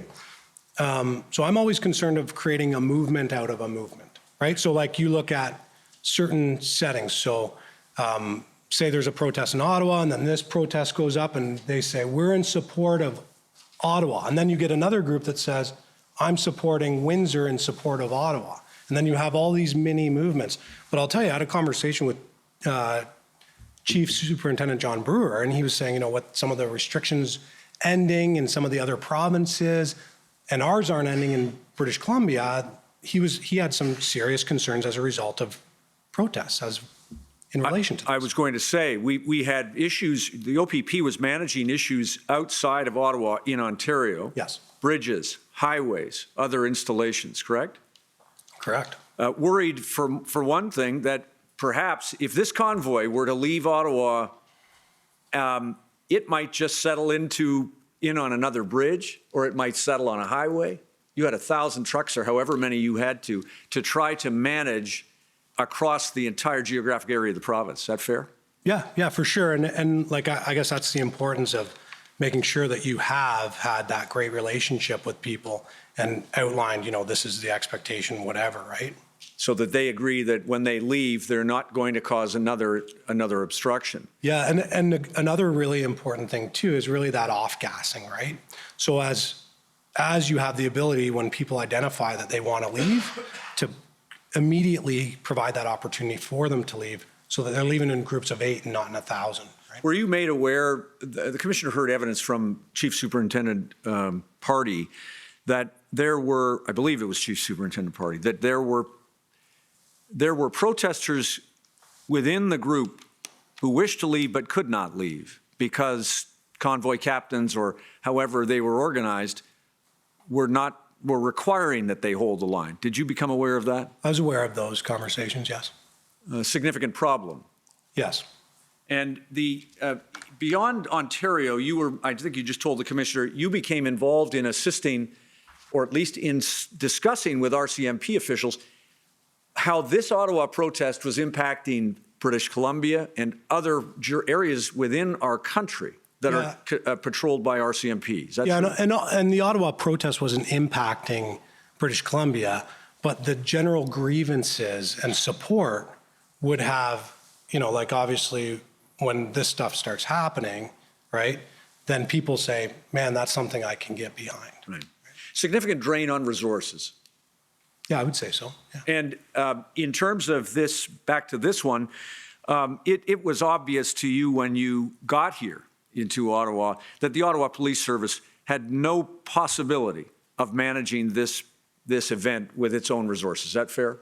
Yeah, for sure. I would say, you know, in the absence of the ability to do public order, right? So, you know, there's so many plans to do public order intervention, right? And in the absence of doing it, because we never had the ability to do it up until, the 17th or 18th. So in the absence of that, you have to have an unbelievable negotiation and mediation strategy until that happens, right? Until you're able to muster people to do something, I believe everyone has a responsibility to that safety to ensure that that gets completed. Right. And a couple of things. You told us that you were involved, you came back up here or across to Ottawa, and you were involved in the public order operation at the level of the PLT to give protesters the messages that this is coming and you should leave. Yes, I came here to support Giselle Walker, who's the provincial coordinator, and was asked to come here to support her. Got it. And part of the messaging that you gave was that the Emergencies Act had been declared. Is that true? I'm not sure. Okay. Yeah, sorry. I don't. You didn't take part in the drawing of the drafting of the message that was being handed to protesters? Or? Oh, yes, sorry. Yeah. So on that came across to PLT at some point to say, does this make sense? Because basically we just wanted consistent messaging to go out, hand it out, so people were aware, and also go out on social media. Got it. And one of the consequences that you told the commissioner, you explained to protesters about the consequences of not leaving would have been all of the consequences that he's learned about concerning the Emergencies Act. Sorry, I don't, That was sorry. a terrible question.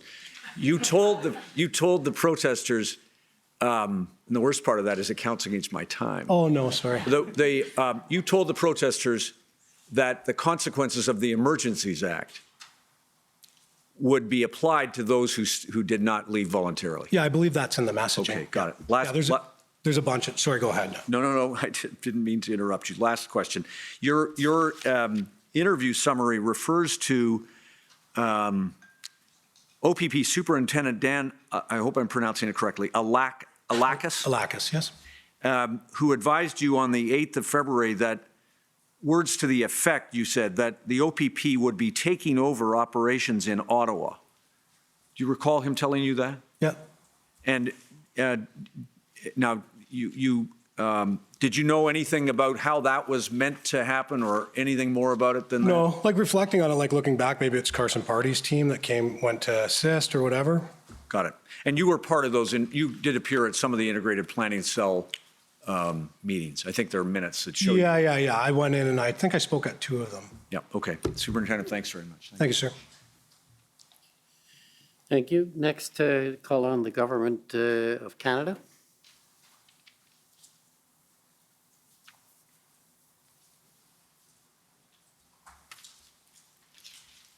Thank you, Commissioner. Good afternoon, Superintendent Bowden. My name is Andrea Gonsalves. I'm one of the lawyers for the Government of Canada. And I just want to first begin by confirming a few things around the role of liaison teams. This may be a bit of a simplified version from what you've testified to, but the role of PLTs is to work with event organizers to ensure that events are lawful, peaceful, and safe. Fair? Yes. And they may do that through a variety of strategies, including, where appropriate, negotiation, de-escalation, trying to identify win-wins, right? Yes. And where demonstrations are not lawful, peaceful, or safe, PLTs may have a role to play in trying to steer them back in that direction. Yes. PLT strategies can also be helpful in reducing the footprint. We've heard you say that several times, right? Yes. And by reducing the footprint, again, perhaps this is simplified, but we mean using techniques to encourage as many people as possible to leave the protest zone voluntarily without police enforcement. Yes, or like to me, put people in a tactically advantageous position so that way if there is a police operation, that there would be a better opportunity for success that would be safe for all the people that are there and for the police officers that have the responsibility to go and enforce that. Right, and success in that respect meaning diffuse it, bring it to an end with no or minimal risk to officer or protester safety, minimal damage being done, that sort of thing. Yes, ma'am.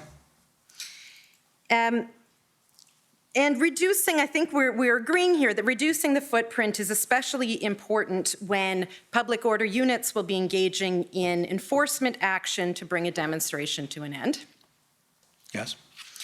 And sometimes that may be necessary, for example, when a protest has become illegal and there's a need to restore the rule of law. Yes. And so PLT involves an element of negotiation, but also you spoke about communication and education, ideally education before enforcement, right?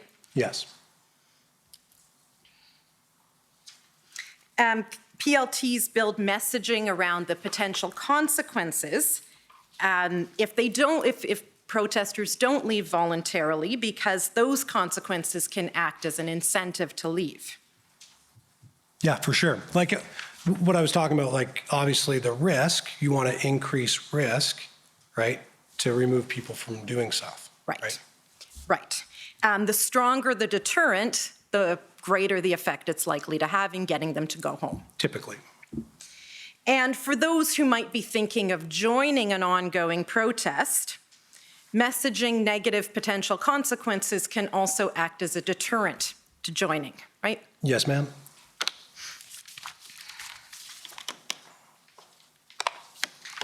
Now,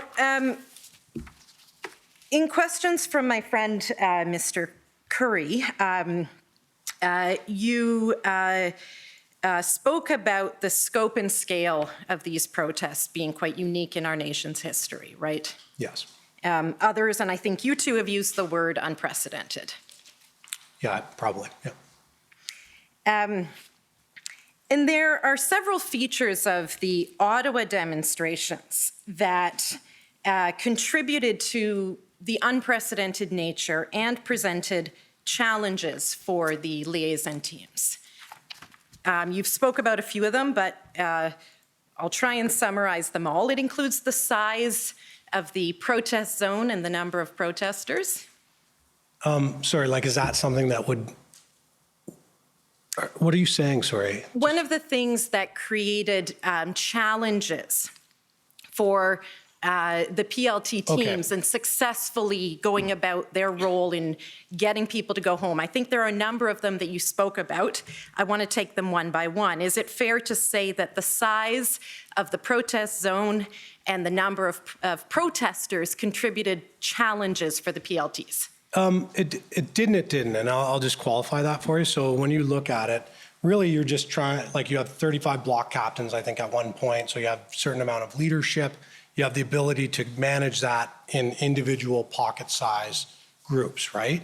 And so, you know, if you're able to work through a process of mediation, whatever, and there's a group of people that are willing to work with you, then really the size is really bad and it looks overwhelming, but the tenets of negotiation, mediation, whatever, don't really necessarily change. And the work of PLT, if done appropriately and given the ability to do it properly, can still manage that regardless of the size. But it does add complications as far as you're not being aware of what exactly is in that crowd and potential conflict as a result. And when you've got that sort of a scenario, the PLTs may be able to achieve some success in one area, but then the protesters there could move to another site, for instance. If you're doing if you're doing hard tactics, right? Like, so if you're taking over streets, right? Taking them, and then you have to kind of own them for a bit, right? And so when you're looking at hard tactics, cool. Yeah, for sure. People would have to potentially come back there or whatever. But if people voluntarily leave on their own through mediation and negotiation, and that's our world, right? So if they leave on their own, the odds are they're not going to come back to that space. In this case, though, we also had more protesters, more trucks coming in every week. It wasn't a static crowd the entire time, and that presented a challenge as well, right? Correct, yes. Described as a volatile, fluid situation. You spoke about the dynamics changing and evolving over time, right? Yes, yeah, they were fluid, for sure. Over time, the protesters become very entrenched, right? This is one of the challenges that were faced by the PLTs. Yeah, like at the very end, they were entrenched. I think throughout the protests themselves, we didn't really actually test compliance or resolve a pile, right? You're aware of OPP reporting about one Farfada member saying he will leave only once he has regained his freedom or when he is dead? I didn't know that, but there was definitely some very strong ideologies within the group. And that certainly suggests, that kind of messaging suggests entrenchment, yes, right? For sure, yeah. You spoke about where demands of the protesters, what they're hoping to achieve, where it's unrealistic, that presents a PLT challenge, right? Absolutely. And some of the demands here would be unrealistic. Yes, very much so. Not only outside of the OPP's authority to grant, but in some cases inconsistent with our constitutional structure, right? Oh, absolutely. There's limitations to the Constitution for sure. It was a disorganized group with different factions. That was another challenge, correct? Mm-hmm. Like, they were pretty organized in the sense that they got across the country to get to Ottawa. Like, it's not like it was an unorganized group. I think there was a lot of different people and groups there, right? And we've seen some reporting about the organization going so far as getting them to Ottawa, but once they got to Ottawa, there wasn't that same degree of organization. You're aware of that? Yeah, I guess, yeah. Not all members of this crowd had the same objectives or had a common view as to how they would achieve those objectives, right? Sure. And I think I saw in the OPP's institutional report that there were 10 PLT members that were contributed by OPP. Does that sound right? Yeah, I think there was one, yeah, I saw one day where there was 10 for sure, so that's pretty consistent. And there were thousands of protesters that needed to be dealt with, and so resources were stretched thin. Yes, and that's the importance of identifying leadership. You spoke about the interest that Public Safety Deputy Minister Stewart had in consulting with you about potential federal level engagement with protesters.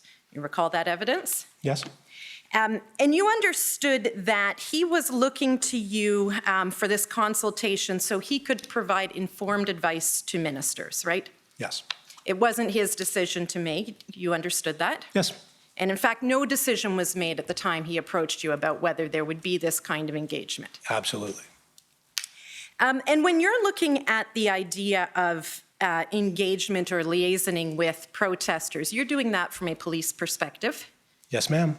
You spoke about the importance of not having government interference in these police operations. That's correct. Yeah, it's happened before in the past, right, where we were surprised by government becoming involved in police operations. So if you can head that off, that's probably the best way to do that, right? And by the same token, you, as a member of the OPP, would not be trained in or fully understand the perspectives of the governmental decision makers. Absolutely, yeah. And you're aware, sir, that on February 13th, Mayor Watson of Ottawa had come to an agreement with one of the convoy organizers, Tamara Leach, to move trucks from the residential areas of Ottawa up to Wellington Street. Yes. I take it then you're also aware that that agreement, and if that had been followed through with, then they would have had a meeting, right? Yeah, I don't know the intricate details about what the plan was there, but. But you're aware that that fell through? The meeting? Yes. Or, okay, I am, yes, now. At least in part because some of the protesters who were parked on those streets did not want to comply with the agreement, right?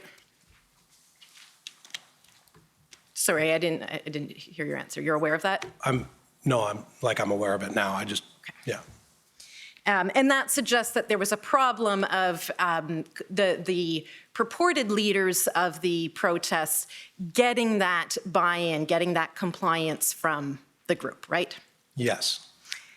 By February 15th, according to the OPP's operational intelligence report, there was no clear pathway toward reaching a satisfactory resolution that would see the protest group voluntarily end their action and depart the Ottawa area. You aware of that? Yes, I believe on February 15th, for sure, that would be the assessment. I think after February 13th with the mayor's stuff and then it not happening, there would be obvious, like that's the issue with not testing, resolve, compliance, whatever at the beginning, right? Because if you go to a group and you say, hey guys, just for the sake of it, can you move to a bus lane? And then you watch and you see how much juice people have within the group, what this looks like, whatever, you have that ability to actually see if there's leadership there, if they're a unified group. And then you have the ability to tactically deal with the people that are not in compliance or, and it just kind of separates people, right? And so what you're trying to do is have focused, targeted, strategic enforcement as opposed to a blanket enforcement of everyone that's there. And I said the date, February 14th. We don't have time to pull it up, but I'll just note for the record, OPP 403427 is where that appears in the report.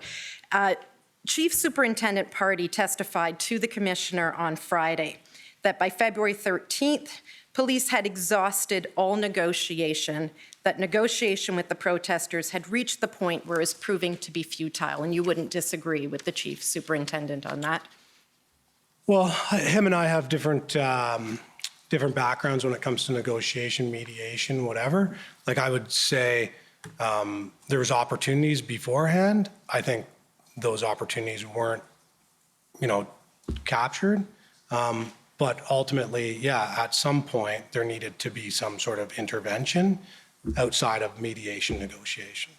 And so by the time the Federal Emergency Act measures come into place, the PLT role shifts from negotiation, et cetera, to communication and education regarding the consequences of protesters sticking around Ottawa when the enforcement activity begins, right? Yes, that's on, I believe, this 15th, 16th, something like that. And you've told us you were involved in reviewing the notice to protesters to make sure that it was serving that function of education to get people to go home, right? Yes. And my understanding is that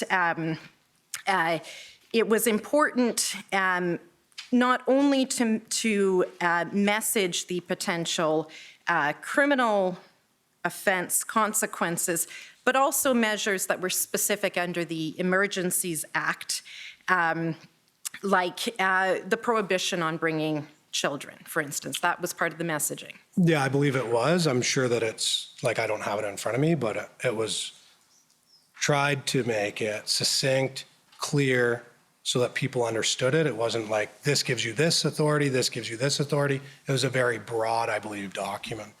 And I see the commissioner looking at me, telling me my time is up. If I may, Commissioner, one last question. Superintendent, you're aware that there was another convoy headed to Ottawa on February the 16th? Yes, I know it was in those dates, but yeah, there was another convoy from West Region coming over. And one of the things you wanted to be sure of is that the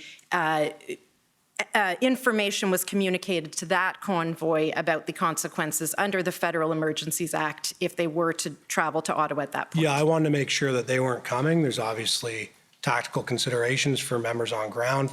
One of the important ones is 360 defense, and I didn't want anyone coming in on the back end. Okay, those are my questions. Thank you. Okay, next call on the convoy organizers.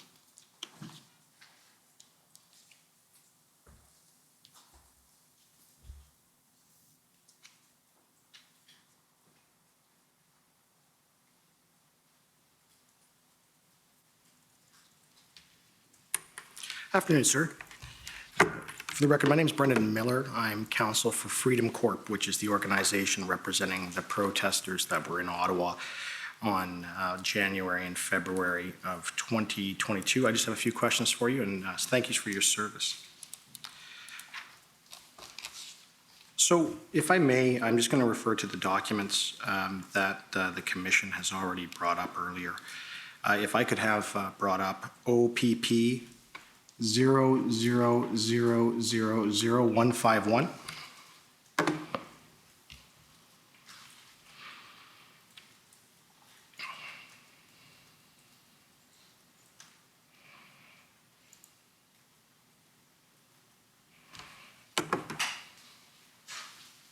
Okay. So, sir, just to clarify for everybody here and for folks at home, this is the engagement proposal that was worked on between yourself, the Deputy Minister of Public Safety, and Commissioner Brenda Lucky of the RCMP. Is that fair?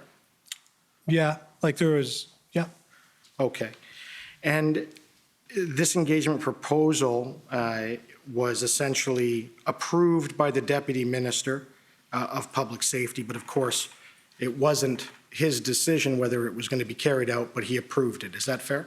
Yeah, I don't think that he approved it. I think he was taking it as for consideration to the ministers. That's how, he was looking for advice to forward. Okay. Right? But he never indicated to you that it was something that he thought was a bad idea?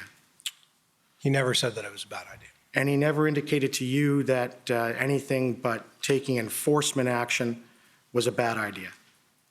What's that, sorry? Anything but taking enforcement action against the protesters in Ottawa was a bad idea. He didn't say to you that you should cease engaging and that you should direct that there be enforcement actions taken. No, he never directed anything. Like he did not direct anything. Right.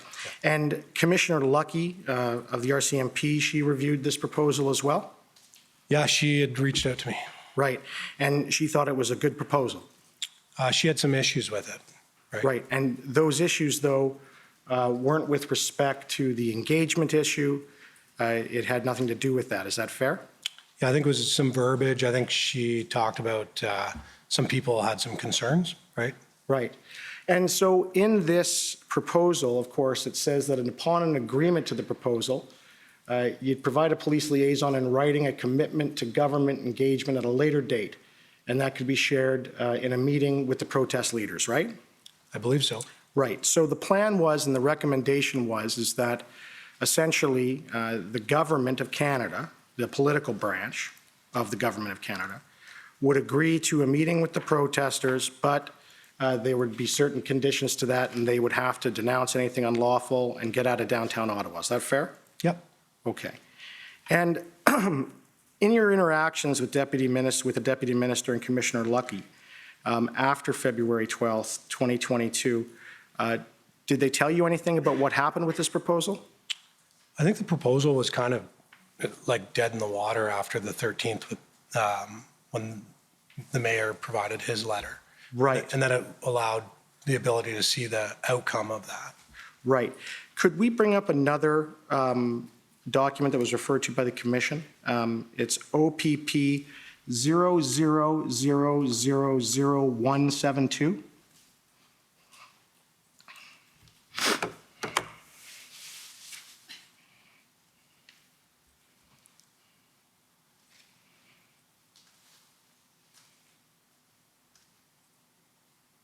Now, I understand this is an email from the Deputy Minister of Public Safety, Rob Stewart, to you, right? Yes. Okay. And in the third sentence on the top paragraph, it says, "We have a big meeting this afternoon. Well, this will be discussed, so I really need your input," right? Yes. All right. Did you know that that meeting was at 3:30 p.m. and that it was with Cabinet and it was the incident response group of the political executive meeting and that your proposal was provided to them? No. Okay. It was. I can tell you that. And then they invoked the Emergencies Act. Thank you. Okay, thank you.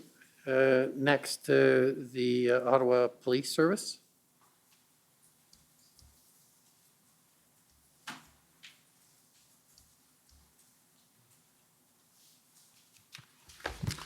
Good afternoon, Superintendent. My name is David Michikowski. I appear for the Ottawa Police Service. Superintendent, I understand from your evidence earlier that the PLTs came about after Ipperwash and an inquiry that was held at that time as after Ipperwash. Is that correct? Yes, I believe that the Aboriginal Relations team was before the inquiry, like the inquiry in 2007, but the premise of it came out and the recommendations to support the Aboriginal Relations team was part of the recommendations. And so that's 1995, am I correct? 1995, yes, sir. And as a result, the OPP is very experienced in the PLT program and has a very well-developed program? Yes, sir. I believe we have 25 full-time members and 100 part-time members. And is recognized as one of the leaders in this area, certainly in Canada? I believe so, yeah. I believe the RCMP has an unbelievable program as well, especially in British Columbia.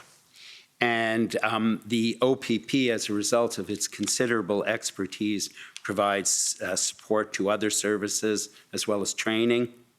Yes, sir. And the OPP is very experienced in the use of PLTs? Yes.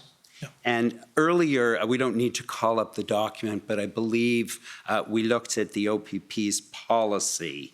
And the policy provides for, after an event, discussing the lessons learned and then working to implement what we learned. Is that part of the process? Yes. And so the OPP continues to learn after every event, even with its vast experience, it learns more. Yeah, absolutely. Every event is different. And not all police services, you'll agree with me, obviously have the same level of training and expertise as does the OPP when it comes to the use of PLTs. Yes, sir.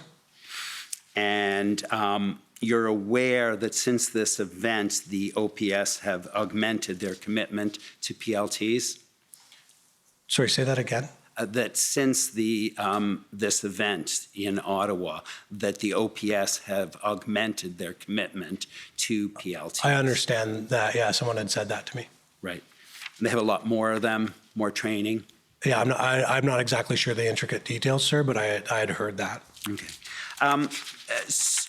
Superintendent, I noticed when I was reviewing the notes of various OPP officers, there was a Staff Sergeant Lisa Nichols. Nichols, is that the name? I You don't know her? have no idea. Okay. And so what I noticed in her notes, and I just wonder whether you are aware of it, that she indicates that she reviewed OPS's plans and that she met with OPS regularly. Were you aware of that? I don't know who she is, sir. Okay.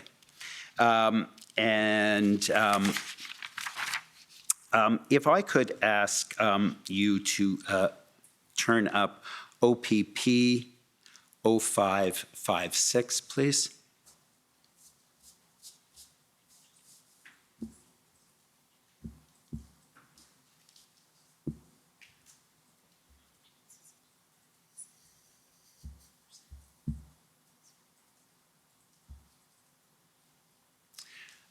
Thank you very much. So if you need to, this is an email from you, Superintendent, to Giselle, to Gary Maracle and Giselle Walker and various other individuals. And I'll scroll to the bottom so you can get the context.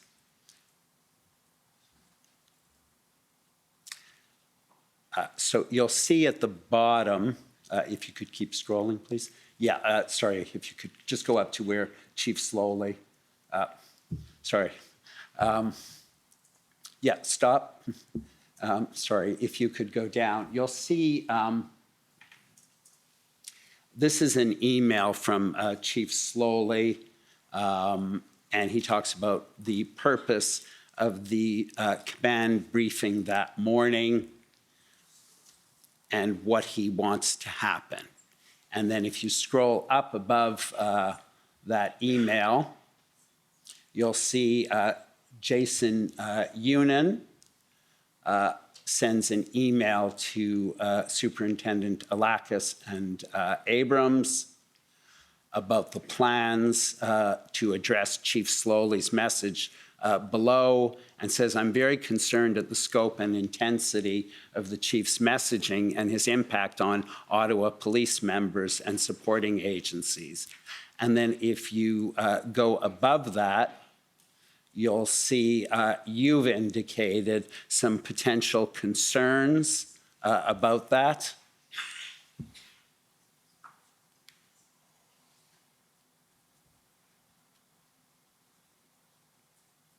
Okay. And so I guess you had some concerns about Chief Slowly's messaging and what he wanted to happen at that time. Is that correct? Well, I see I will attempt to expedite the PLT package. So ultimately, I was just trying to provide, I believe it turned out to be an 8 or 9 page document. So that way OPS had a better understanding of how to utilize PLT, recognizing that Dr. Collins will be putting together a negotiation plan, right? Right. And so you indicated that you had some concerns about what was happening. And your concerns, I guess, were with respect to what involvement PLT would have in that process. Yeah, basically how it would roll out for PLT. Okay. Yeah. Thank you very much. I have no further questions. Thank you. Thank you. Call on the City of Ottawa.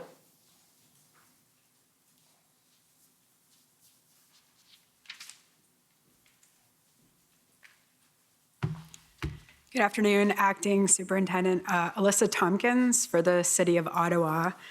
Luckily for everyone, most of the issues I was going to canvass with you have already been covered.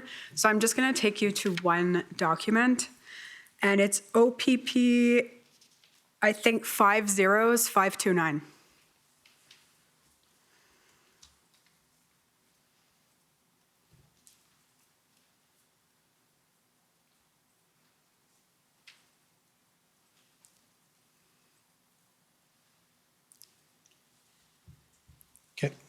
So we see at the top that you're sending an email complimenting Diana Hampson, and I'll obviously go down to the email of which your compliments refer to, but if you could just perhaps explain to the Commissioner, who is Diana Hampson? Diana Hampson's a retired PLT member, probably watching at home, probably really happy with you right now. And this is from Dave Springer, actually, to myself, Giselle Walker, and I believe, or Giselle might have forwarded it to me, but just talking about the email Diana sent earlier this afternoon serves as an example of her dedication and pride to ensure the right thing is getting done whenever possible. Shared this with our PLU leads, and Staff Sergeant Govan made a point to inform our PLU command group, Ottawa, Durham, whatever, of its contents, which proved to be pivotal in our discussion. So I'm just passing this on to Superintendent Miracle, who's our bureau commander, making sure he's aware of all the great stuff. And I'm not surprised because Di's a dedicated officer. Excellent. So I wanted to look at, if we scroll down further, we'll see the actual email that, is it, I don't want to mess up the rank, Inspector Hampson or Staff Sergeant? It's a Sergeant Hampson. Sorry, I'm not the best with the ranks. Diana Hampson. Okay, Diana. So we see here right at the top of the page, so it's January 31st of this year, and she's sending thoughts, it looks like, to two persons at the Ottawa Police. Do you see that? Yep. And she provides advice based on experience. And I just wanted to take you through some of them and get you to confirm whether it's consistent with your own experience. Sounds good. So if we can just go down to the second bullet, and it deals with injunctions. And she notes that recent academic literature shows why injunctions are not the best solution in resolving civil unrest, and negotiated solutions provide more sustainable solutions. It puts the court at the center of political conflict and puts us in a position to implement enforcement clauses, which in this case may not be feasible, towing numbers arrested. Judicial will impede ability to mediate and negotiate towards resolution. So, is this consistent with your own experience? So when it comes to injunctions, sometimes there is issues when it comes to enforcement and all that stuff. I don't know the academic literature in which she's citing. I sometimes in more complex situations, I really like the idea of injunctions as it really takes the guesswork out of what's too far and what's not too far ultimately, and then it allows us to do our job with clear direction. Yeah, and just to go to the fifth bullet, our experience in civil injunctions serve to inflame the group. They burn them on delivery, ignore them, and force police to use contempt arrest authority where charges are eventually dropped. Our CMP and BC at the Wet'suwet'en event have had some success with conditions imposed. I suggest they can provide suggestions. Kyle Friesen, now Surrey Legal Counsel, has vast recent experience with solidarity demonstrations and injunctions, and I suggest he would be happy to consult it. So that's something that she suggests to OPS. Is it consistent with your experience as well? Kyle Friesen's a great lawyer, and he's taught on our PLT course. Going to legal for legal advice is never a bad idea. Sorry. So you'll agree, though, that there's complexities around injunctions that go far beyond the legal issues, and they take in a whole dynamic. Yes. And these were concerns that the OPP was expressing to OPS January 31st. Yeah, the DI was expressing for sure. Diana, yes. And that you said deserved to go in her file in a commendment. Yeah, for sure. I'm going to give her one now. Thank you very much. Thank you for your time, Acting Superintendent. Those are my questions. Thank you. Thank you. Now for the Ottawa Coalition, please.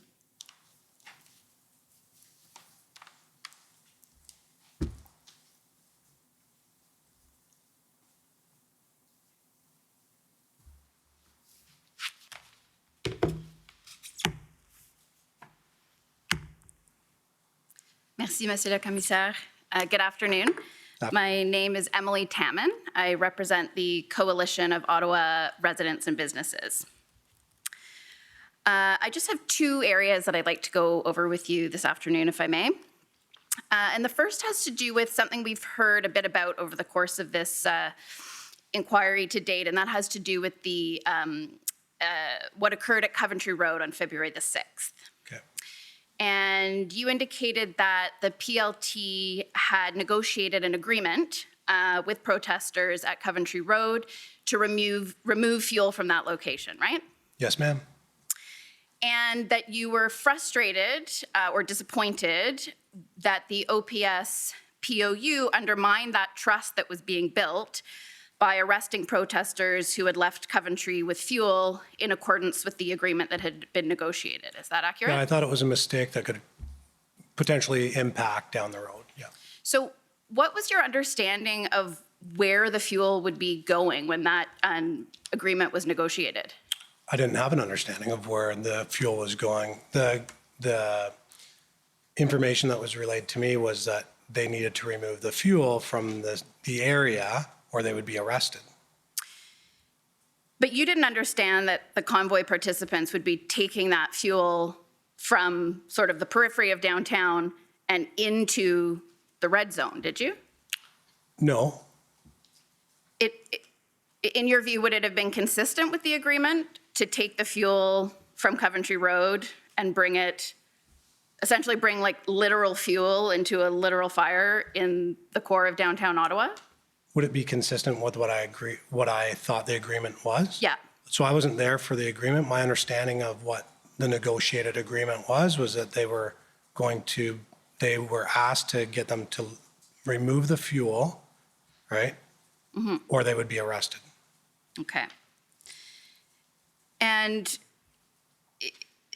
would it be your view then, and I'm just trying to understand, like, if I can just be direct, kind of where public safety considerations were being factored into the negotiations that were taking place with the Freedom Convoy participants. And I'm just wondering, in your view, what would have been the preferred way of preventing that fuel from ending up in the core of downtown? So I'm not against preventing the fuel from going downtown. I'm against breaking trust when it comes to a program that's there to build trust and has a very important role in keeping trust for the safety of communities. And so if it was a matter of, hey guys, just to let you know, people are coming here to take the fuel and they will be charging you as a result of whatever they've decided to charge them with, then that would be a more amicable solution.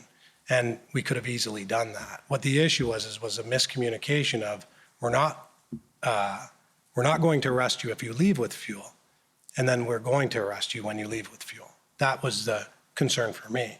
So if it was a matter of the communication being clear that, hey, you're not allowed to have this here, it's also impacting positively on the unlawful, unpeaceful protests that's happening in the city of Ottawa, I would have 100% said, yeah, let's support that for sure, right? But the issue was that the communication wasn't clear as to what the objective was, and then it damaged potential trust with the group. Does that make sense? Yeah, it makes sense, because building trust is key to resolving the matter more globally. It's bigger than any one particular incident. Yes. Right. But would you agree then that there was maybe a communication failure on a number of different levels, that perhaps the agreement that was negotiated with the convoy protesters itself was deficient in some way, if it actually permitted them to leave Coventry Road with fuel? Because the objective, I imagine, was to get the fuel out of the city. But if the consequence was that with impunity they could take the fuel from there and bring it downtown, that might have been a communication flaw in the negotiations themselves? Yeah, I think the flaw is the fact that there was a bunch of stuff happening quickly that day without a unified command table where people could actually understand the assignment and all the stuff that happened. And in the event that, there's miscommunication, it's because people aren't there for the conversations, right? And so if an incident commander who is in charge of it, and he says, this is what I need you to do, and then you go and do it, and then it impacts a program area, then there's a problem. Right. And I think it's important for us to understand that so that we can prevent making these kinds of mistakes in the future. Absolutely.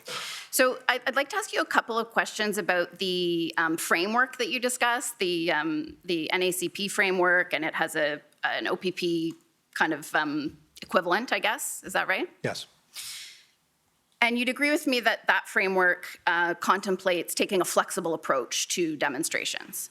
Yeah, taking a measured approach, yes. Okay, a measured approach. And I'd like to ask you some questions about that as well. But would it be fair to say that there's no correct way? You have to adapt your implementation of the framework to the particular circumstances that are before you. Yeah, I think I use flexibility and the word nimble very often in my conversations, yeah. And so I won't ask the document to come up, but we looked at it earlier, and this is the national framework document. And certainly if you need to see it, let me know. But I'm just going to quote one part and ask for your comment on it. So it says, attention may also be paid to the community at large, who, while not directly involved, may be impacted by a demonstration or assembly. The measured approach recognizes the need to balance individual rights and freedoms, while also recognizing the rights of the general public, local residents, and businesses to a safe environment. Regular activities of the community at large may be periodically delayed or interrupted. Sorry. This is all being translated and interpreted, so please slow down. Got it. Regular activities of the community at large may be periodically delayed or interrupted, and police should work to minimize those impacts when working with demonstrators. Does that sound accurate to you? Yes. But you understand that the residents of Ottawa didn't feel their community was peaceful, or safe at pretty much any time during the Freedom Convoy occupation. Yes.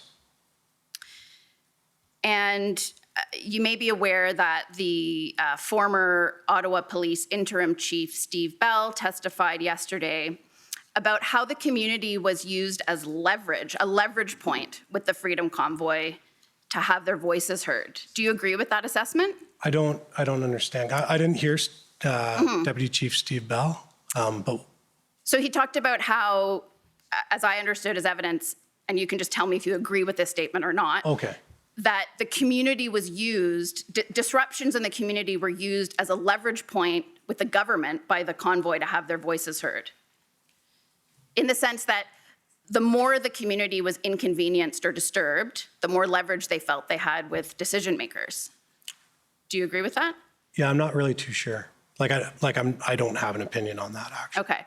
So do you have any sense of why, for example, the persistent honking of horns would have been a tactic used by the convoy in the core of downtown? Oh, for sure. Yeah. And would you agree that that was likely to disturb people that lived in the vicinity? Okay, so you're asking me if I think that the citizens of Ottawa would be disturbed by all the stuff that's going on by the protesters? Yes, Yeah, I'm 100%. So the protest was unlawful, unpeaceful, unsafe. I've made that extremely clear. And this, and yeah, 100%, it would be horrible to be a citizen during that time. And in your view, based on the information that you have, do you think that was a side effect of what was happening, or it was a deliberate tactic? I don't know. You don't know? I don't know. I can't speak on behalf of the protesters. Sure. Okay. So you talked this morning about, I think you described it as a continuum analogous to a use of force continuum. Yes. Between negotiation at the one end and, if I understood you, tactical intervention on the other. Is that accurate? Yeah. And you're trained to move more towards the tactical intervention side when the negotiations are no longer bearing fruit. Yes. So when you're determining whether and how quickly to move closer to that tactical end, would you agree that ongoing harm to the community is a factor that should be given significant weight? Absolutely. I think the issue here, right? So I think a lot of people probably would have been able to move in quicker had they had the means and the opportunity to do so.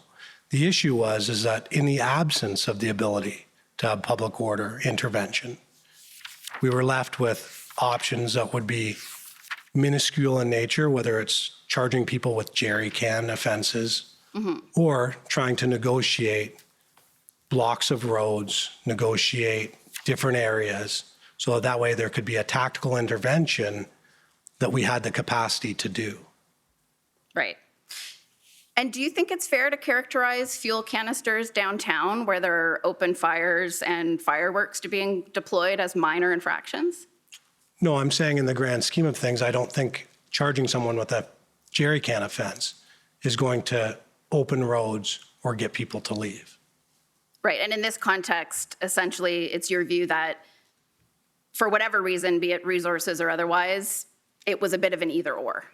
What's that? As between enforcement of minor offenses, as you said, and putting an end to the occupation.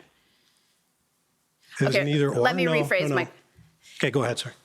If you're implementing the national framework or the measured approach in a properly resourced environment where you're able to do everything that you want to do in dealing with a demonstration or occupation, would it be appropriate to deal with both the minor infractions and bringing an end to the negotiation? Or to the occupation, sorry? Yeah, for sure. Ideally, obviously, the protest would be lawful, peaceful, safe, right? If I had a wish list, that would be one of my wishes for this, right? But that's not the case. And so at the end of the day, there was certain things that could be done by police. And obviously there's an incident commander that definitely oversees a lot more than just PLT to take into consideration, right? Okay, thank you very much. Those are my questions. Yeah, thank you. Thank you. I'd like to call on the JCCF and Democracy Fund.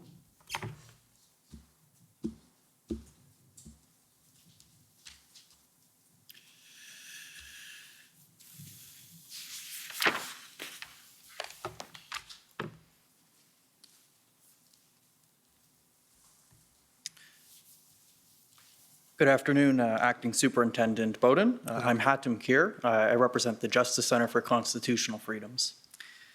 Am I correct in thinking that negotiation is one of the tools that police have available to them when responding to a demonstration of civil disobedience? Yes, sir. And in fact, it's a tool that police should be using and prioritizing? I believe in it, yes. And you talked about a measured approach. We've heard a lot about that today. Helping me out from a civilian perspective, is it fair to say that a measured approach is a strategy that leads with negotiation and then escalates to enforcement as necessary? Yeah, hopefully getting that compliance, right? Obviously, people want to be heard, right? I think we've heard that a lot throughout this incident. And ultimately, if there's opportunities to have them heard while ensuring lawful, peaceful, safe protest, that's obviously what we're trying to achieve, right? And you'd agree that had a measured approach been implemented, the protest could have been ended much sooner? I do.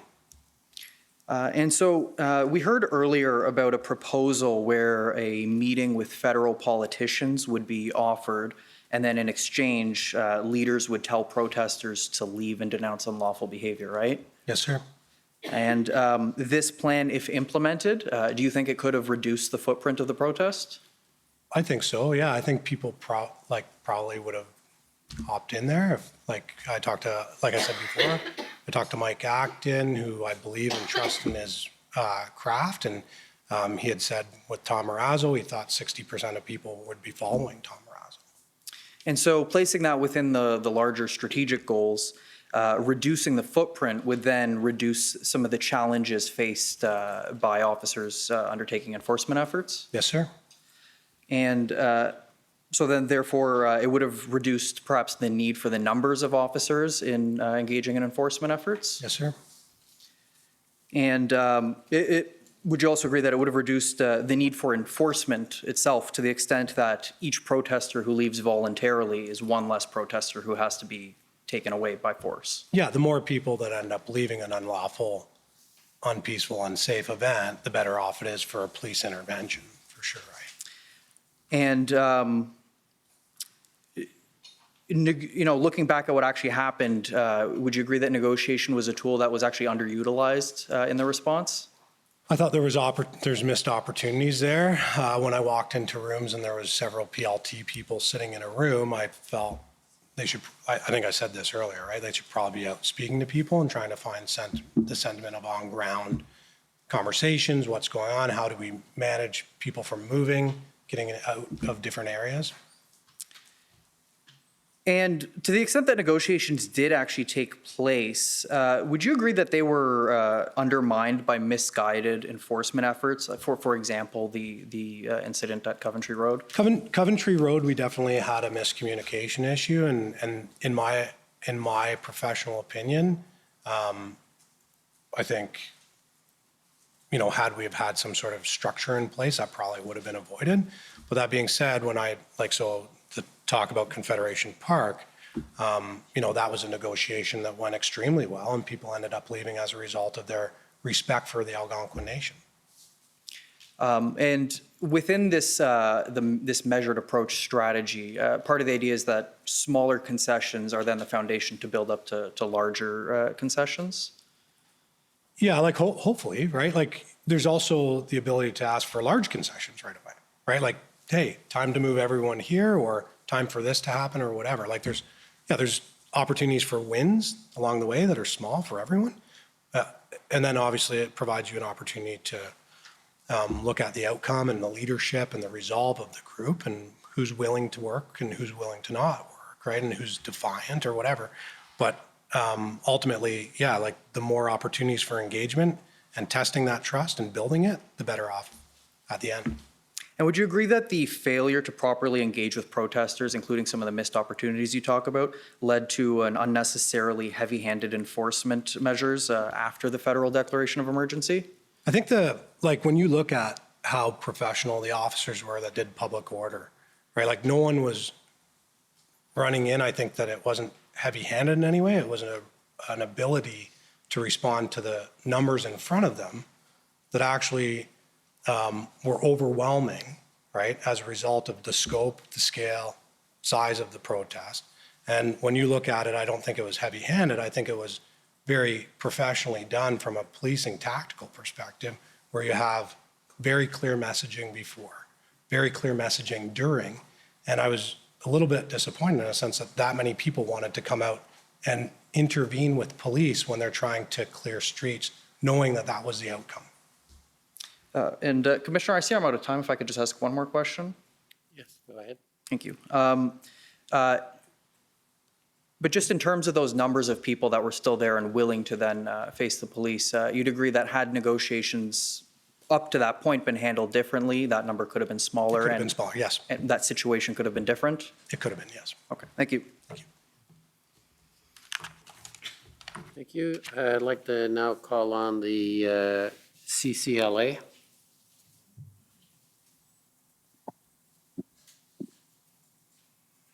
Good afternoon, Superintendent Bowden. I'm on Zoom. I don't know if you can you see me? Yes, I can. Okay. I just have a few questions for you. And I only have 5 minutes to ask them, so I will be brief. My name's Kara Zwiebel. I am counsel for the Canadian Civil Liberties Association. You mentioned when you were being questioned by Commission Counsel, you talked about the so-called separation of church and state. So the interference, the concern about political interference. Can you just expand a little bit about sort of the specific concerns that you have around that? So I didn't have specific concerns about church and state. I think in the document itself, Commissioner Lucky had concerns with the appearance of the government directing police, right? And my conversations with Deputy Minister Stewart, he did not direct me in any way. He was not overstepping. I'm sorry. My question wasn't clear. I didn't mean political interference in this instance. I mean, generally, what is the concern about the police, about political level individuals interfering in police operations? Yeah, like obviously it just shouldn't happen. Like it looks at, like, for example, look at Ipperwash, right? And the issues that happened there as a result of comments made by government at that point. Okay, so there's a concern about the politicization of something that should be a Policing a matter. matter between police and community. Okay. Yes. Now, you were asked about the negotiations with the city of Ottawa.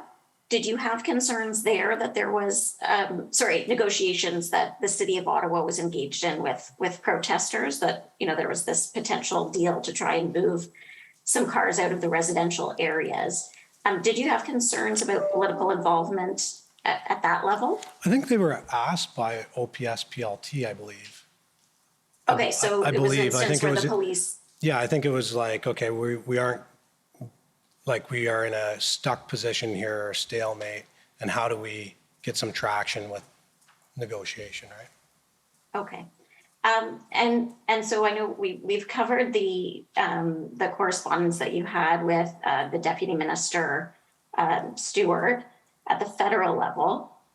Did you have any contact with provincial political officials or deputy ministers related to negotiations with protesters, or anything that might be offered by the provincial government that could be seen as a win for protesters? I did not have any conversations with anyone that would be a deputy minister or minister. I had a conversation at one point, I believe it was a Friday night, around the Windsor Bridge, offering basically a letter.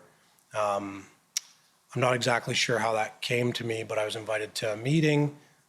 It was someone in the provincial government, and they had ultimately asked for a letter to go out to the protesters. And it was coordinated through Carrie Van Beek, and so an inspector in the OPP. And ultimately, what that letter may look like, and then it went to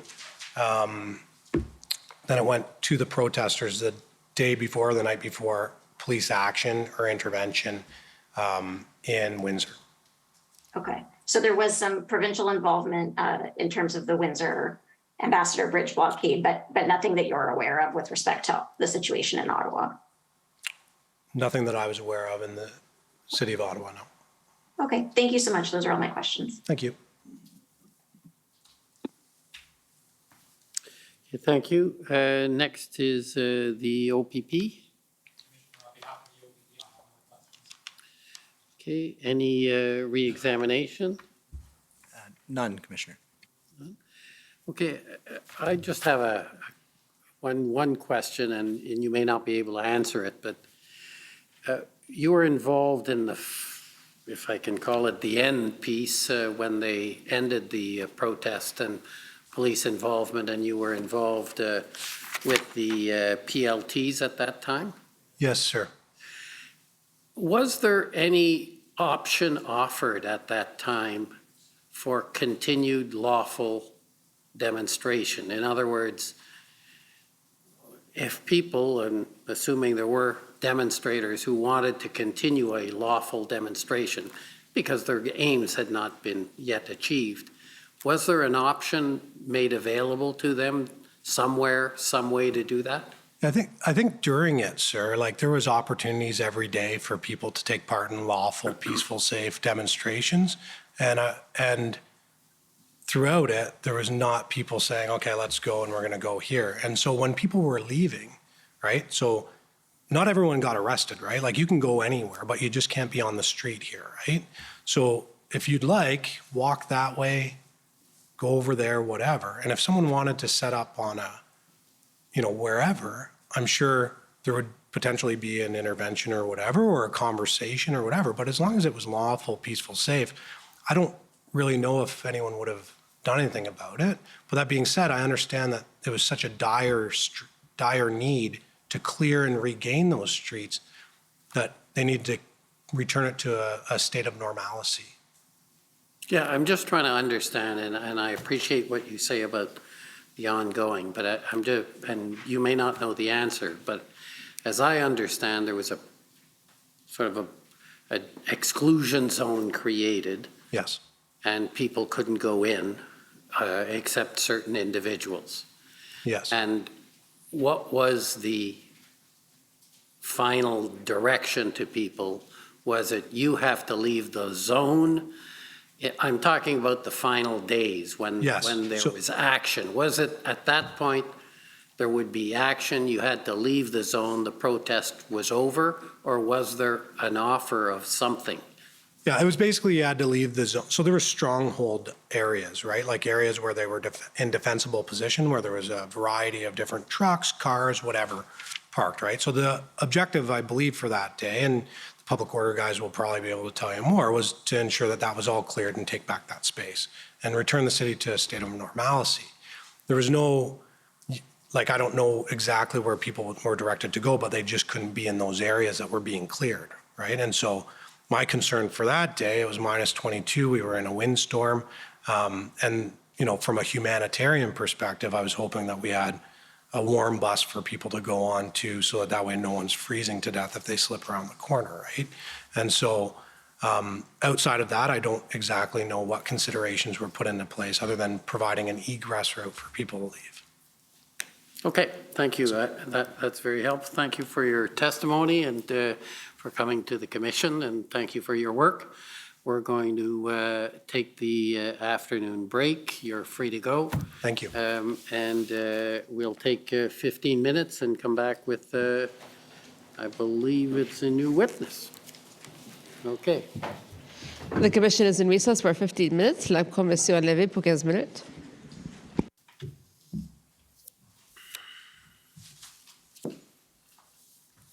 Good afternoon, Superintendent Bernier. Good afternoon. We met in August when you attended an interview with the commission. That is correct. And after the interview, we prepared a summary of your interview, which you reviewed and made some changes. That's correct. I'm showing you a copy of the finalized version, WTS 6030. It'll show up on the screen.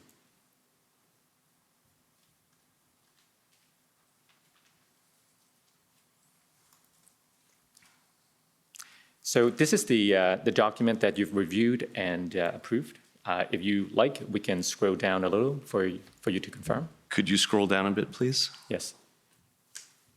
If you can go back up a little bit more, please. Okay, a little further down, please. Some more down.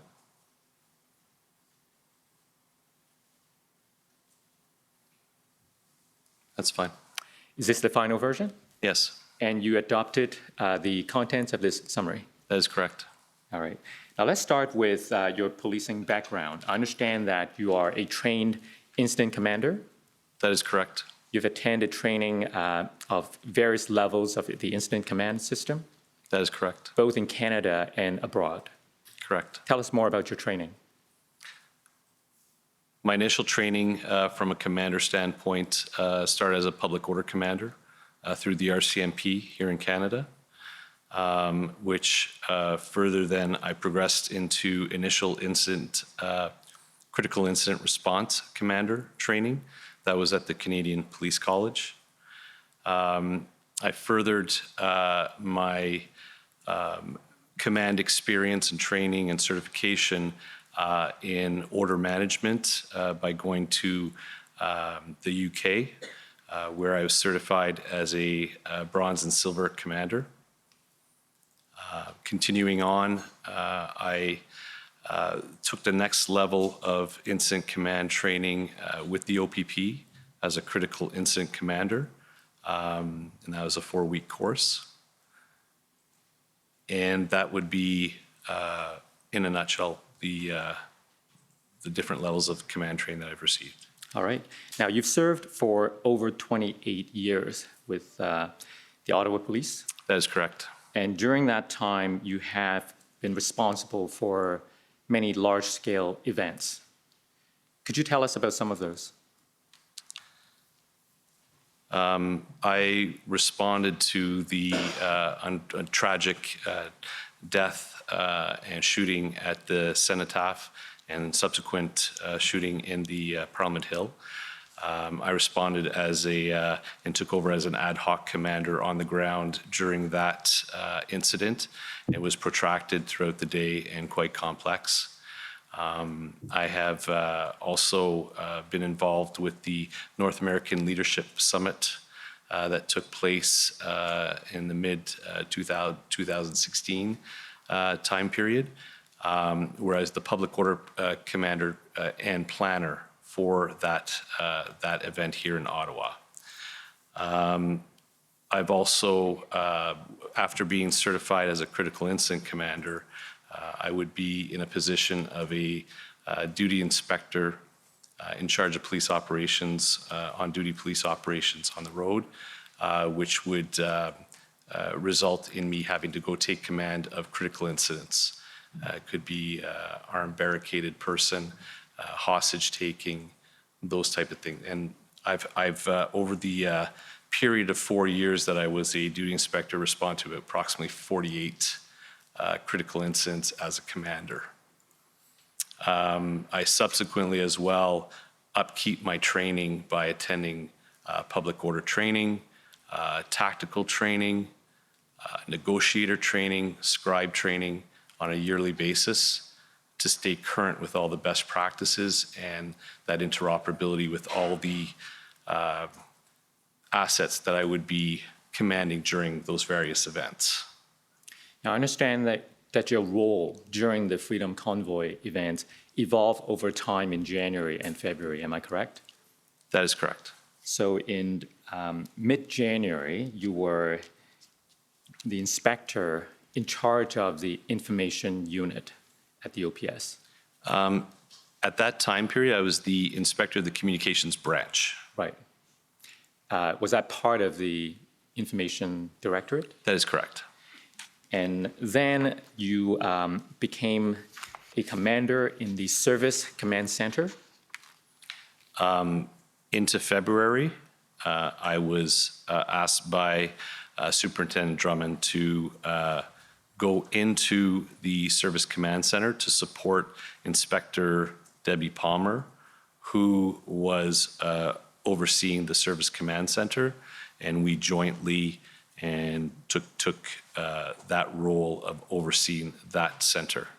Now, I'll be taking you through those roles later on, but as an overview, I understand that on the 10th of February, you became the event commander with the responsibility and authority to oversee the operations that ended the protest or occupation in Ottawa. Am I correct? That's correct. So let's start with what you were doing as the inspector in charge of the communications unit. What were your responsibilities back then? I was responsible for the communications center, 911 dispatch, the police reporting unit, as well as the command center. Was it during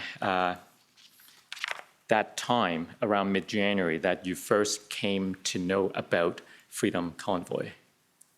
Yes, during on the 18th of January. Tell us about the circumstances in which you came to know about the convoy. As the administrative inspector overseeing the command center, I periodically would go on to various functions that they would do. And one of those functions is every week, every Tuesday, they run an 8-week demand for service outlook for events, demands for proactive duties that police officers would need to do. There would be internal stakeholders that would attend this meeting, and they would ensure that the different demands are assigned and appropriate actions are taken for upcoming events. So I want to ask you about this meeting on the 18th of January. Who attended? There were multiple members, either from the command center, from special events, and in this particular case, the duty inspector, the platoon inspector who would normally be responsible for that call, was tied up on a critical incident, so they were not present on that. Okay, so if we look at your summary, at the bottom of page 1, which is Yes. shown on the screen, there are some names there that you provided to us during the interview. Does that refresh your memory? Absolutely. Would you like me to read them out? So this morning we heard from Inspector Lucas. So was he there at this meeting? Wouldn't be physically there, but it was a conference call. Yes, he was in attendance remotely. Yes. There's also references to Staff Sergeant Kennedy, and we know from examining Deputy Chief Ferguson that he was in her planning team. Correct. And then if we go to the next page, Sean Kay, who was Sean Kay? He would be part of the special events team. Also reporting to Deputy Chief Ferguson? Through multiple ranks, That's yes. Right. So was there anyone from the intelligence unit who attended that call? There does not appear to be. And do you know why? I do not know. Okay. Now, at that meeting, as we know from this summary, at some point you intervened, but perhaps you can give us more about the context. What was discussed during this meeting? It takes a format where there is a spreadsheet where the command center sergeant reads through the various events, ensures someone's assigned, or it's just assigned as situational awareness.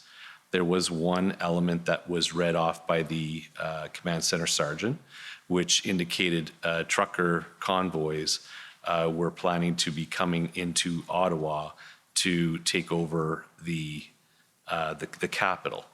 And this was for situational awareness.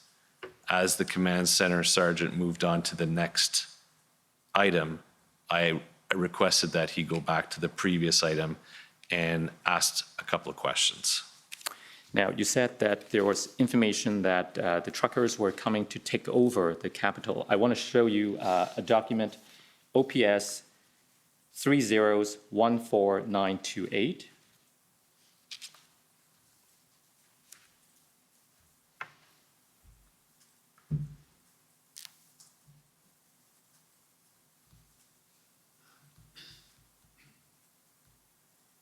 I think we'll see that the title of this document says Command Center 8-Week DFSS Review. I'm going to ask you what that means. DFS is the demands for service and review of the demands for service coming up in the next 8 weeks. Oh, okay. Is there a way for us to rotate it? Okay.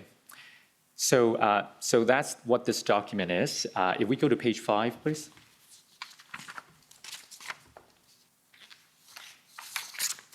So at the top of page 5, can we zoom in, please? Do you see the reference? Intel from Alberta Sheriff's Department. Can we go make it bigger, the section under background? So to the right. Sorry, scroll down. That's right. So intel from Alberta Sheriff's Department, some truckers planning to slow traffic on Canadian highways. Some of the messaging relates to attending Ottawa by January 31st to shut down the capital, special events monitoring. Is that what you were referring to? That is correct. So what did you do as a result of listening to this information? Normally, it would be the duty inspector who would be on the call, who would be making this call to or make an inquiry. But I requested that the command center ensure that the intelligence unit was aware of this. Special events need to be speaking with the intel unit as things were to evolve. Given this was perhaps anywhere from 20 plus days away, it would be prudent to get a line of sight as to start making decisions and perhaps planning if required for this event, and that to ensure that all the platoon duty inspectors were aware of this event that was potentially coming.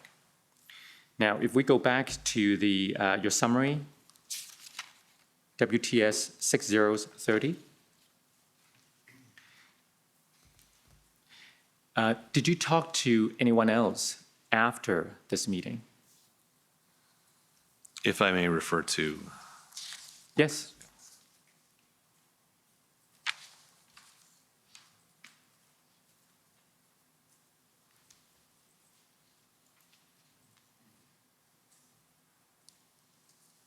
after that meeting, no. Okay, so let's take a look at the summary. During the meeting, Commissioner, you. I'm so sorry to my friend. Commissioner, might we just know what the witness is referring to when the witness is referring to something from the stack that he has? If that was the witness statement, that's fine. If it was the scribe notes, could we know that? When the witness just refreshed his recollection, Mr. Commissioner, he looked at something. I just wouldn't mind knowing what that is. Yeah. Thank you. I have a actual hard copy of what's up, and my apologies. I'll try to refer to the screen and ask for the screen version. Yeah, you can look at your own based on what we are told you have, but just say I'm looking at my notes so that it's clear for the parties. Yes, sir. Okay? Okay.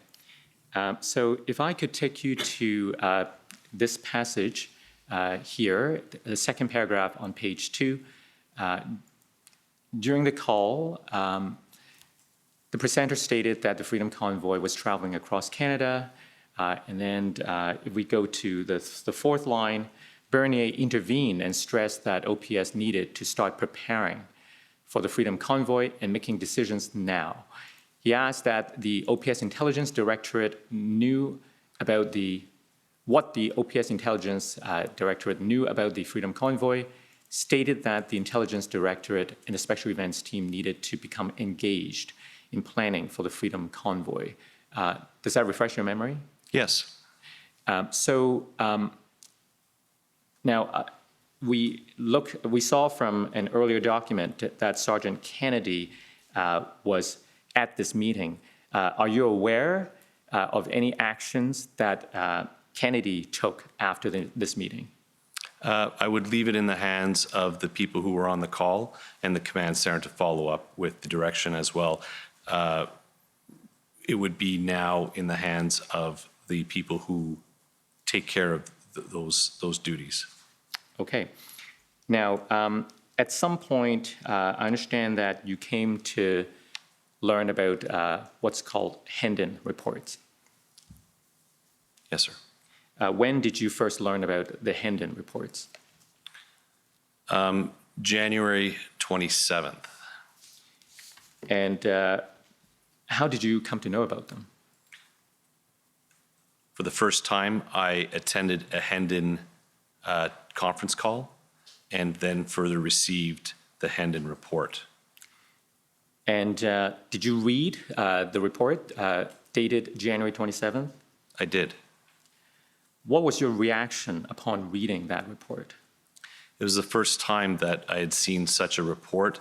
It's quite comprehensive with input from, and I'm combining a bit of the two because I attended the Hendon call first and then had the ability to see the report. There's a lot of people from law enforcement agencies from across the country who would be feeding into this report. I want to take you to the Hendon report now, the 27th, which you said you read, OPP 401331.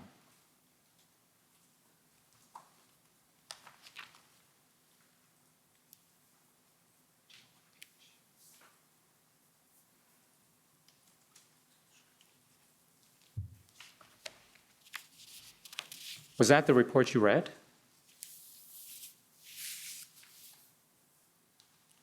It appears to be yes. Now, in your summary, in the interview you attended, you told us that you became concerned after reading this report that the Freedom Convoy could cause serious disorder in the city.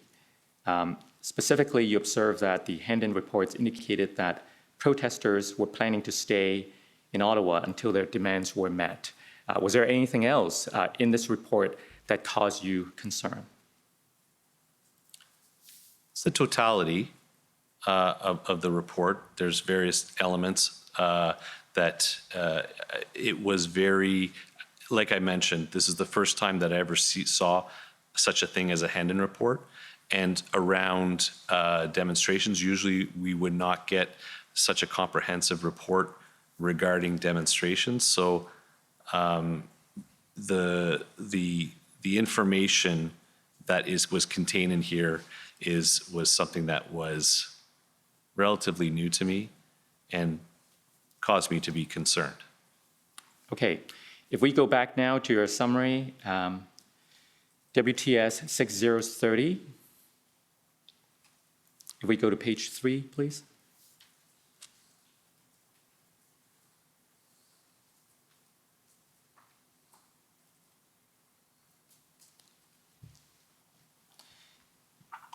If we go down to the paragraph starting with Superintendent Bernier was not surprised. Now, you told us that when the convoy ultimately arrived, you were not surprised by the number, and that was not only because of what you read in the Hendon report, but what you also knew about farmers clearing out massive tracts of parking space. Could you tell us more about that? So obviously the information that was contained in the Hendon report, although the numbers were not necessarily fully clear and fully determined, the large number of vehicles that arrived was not a surprise. I had the opportunity to be informed that there were farmer fields that had been cleared out in VARs, in which case I notified at the time, and this is in the week of the 24th at some particular time, I don't have the exact date, that large areas, farm fields were being cleared out. Now, did you talk to Inspector Lucas on the 27th? It would have been in the week of the 24th, so on or about the 27th. So let me show you a document, OPS 403410.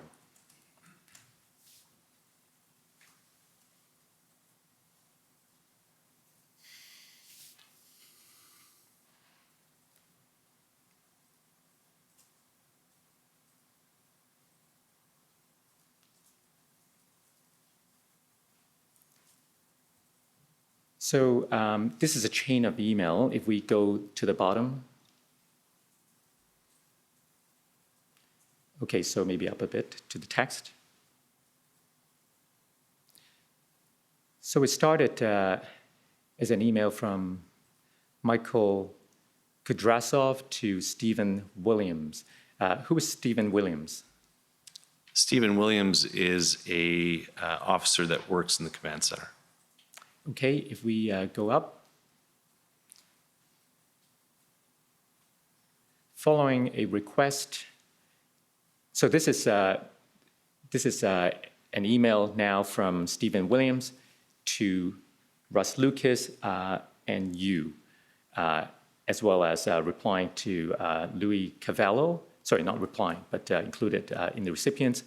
Hi, following a request to confirm that land was being cleared to allow trucks from the Freedom Trucks convoy to park up near Ottawa.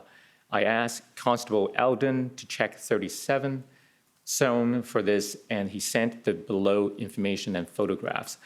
So when we were further down below, we saw some photographs. I submit this for your information and attention as required. If we go up. Oh, that's the top. Okay, so can you tell us about this? Absolutely. So there are various notifications that were made, and the command center was able to support, to be able to coordinate some officers to validate and verify where exactly the farm fields were cleared. And so this was, this email stated January the 27th. Did you speak to anyone else about your concerns after reading the Hendon report? I did in passing by. And once again, I have to say it's probably on or about the 27th, where I had in passing by a conversation with Inspector Lucas. No, I mean, in addition to Lucas. Anyone else? Yes, with Superintendent Drummond. When was that? Do you remember? It would have been on the 27th. And what was his role at the time? I was reporting to Superintendent Drummond as the Superintendent of the Information Directorate. What was the nature of your conversation with him? Obviously, the context of my concern is that was for our service, for what we might be faced with in the very near future. It would be concerning for our service, and that obviously I have concern for our teams that have to be prepared for that. How did he respond? Seem to share the concern. Okay. Now, did you eventually receive the plan, any kind of operational plan or traffic plan before the arrival of the convoy? I'm not 100% sure whether it was before, because I believe they arrived slightly earlier, but it was on the 28th that I did receive one of the first plans that I received on that day, on the 28th of January. Yeah. So you received a plan on the 28th? Correct. Let me show you the document and see if that is the plan you received. OPP 404262.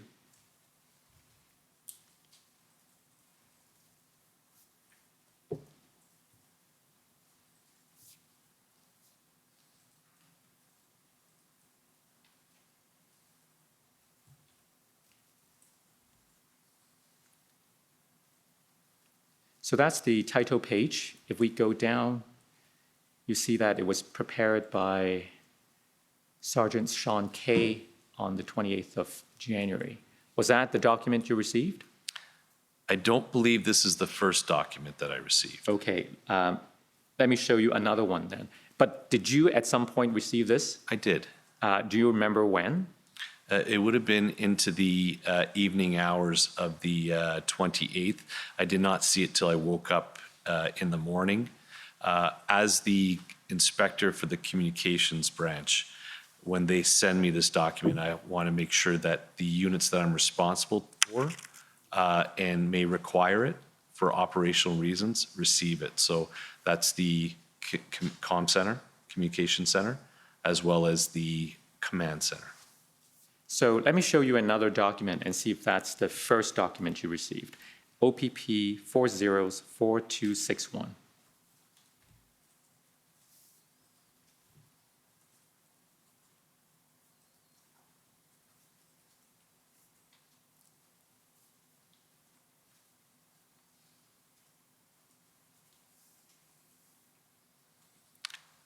From the cover page, without seeing the full content, this appears to be the first plan that I would have received. Okay, so when did you receive this first plan? It would have been later in the day on the 28th. And what was your, how did you react when you first saw this plan? Did you read it? I reviewed it to see if there was any implications to any of my sections or myself.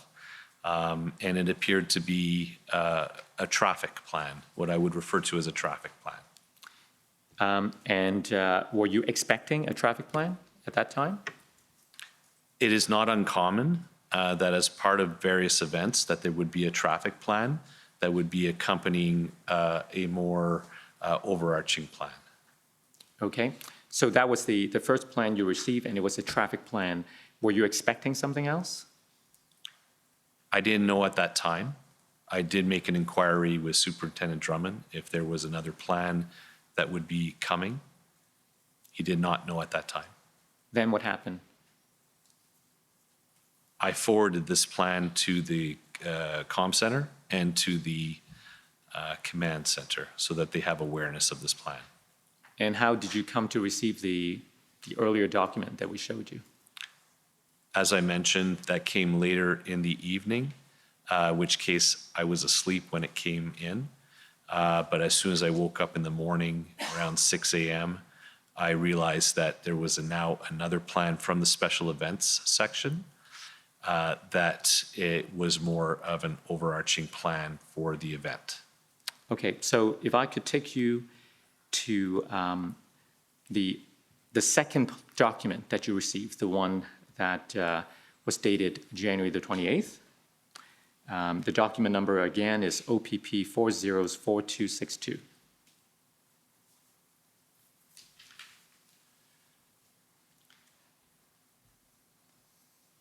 If I could take you to the threat assessment section.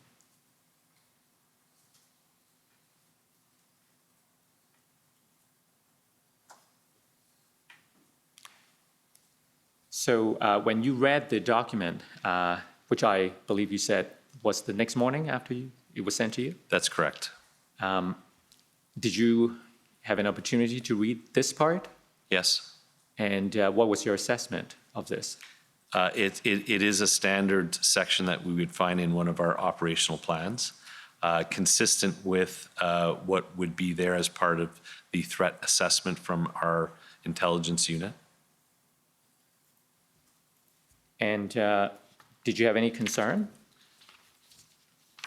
The concern was that having a day before viewed the Hendon report, which was an information intelligence report containing a lot of detail, there didn't seem to be elements of the Hendon information as part of the threat, or more so risk assessment.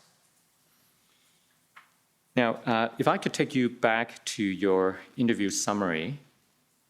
By now, Mr. Clerk will know the number well. And I want to take you to page 4 of your summary.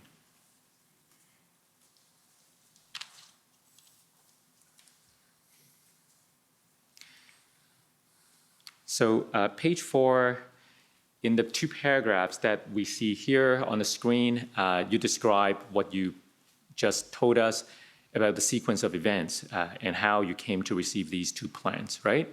Correct. If we scroll back up, and so there's is also referenced your conversation with Superintendent Drummond on the 27th.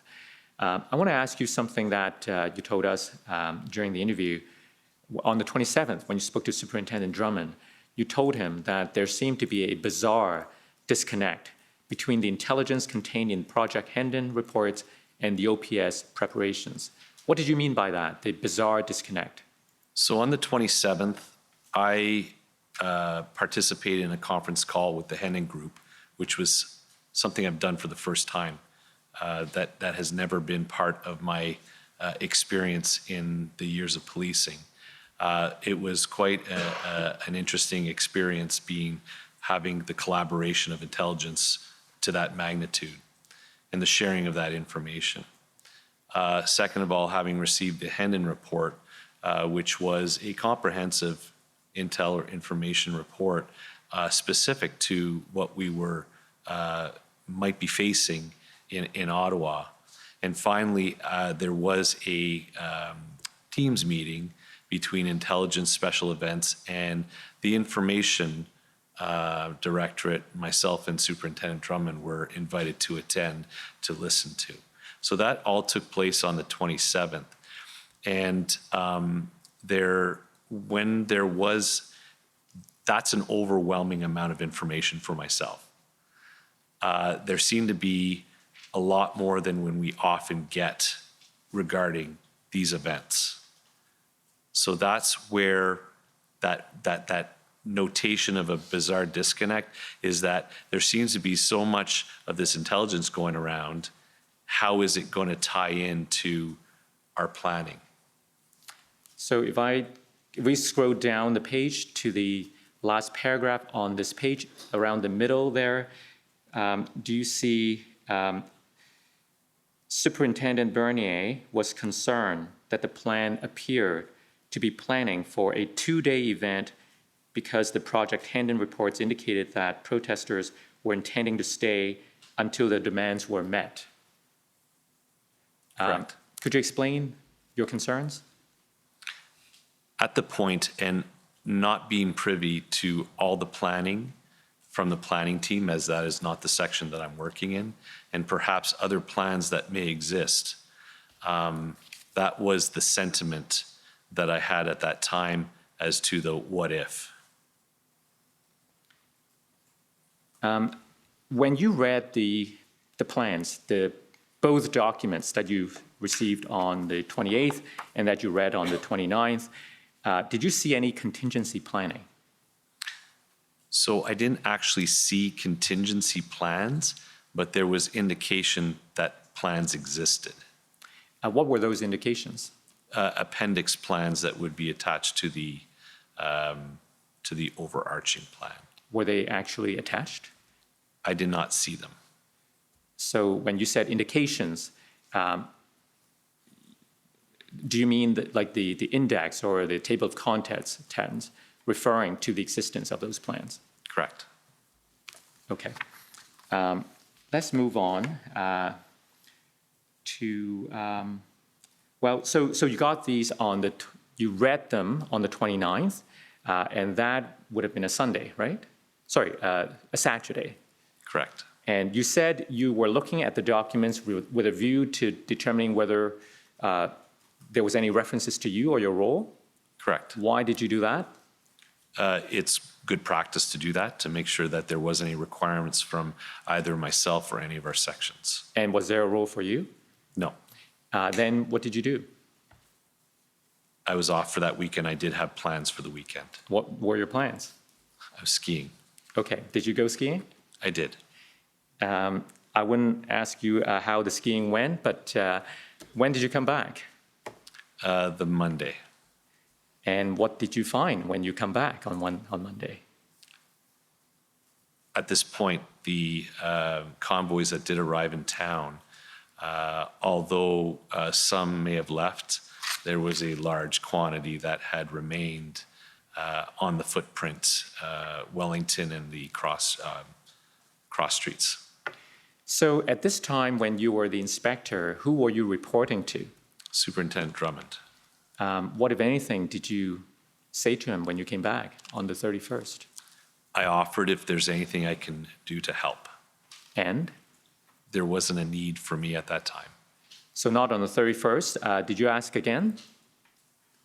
Sorry, all subsequent follow. I came back on the first, I believe. Is Oh, the day sorry. that I came back. So the first would have been, was that a Tuesday? Tuesday, yes. Okay, so you came back on the 1st and you asked if there was a role for you, and he said no? Correct. So you just carried on your regular work? My apologies. I did come back on the Monday, so the 31st there was a conversation, as well as the 1st, which was the Tuesday.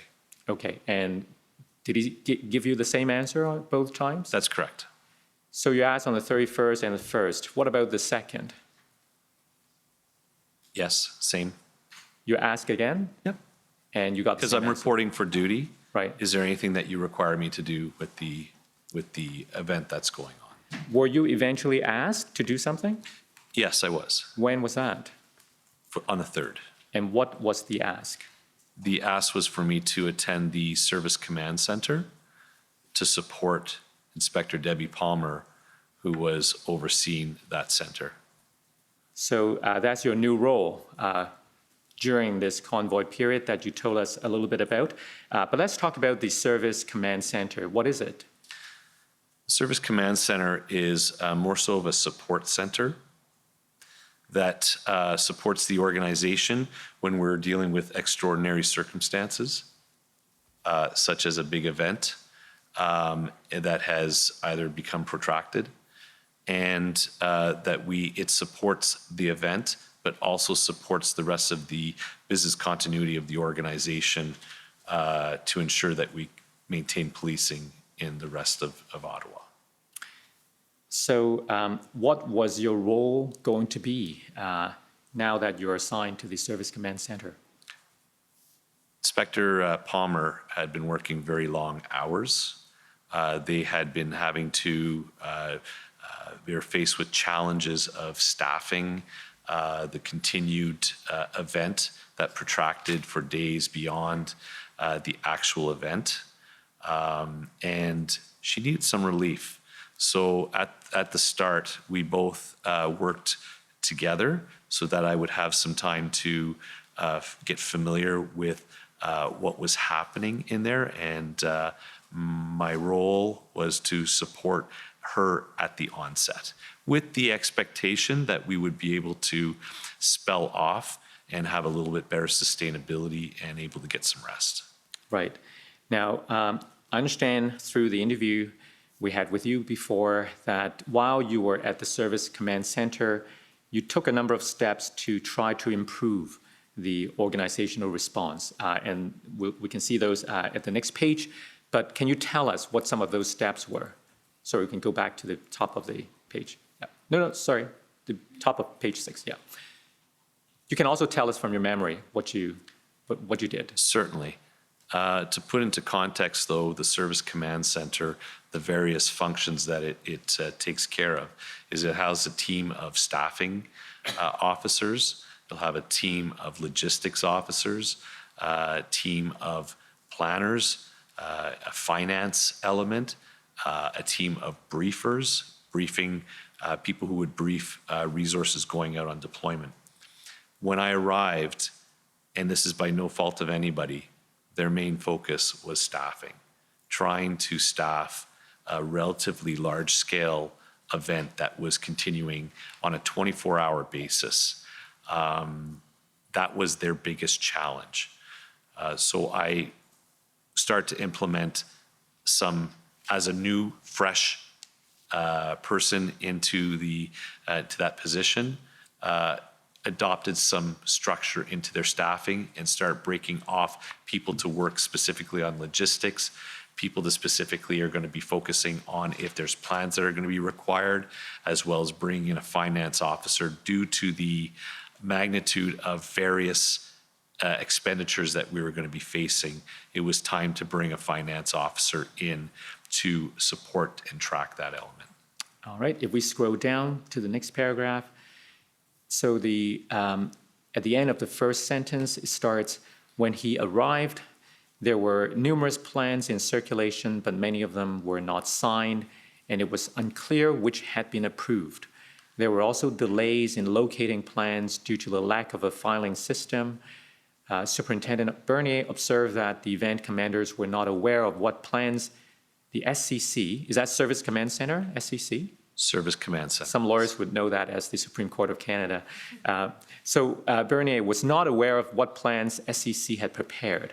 He noted that during Superintendent Patterson's service as event commander, he was based at, and then you went on and talked about the different locations. But let me ask you about these plans. When you refer to the numerous plans, what kind of plans were you talking about? There was a request, and in that position, I would report to the event commander. And at the time when I first came in, there was Superintendent Riom, who was the event commander. There was a transition through that period where it went to Superintendent Dunlop. And then finally, the point that I'm talking about with regards to the plans, I was reporting to Superintendent Mark Patterson, who was coming to the Service Command Center to request what plans exist. So as in my role, I tasked the planning team to find what plans are in existence and that had been approved. Because we have a new event commander, it would be prudent to be able to get them all together to present to the event commander for review. But I also noticed that there seemed to be a lot of plans. It was time to implement a file coordinator to be able to manage that, the intake of the plans, the delivery to the event commander, and the filing of it so that we'd have a structured filing system. Right. So since we're talking about plans, I want to take you to the next page of the summary, the third paragraph, where you said Superintendent Bernier stated that he was not aware of any overall operational plan with various supporting plans between February 3rd and February 10th. What did you mean by that? First of all, what's the overall plan, and what are the various supporting plans that you had in mind? So the initial plans that we received was specific to the event on the weekend. I was not aware of any other plan that was developed that would now take us into the next phase, if I could call that now they are remaining and not leaving.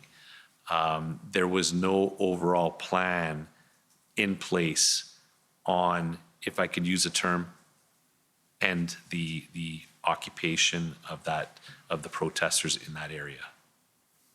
Okay. And you spoke earlier about the changing event commanders. So I want to take you to another document, OPS 407898.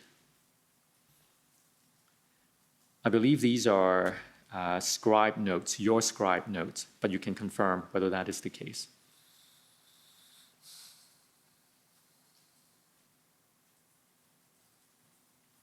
Are these scribe notes? Yes. What are scribe notes? So generally speaking, it is best practice, and I'm going to say actually critical, to when you're in a command position, that you have a scribe, which is a person who's trained to be a specific scribe for an incident commander, whose responsibility is to keep your notes. The scribe notes, although written by another person, are the incident commander's personal notes. It allows the incident commander to have decision-making information, whether we have to do an assessment through an NRA process, is it necessary, risk effective, acceptable, that it can be all captured.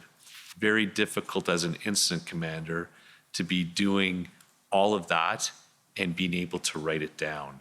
It creates effectiveness and efficiency in being an incident commander. So we'll be referring a fair bit to these scribe notes.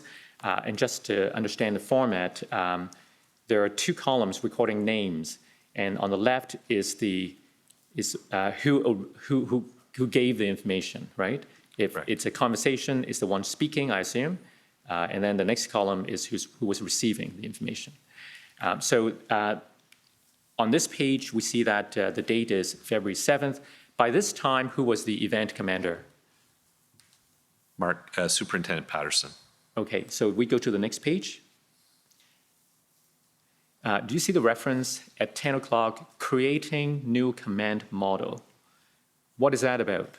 So as the event commander, at this particular stage in his involvement, he wanted to adopt a command structure under him. Okay, and then if we go down further, there are references to strategic, operational, tactical levels need to be managed. Was there some discussion about the command structure employed previously and what the OPS wanted to move to? You would have to speak to Superintendent Patterson to understand what he was doing at that time. My role at this time was not involving command of the event. I see. Okay, so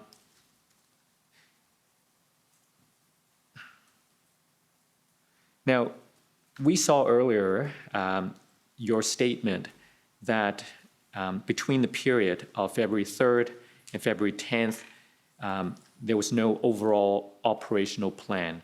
Were you aware of any attempt to create such a plan during this period between the 3rd and the 10th? At the tail end, I was privy to participate on a Teams meeting with the executive where there was some direction from the chief to develop an overarching plan. So do you recall what date that took place? That would have been the 9th, I believe. Okay, let me take you to a document and see if that refreshes your memory. OPS 408420.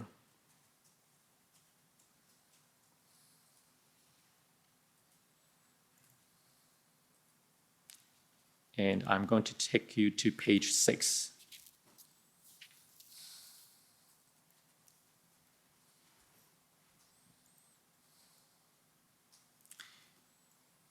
So if we go down to 1530,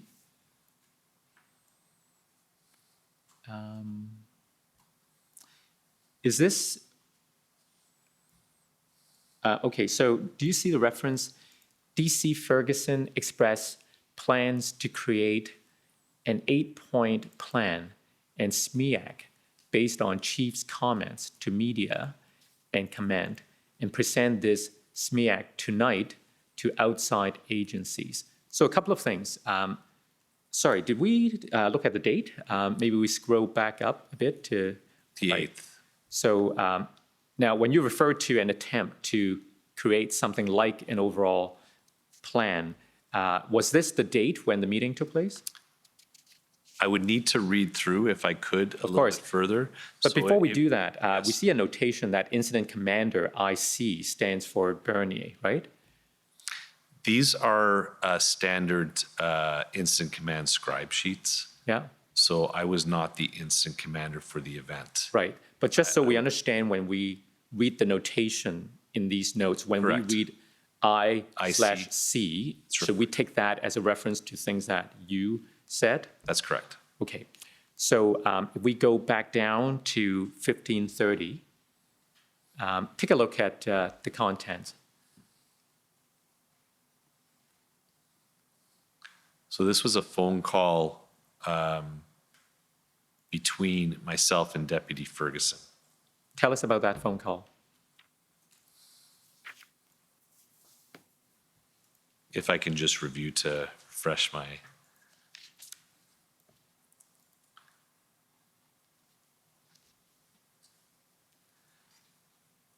So at this particular point, she was calling to look to have a plan made up. And my recommendation to the Deputy Ferguson, who at this point would be the strategic commander, I recommended that she go through Superintendent Patterson, who was the event commander. And they should have that discussion, and then the event commander could provide the direction for making up that plan through the Service Command Center. Right. Just to put this in context, we have heard from Deputy Chief Ferguson that February 8th was also the day when the integrated planning group arrived in Ottawa. And they had a meeting that day and the following day. So here, there's a reference to an 8-point plan, right? Now, there's also the word SMEAC. What does that mean? That is a term that's used in both planning and plan writing.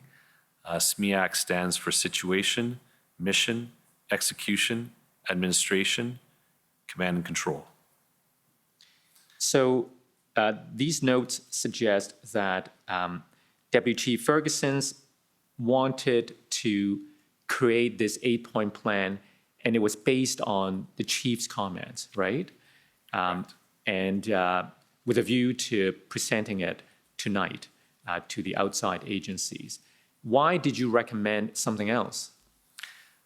It was not necessarily recommending something else. It was recommending that this request should be coming from an operational command level, that if that was requested, that conversation should be going to the operational commander, who will figure out the how to do it.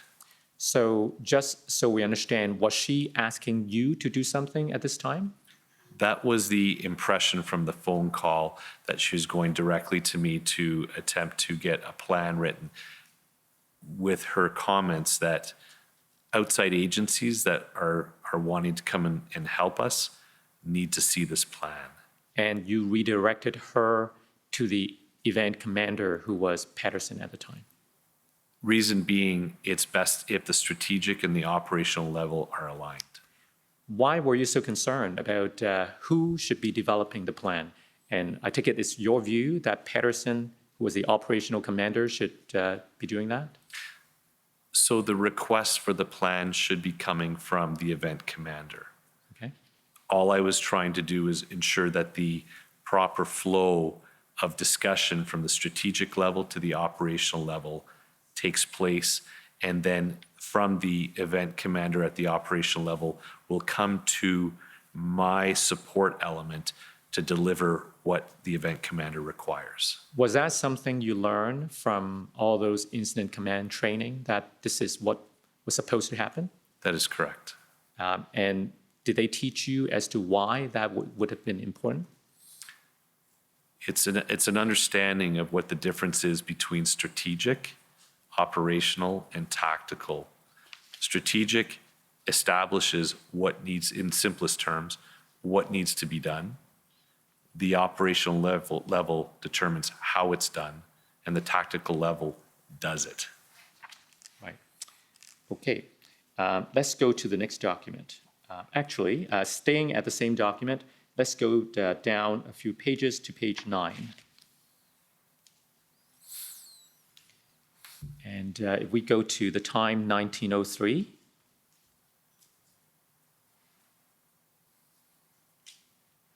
do you see the notation met with Big 12 commanders? They're asking for our plans, asking what the plan is to use these resources in Ottawa. And then we continue to the next page. OPS chief went public asking for 1790. Commanders need plan for phase 3. Commanders ask, why 1790?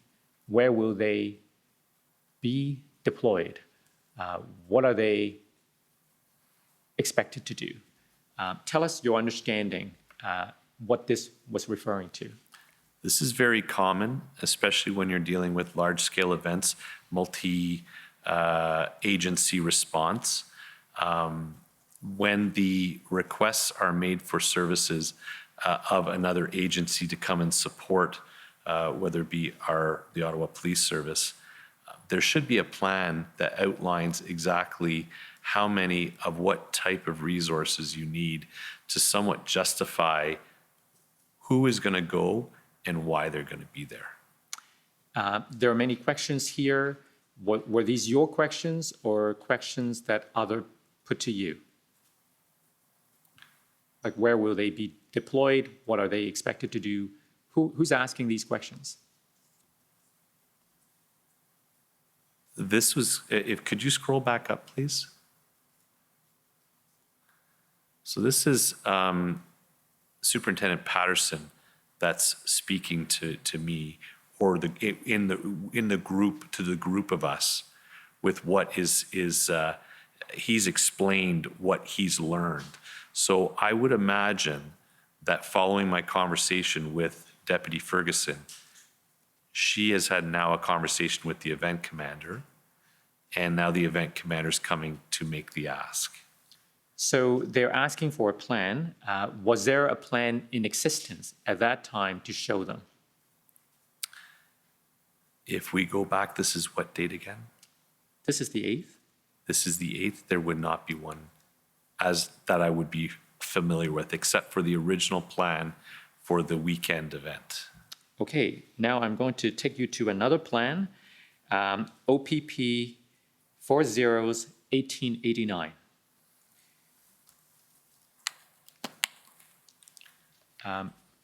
This is a document that we've shown to other witnesses, and we've been calling it the February 9th plan.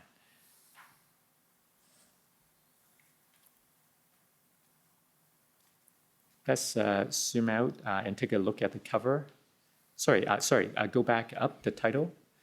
It says version 3.0. Are you familiar with this document? I'm familiar that it exists, yes. So tell us more about it. As I mentioned, there was various direction given that a plan needed to be developed. That was an overarching plan that was going to support the numbers that were required from the ask from the chief, as well that was going to align with what he publicly announced as being his 8-point plan to resolve the situation. There were people who were requested to attend our central station at 474 Elgin, where they were to work on and develop a plan. Okay, I want to take you to the mission statement, which is section 2.1. I believe it's page 6.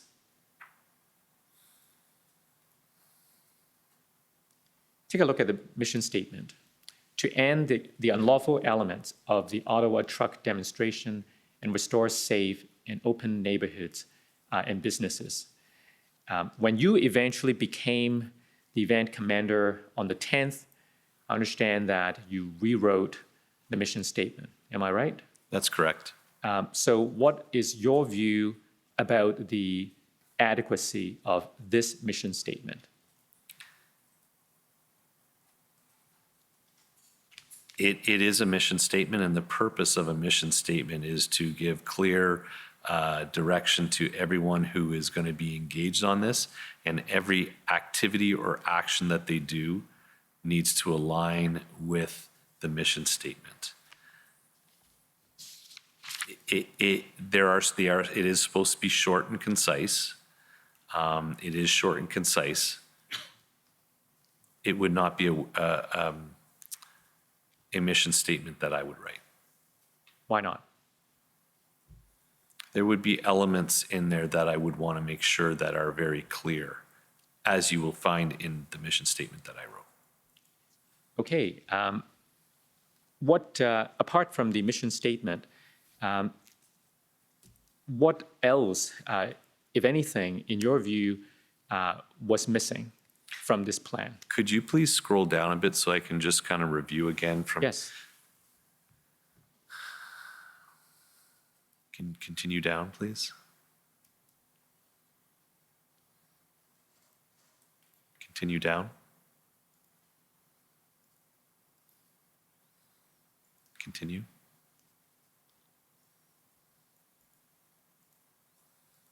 Continue down.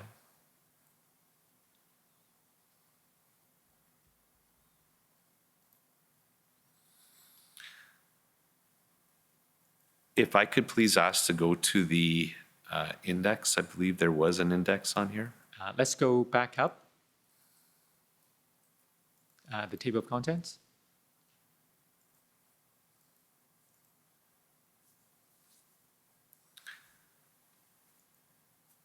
A couple of things that I would be including in a plan would be a commander's intent. The commander's intent? Correct. So that usually comes from the event commander, who explicitly sets out expectations based on the mission, what the expectations of all the people. So that is missing. Without dissecting it too much, there are elements that maybe are not in the right category. All right. Can we go to the this witness's summary, please?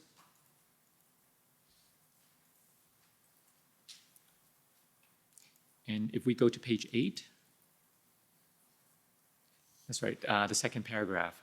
Sorry, go back. Yes. Superintendent Bernier received a copy of this plan on February 9th, which was titled Phase 2.1, version 3.0, Ottawa Truck Demo 22.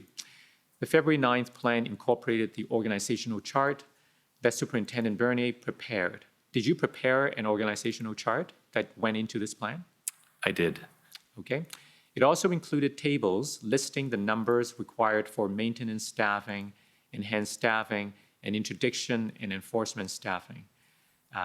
So are these things that you have provided input into as they were organizing this plan? I did not personally, but there were certain staffing elements based on our experience in the Service Command Center doing the staffing for the various support elements, the maintenance elements, whether it be the static points or quick response team elements, that they were in a good position to provide to the group that was developing this plan numbers for that. All right. It goes on, Superintendent Bernier and his SCC team supply these numbers in response to a request for how many officers OPS required to maintain its response to the Freedom Convoy on a 24-hour basis. Superintendent Bernier maintained its response, indicated that the tables in the February 9th plan did not include a tactical support element, and that it was unclear to him whether there was a mass arrest and processing plan. What's a tactical support element? It would be better to say all the specialized elements that you would need.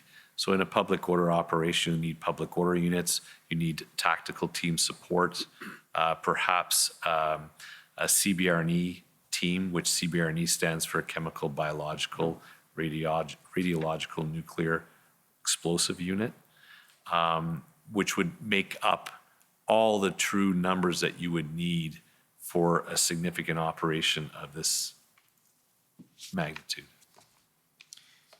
So you told us earlier that between the 3rd and the 10th, you were not aware of any overall plan. And since you received this on the 9th, did you consider this to be an adequate overall plan? So this was being developed, and I don't know what time I received it at, and at what point it was actually completed. This is, I would say, moving in the direction of an overall plan. I would like to go back to the plan again to once again look at what elements were still missing in it. Because in the execution piece, that would be telling me whether there was an actual plan on how they were going to carry out the removal of the occupation.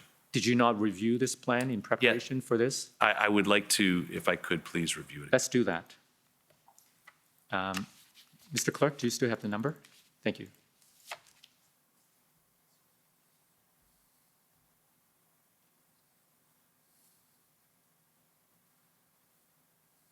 So if you can scroll down, please, if we could go to the execution.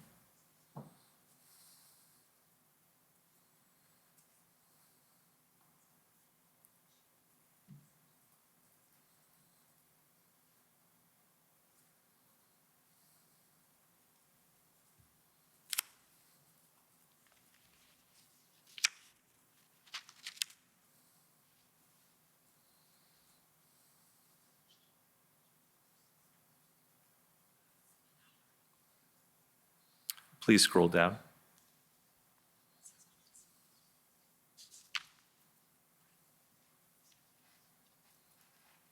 Please scroll down. The next page.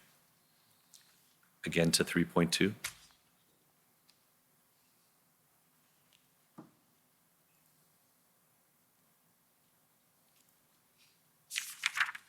Three point three.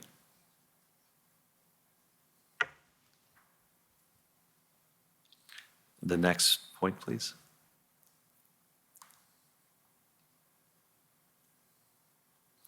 A lot of this information in this is really more of a situational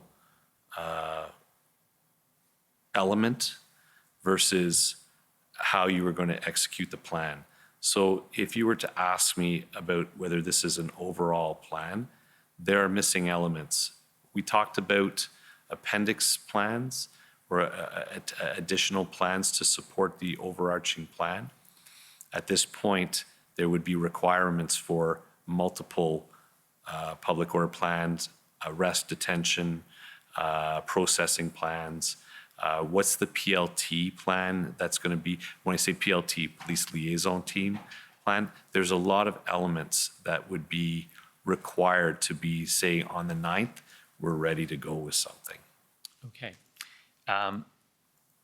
Let me ask you then, if we go back to the witness summary, what is the impact on the OPS response to the convoy event? Because these elements that you're now telling us were missing from this plan. What's the consequences? If we go to page 7, during the interview, you told us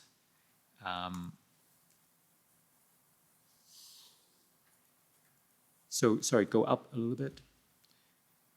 So this paragraph that starts with Superintendent Bernier also observe, in the absence of an overall plan, OPS prioritized low-level enforcement activities such as ticketing and few seizures during this period. First of all, just to be clear, this period, does it refer to the earlier paragraph as between the 3rd and the 10th? That's correct. So here you said the OPS lacked an overall plan and was prioritizing these other things. Was that an accurate description of what happened during this period? That, amongst other smaller operations that were being attempted or tried to be planned for. But the overarching was the ticketing, seizure of gas, and various levels of enforcement. Okay, so let me ask you first about ticketing, because there is at least, it seems there is at least a perception that the OPS did not encourage ticketing because of concern about volatility and so on. So how much ticketing was actually going on during this period? In my role at that time, that was not in my purview. That would be within Inspector Russ Lucas, Superintendent Patterson, to be monitoring and tracking that. But I knew, based on our conference calls and our updates, that there was a focus on that. I'm not aware of whether they were having issues at the tactical level of what you just explained. And what other kinds of enforcement activities did you have in mind when you made that comment? Whether it be the bylaw, honking, the open fires, maybe liquor consumption, which is all more so either in the municipal or provincial offenses. So if we go down that paragraph, he characterized OPS's focus on enforcement and messaging about enforcement as an emotional response to public sentiment that OPS was not doing enough to address community concerns. He noted that he felt the enforcement messaging was counterproductive because the public realized that enforcement efforts were not causing the protesters to leave. Can you explain what you meant? Pretty much what's outlined there is that our strict messaging that we were putting out was surrounding how many tickets, what enforcement measures were being done. Unfortunately, from day to day, that was not showing the community that it was resolving the issue. That's somewhat my sentiment on that. And then when was it going to be enough? How many tickets do we have to lay? How much enforcement do we have to do that will actually result in them going out, leaving? And at this point, it seemed very apparent that day after day after day of enforcement, albeit that you're saying it may be limited, it was not having the desired effect. All right.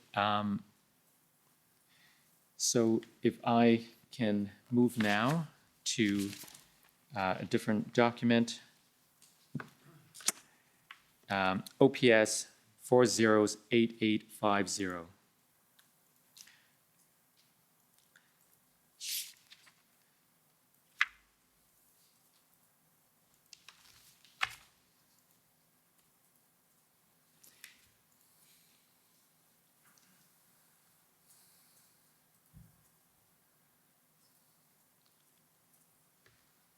So can we go down?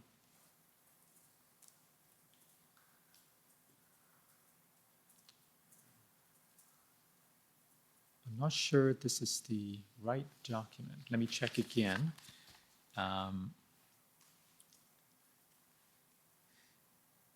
Let me preface this next line of questioning with this.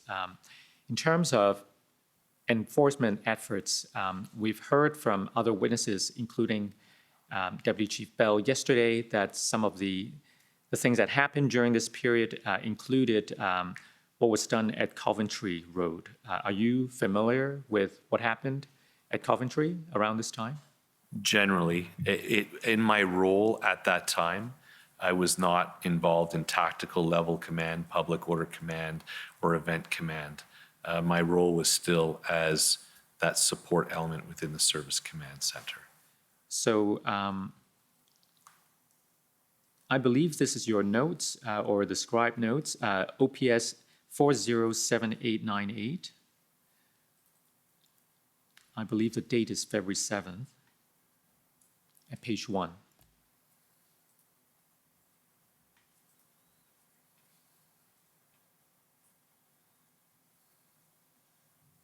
If we go to 941, that's right. Do you see information from Bernier to Patterson, information from NCRCC, POU are planning on attending Coventry?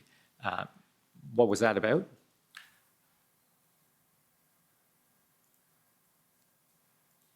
So there, as you can see, the scribe was coming in while I was participating on a conference call. So information must have been that I received on that conference call that public order are planning on reattending Coventry. Let's go down, I guess, to the next page.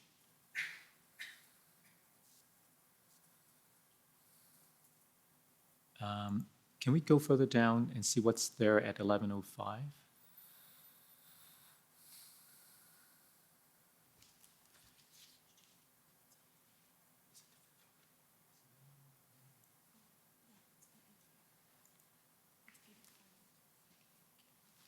I'm looking for what?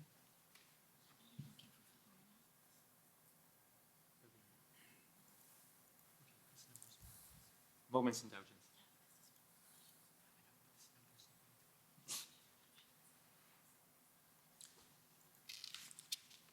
Okay, let's move to another area.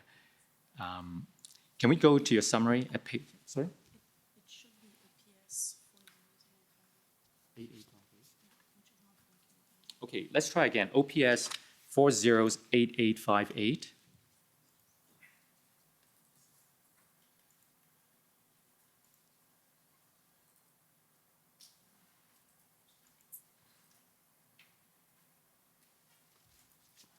Okay, page 2. Now at 1105, do you see a reference to Patterson has decided that, can we enlarge it? Patterson has decided that Coventry is to be emptied out. And then if we go down to 1116, Patterson did not know that info, that OPS directed them to go to Coventry. Do you remember what this was about? Sorry, which line are you referring to? So 1116, and then you Yes. go down, there's information from Patterson, right? That starts with did not know that info.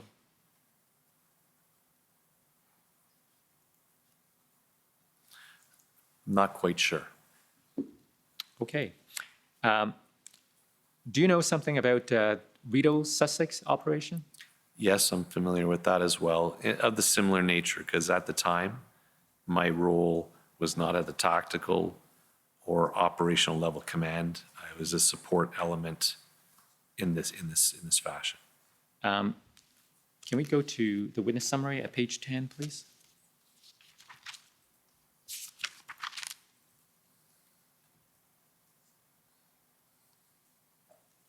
So it says here on February the 7th, after 4 p.m., Superintendent Patterson informed Superintendent Bernier that OPS was planning to use POU officers to clear the Rideau Sussex intersection. Do you remember having that conversation? Yes. And what was your involvement at that time, if any? The request came from the event commander to me that he was going to require various plans in order to effect this. Although I would not have any involvement with the public order plan, that's taking place elsewhere. There was a request to develop an arrest, traffic, and towing plans for that specific operation. Were you involved in requesting a traffic plan? Yes. Let's go to OPS 408575.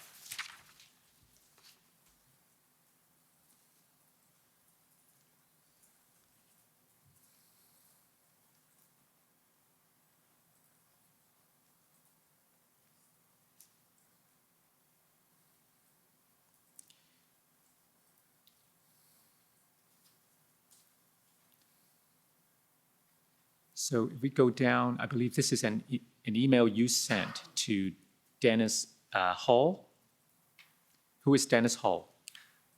Dennis Hall worked in the traffic as staff sergeant for the traffic enforcement section. So what was your request to Dennis?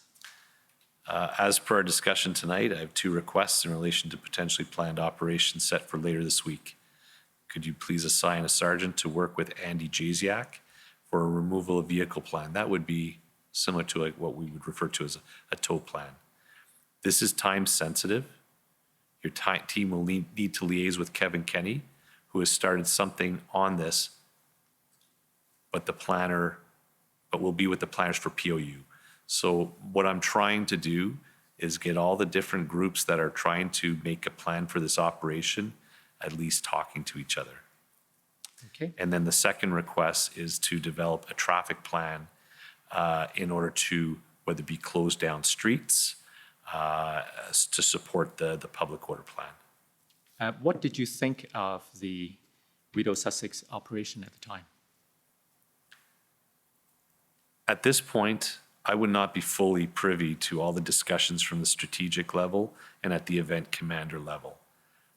It'd be hard for me to make a judgment on that, not knowing what the strategic direction was and how they were going to do it and what the intended outcome was going to be. Well, in the witness summary, you stated that the contemplated Rideau Sussex operation was a typical example of the lack of proper structure, command, and control that characterized OPS operations up until February the 10th. Are you still of that opinion? So when you're asking about at this particular time in the event, that was my answer to this specific event.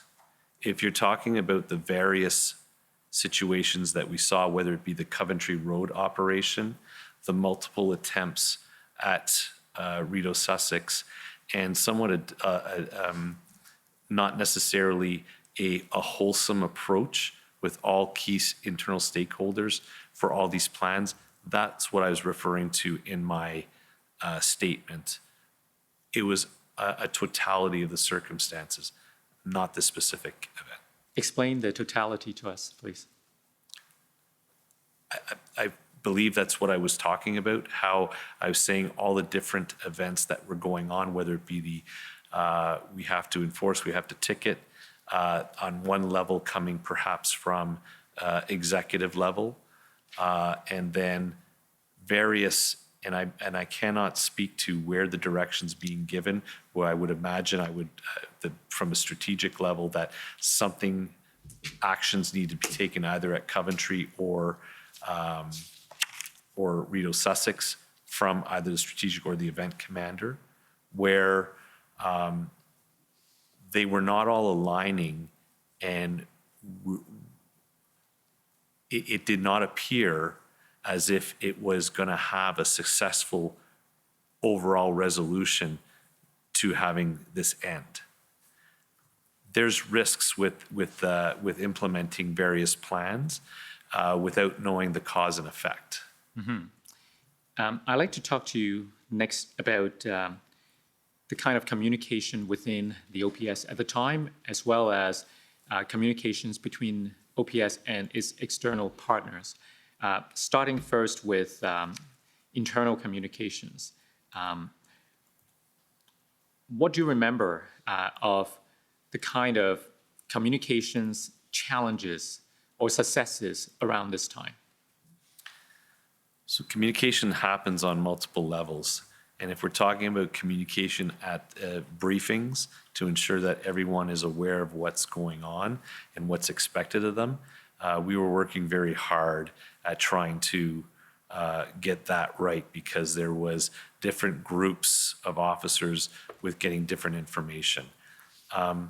We have to be realistic in this. This was a unprecedented situation that we were in, and everyone was doing their best to try and do what we needed to do. So it's not laying blame or fault. It's just those were some real challenges that we were experiencing. There were so many things that need to be thought about and implemented. There was also a communication piece internally to our members in general as to what's happening. And that was something that we heard very loud and clear, that there wasn't a lot of internal messaging within the organization to understand what we're trying to do, what's the objectives, what do we need from our members. Let me take you to your summary and see if that's something you said at the interview reflects what you just told us. If we go to page 12.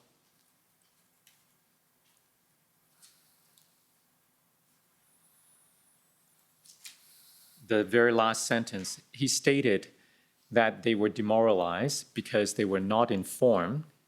Can we carry on? They were not informed that there was an overall plan and were not provided clear instructions, such as instructions concerning their authority to seize fuel and what to do with seized fuel. He stated that members in the OPS had limited knowledge on what was going on and what was happening next, or who was in charge. Is that accurate? Yes. Does that relate to what you were just telling us? Yes. Now, you went on to say he had been informed that Chief Slowly confused members by going down to the OPS parade room and telling members to get out onto the streets to deal with problems. Superintendent Bernier observed that many OPS officers were attempting to do the right thing and come up with solutions, but that they may not have had the proper background and training to do what was needed. Well, first of all, you said you had been informed. Who informed you about what you said about Mr. Slowly?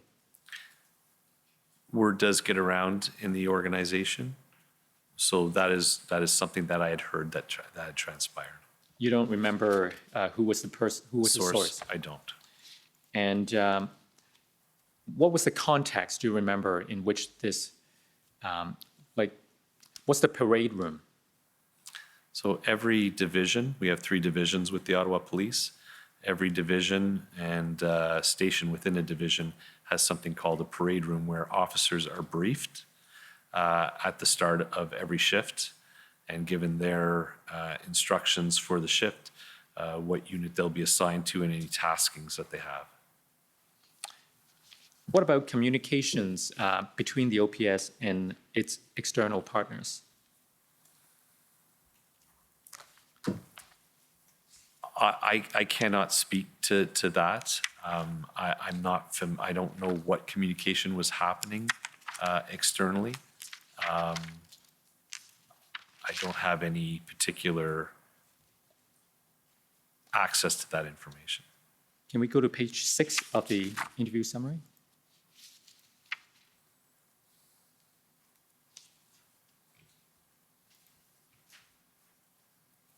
Do you see the paragraph under OPS use of RCMP and OPP officers? Superintendent Bernier observed that between February 3rd and 10th, OPS was using RCMP and OPP officers to relieve OPS officers who were exhausted and not as part of a plan to end the occupation. He stated that he was aware that OPP officers were often not receiving instructions or assignments from OPS during this period. Was that an example of a communication issue? So, yeah, there was a bit of a breakdown, and that's something that we had to adjust even within my purview, that we, the Service Command Center, in liaising with whatever agency was coming in, as part of that briefing element, that was something that we recognized and had to adjust to ensure, once again, this was quite extraordinary circumstances where we had officers coming from, maybe a handful of officers from various municipal services. We had OPP officers who were going to different locations. We had RCMP officers who were briefing out of another location. So it took us quite a while to get that coordinated piece to ensure that the messaging that they were getting was consistent for all officers that were being deployed. It unfortunately was a reality at the early onset of this, and we made every effort to correct that. Right. So up to now, we've been talking about events before you were appointed event commander, and that happened on the 10th. Am I right? Correct, in the evening. So you told us during the interview that there was a condition to your acceptance of this appointment. Can you tell us about that? Yes. The one condition is that I wanted to have some separation between myself and the chief, and to just be directly liaising with the strategic commander. Why did you make that a condition of your acceptance of this appointment? Through observation and experience that I'd been seeing throughout, some challenges with both at the tactical level and the operational, the event commander level, that albeit intending to try and resolve the situation, it was causing a breakdown of the incident command structure. I wanted to ensure that I was going to go into a model that was going to respect the incident command model that I've trained under, that I know, that I recognize and tried, tested, and true. So you referred to observations and experiences. Tell us more about those observations and experiences that caused you concern. So throughout the period in my involvement in the Service Command Center, I was able to be privy to various conference calls, different direction being given, where there was the involvement of the chief in very operational level, and even to the point of tactical level directing, which somewhat caused challenges within that incident command model. Can you give us any examples? Redirecting groups of officers to do particular taskings, such as in the community enforcement teams, redirecting traffic officers to do something different. These are, once I tried to explain the differences between the strategic, operational, and tactical. The event commander's role is to ensure that the entirety of the plan or entirety of the operation is somewhat all in cohesion and working in an effective way. If there's different people who are drawing different things or assigning different things, it will cause the rest of the operation to go off the balance. So that's somewhat what I'm referring to. So with whom did you discuss your concerns?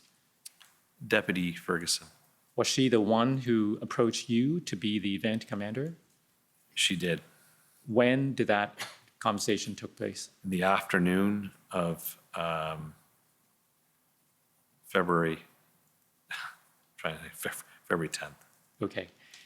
So she came to you and asked you to be the event commander, and you said what? I asked to think about it, and I just wanted to ensure that I was going to be in the right mindset and that I'm prepared to do this. I didn't want to hastily jump into something if I was not prepared, so I had to quickly do a self-check and ensure that I was ready to do this, because I understood the magnitude and the complexity of what I was embarking on, but I advised her that I would do it. So when did you reply to her? Later on in the afternoon. And did you get any assurances from her about your concerns? Yes, and I also made a couple of other requests from her as well. What other request? One of the requests that I wanted to have is that given the, as I mentioned, the complexity and the magnitude, I would want to have a deputy event commander working with me, given the what I knew was going to be needed to get us out the other end. In which case, I requested a specific person. Who was that? Inspector Dave Springer. Why him? He's from the OPP. He is a major critical incident commander that I know, have worked with before. He was actually one of my instructors for the critical incident command course in Aurelia with the OPP. And I knew that I would be able to have a valuable support element with Inspector Springer. What did Deputy Chief Ferguson say? She said she would ask to see if that would be possible. Any other request from you? Yes, that I would need some autonomy with regards to decision-making and implementing plans, and that to trust me that I was going to find the solution and lead us out the other end of this. What did she say? She said she'll do her best to provide me with what I needed. So there were quite a few conditions that you made. Any others? They're conditions, but I really did want to line this up for success. I did see that we've gone through multiple event commanders, and I just did not want this to be the next one. Mm-hmm. So before you were appointed event commander, I suppose you made these observations, and did you make any attempt to correct anything that you saw problematic during the earlier period? It's somewhat difficult to do that. I would offer any advice or recommendation, no different than as we reviewed in the scribe notes when the deputy was asking me for something. I tried to realign that to follow the proper channels so that the right people are informed and making the decisions and making those requests. There are odds and ends that I would have provided recommendations, but at the end of the day, to not undermine the autonomy and authority of the various levels of command, we respect that and allow them to do what they feel is what's needed. And did you feel sufficiently assured by Deputy Chief Ferguson to take on the job? Yes. So when did you accept the appointment? Did you accept it on the same day? That's correct, on the 10th in the late afternoon. That was with Deputy Ferguson. And what became your immediate priorities? So what I requested was that I needed to take some time the following day. I need to get some rest and then take some time the next day with, if I was able to get Inspector Springer, I would need some time with him to sit down, evaluate everything that we had, and reestablish a mission statement, a main action plan, objectives, and a command structure.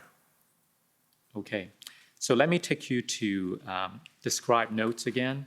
OPS 30s,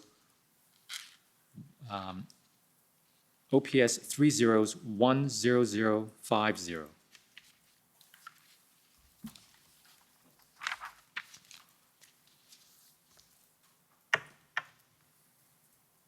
So we go first to page 3. Scroll down. Now you see the part where it says, scroll up again a little bit. Also express concern about taking on that role, and it goes on and talk about some of the concerns you just told us about, right? If we go further down, to page 4, the next page. You advise her that you would consider taking this on, but would need to discuss a rest period, assign a proper command control model. So you told us about the command control model. What about the rest period? I did go home and I did sleep that night and came back in the next morning. So I got some rest that night. All right. And then further down, as well as building a proper team. Is that what you talked about? That is correct. So establishing that command and control, I had a vision as to how I would want to set up an integrated command table team and who I would need around it. And I want to discuss a little bit more wholesome with Inspector Springer to ensure that I was not missing anything or get his input as well to this, as we were going to be a team moving into this. Right.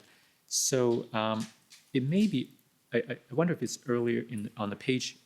You talked to us about wanting some distance between yourself and the former chief Slowly.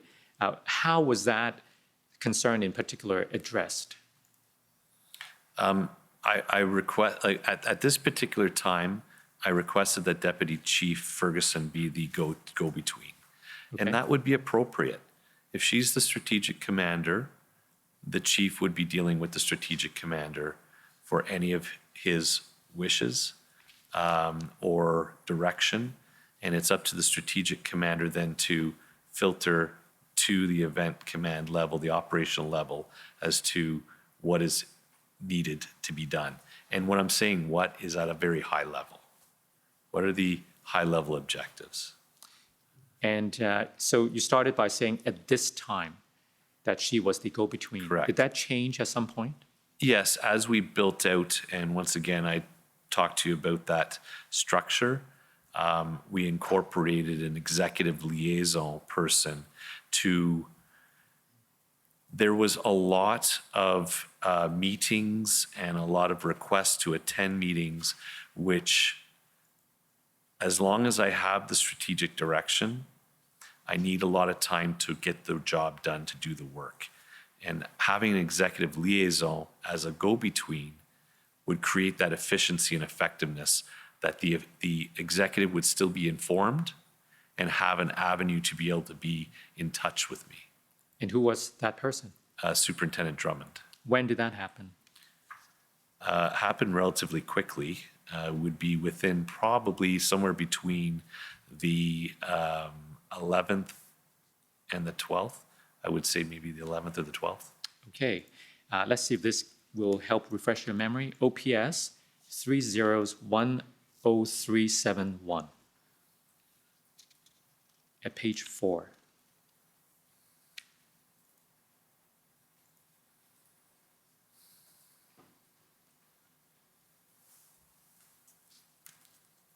Actually, let's stay there. We'll note the date, February 12th, and then we go to page 4.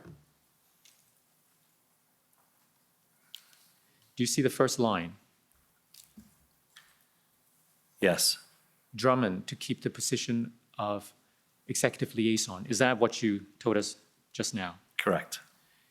And so he would become the new go-between, so to speak. Yes, because I'm wanting to quickly align the people. If Deputy Ferguson was going to be the strategic commander, that is her role. So I want to ensure that I wasn't having her in a position where it would not allow her to do her function as well. Okay, so you accepted the appointment. You had a good night of sleep, I hope. And then the next day, what happened? I went to my office, which I hadn't been to in quite some time, and arranged to meet with my scribe, and as well as with Inspector Springer. This was around mid-afternoon. I met with my scribe around noon, just to set some ground rules, expectations of what we were going to be embarking on. And I'd lined up a meeting with Inspector Springer for mid-afternoon, which we met in the comm center boardroom.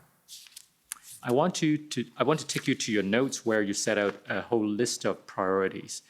This can be found at OPS 30-10050.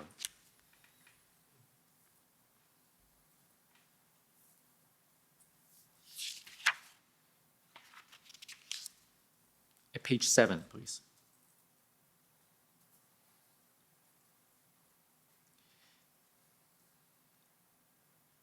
So we see a list here. We agree that the command post would be set up in the NCRCC objectives of today. So I'll let you take a look at the list. We can scroll down when you're ready. So would you like me to say what they are? Sorry? I agree that these are the objectives that I... Right. I'd like you to take a look at the whole list and then explain to us what they are and why they were important to you. Okay. Can we scroll down? I think there are 6 listed there.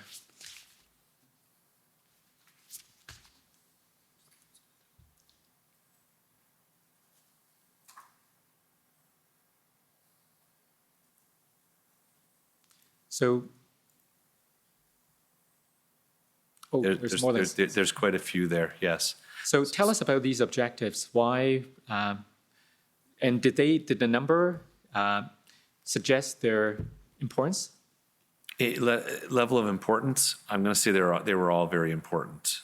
And this is what I was doing was somewhat trying to do a bit of a reset and setting up a solid foundation that we were going to be based on to move forward. Mm-hmm.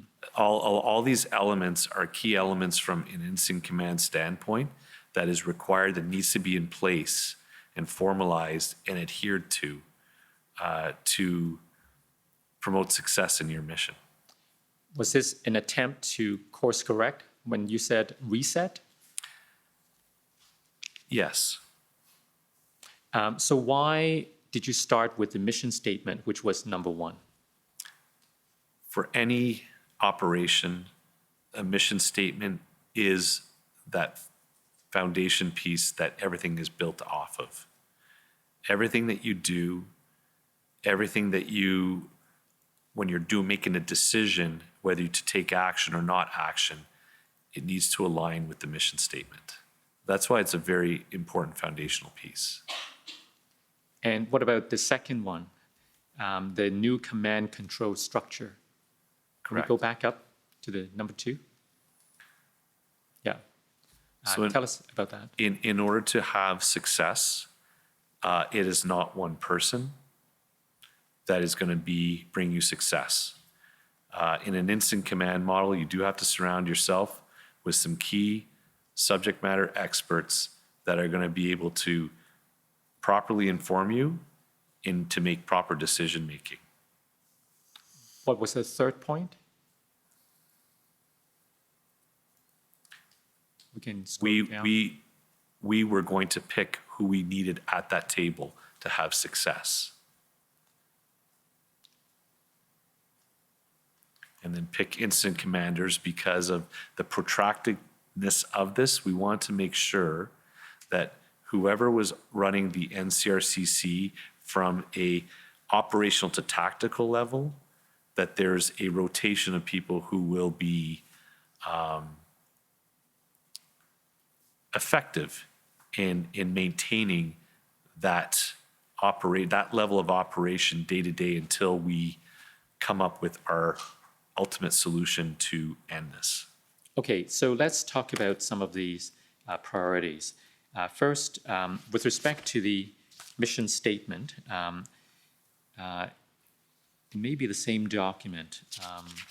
If we go down to page 11. It should be in my notes there. Yeah. Page 11. 1501, I think is the time I'm looking for. So is that what you decided upon as the mission statement? That is correct. Can you read this to us? Using an integrated response, the Ottawa Police and policing partners keep the peace, enforce legislation, maintain public safety for the duration of the Ottawa truck demonstration with the utmost respect to the individual's Charter of Rights, to peaceful assembly, freedom of speech, officer and community safety and well-being.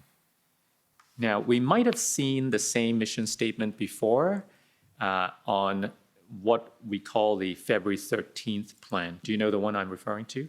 That's correct. So we may look at that a bit later, but this statement, as currently phrased in your notebook or the scribe notes, was it the same as what was put into the February 13th plan? So it's definitely, I would say, very accurate. If there might be a word here or there, if we want to do a comparison, I'd be happy to do a comparison with the plan, just to ensure if you'd like to. But I'm quite satisfied that the gist of everything that I was trying to outline in this is there. Okay, so given the importance you attach to mission statement, let's unpack this a little bit. If we go back up to the beginning of this statement, first you said using an integrated response. What is an integrated response and why was that important to you? So integrated is meaning that we're going to be depending on various different specialty elements to come to a successful resolution. It's not going to be necessarily one particular section that's going to resolve this. In other words, it's just not public order. It's not just PLT. It's going to be an integration. But it even goes beyond that. It's going to be an integration with many of our policing partners that are going to be part of the solution. And the next element I want to turn your attention to is the utmost respect to the individual's charter rights of protest. Well, freedom of speech and freedom to assemble and so on. Why is that important?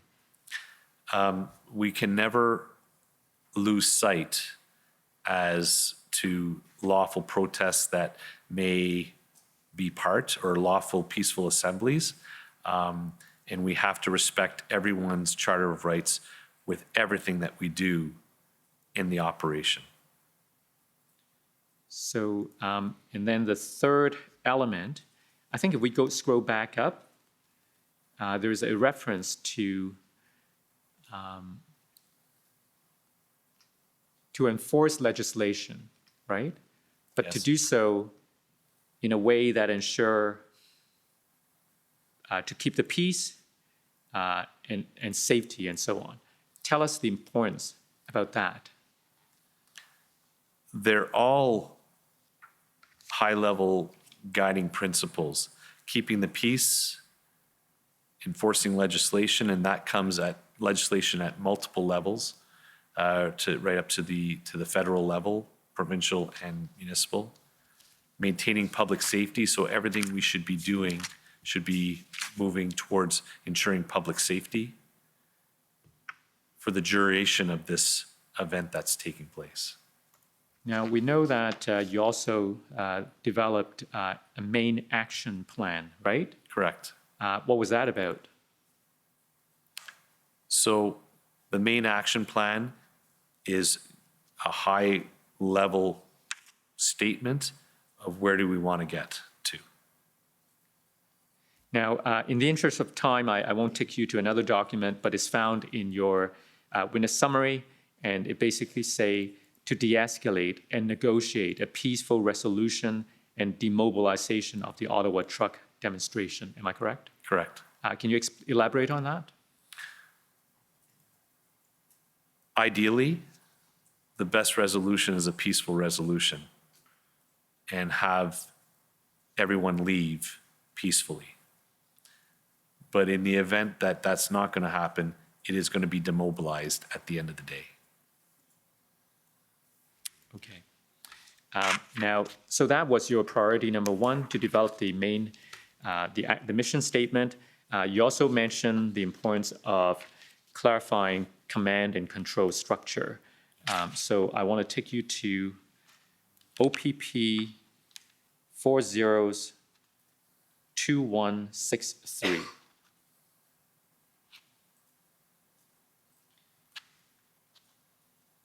I believe this is an organizational chart.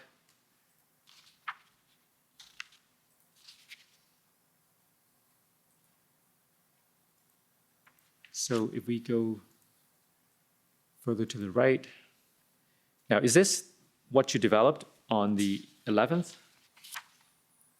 Yeah, yes, I'm seeing parts of it, but the parts that I'm seeing is, yes, accurate. So explain this to us. How did you come up with this structure, and why did it make sense to you then? So I don't know if you're able to reduce it so you can see the bigger picture. So it starts to delineate who's at the strategic level and who the strategic commander is. Can we go to the very top? That's right. So at the top, the OPS command team. Who's that?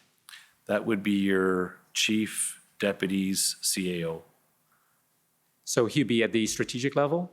He's at the highest strategic level that would be reporting to or who would be responsible for the strategic commander.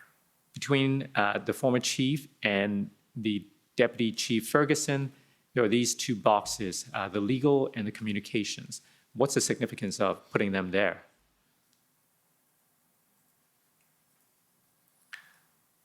So that is fed through the strategic command and belongs at the strategic level with regards to legal advice. Not to say that corporate communications doesn't exist down at the operational level, but those are the key support elements that are found up at the executive level. Right. Now, when you were working on this organizational chart on the 11th, and this chart suggests that it is only the OPS command team at the top. There's no reference to the OPP or the RCMP. So when we read earlier in your notes and your mission that this is supposed to be an integrated approach, did integration to your mind then refer to integration with external services such as the OPP or the RCMP? There's a difference between integrated and unified. Explain the difference to us, please. So in this particular case, this is a single event commander with an integrated command team, command table that's supporting it. When you're talking about a unified command, is that you're going to have multiple commanders of equal value forming the top event command positions. That's what we did eventually move into with the RCMP and the OPP. But this is the model that was implemented upon me taking command and for the next few days. Right. Now, you told us that based on your observations and experiences in the earlier part of the convoy event, there were issues that you observed. And when you're now the event commander, did you make any attempt to, like when you said reset, what was that reset? Like how were you correcting what you thought was not working before? Once again, as I mentioned, I think there's a lot of people trying to do a lot of good things. So what I'm trying to establish here is getting all those people around the table to work together to come up with the final plan, because it will not be successful without those elements around the table with me. And that's why, as you can see, my command table has key elements to ensure that everyone has the voice and feeds me right information to be able to make informed and proper decisions. So I apologize. I realized I wasn't specific enough. So for example, taking the Coventry or the Rideau Sussex incident, how would this command structure be able to improve on what was problematic as you've described before? So we're going to be getting feedback from whether it be the police liaison team, could be the public order commanders. It could be a resourcing piece, whether from the Service Command Center liaison, that everyone would be able to feed into. This is what we were wanting to do. This is how we're going to try and do it. Who has what to say about this? And this is where we might find where there's risks or issues that need to be, when I'll use the term again, NRA. Is it necessary? Is it risk effective? Is it acceptable what we're going to do? I have everyone around the table, from the investigations, from the intelligence, feeding us all the proper information we need to make quick and proper decisions. So for example, we see at your command table, POU chief, right? Is that public order unit? That's correct. And now next to the POU, there's a small redaction. Yeah, I'm not quite sure why that's redacted, and it should be PLT chief. Okay. So Wallace? So Wallace was a mistake in spelling. But Wallace was... Walker. Oh, okay. And I see. And Walker was part of the OPP Correct. PLT team. Correct. And then we see further to the left, executive liaison, Acting Superintendent Drummond. Yep. And that speaks to your concern about keeping some distance with the former chief? There's a combination of things. It's establishing a healthy communication channel, so to ensure that the executive being properly informed, properly kept up to date, as well as an avenue to be able to feed something to me if I needed to know something from that level. And the intelligence part is also represented at this table by Inspector Bryden. Correct. Now, going back to the blue box near the top, how does putting the communication piece there help ensure or improve communications? So communications is, and if you want to scroll down, there's another piece to it that's down at my level, the far right with the media. And media chief was not necessarily a proper term. It's more of a general corporate communications that assisted me with all messaging. Anything that would go out to the media would be drafted up and sent to me for approval before it was to be sent out. And similarly, messaging internally, messaging to partners would be and messaging with PLT would be worked in unison with that piece. Okay, and then for both you and for your deputy, there are scribes who record things while you were busy doing things. Correct. All right. So this is what you achieved on the 11th of February. We've heard that this integrated planning group has arrived in Ottawa since the 8th. And when did you first have a conversation with anyone in that group about your new plan? I'd have to refer to my notes to know exactly, but it would be either the following day, so this is the 11th, so I'm thinking it's the 12th, could be the 13th, that I actually had a conversation with a member of the integrated planning team. Okay. Perhaps before we talk about your work with that group, let's first talk about what you did with this plan that you started to develop yourself on the 11th. What was your next step? Once you've had this command structure clarified, your mission and statement and main action plan at least outlined, what else did you do? There was a check-in that needed to take place.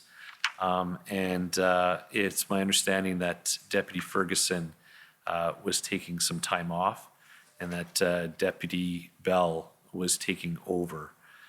So I felt it probably appropriate to brief up to my strategic commander who Deputy Bell was taking that position while Deputy Ferguson was off, to provide an update as to the work that had been achieved that day in establishing the foundation that we're talking about here.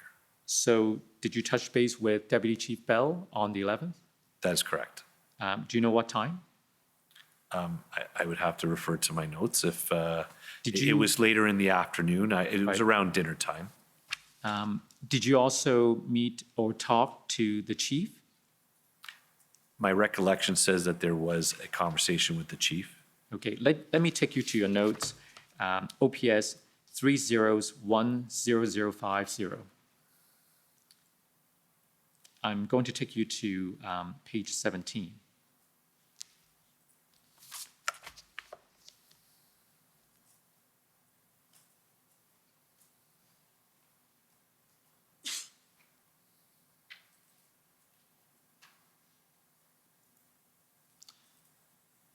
If we go down to 18, looks like 1820. Actually, go up a little bit. So 1814 recorded information from you to the chief just to point out. Can you read that to us, please? Yeah, just to point out, other services are sending, but with strings attached. What did you mean by that?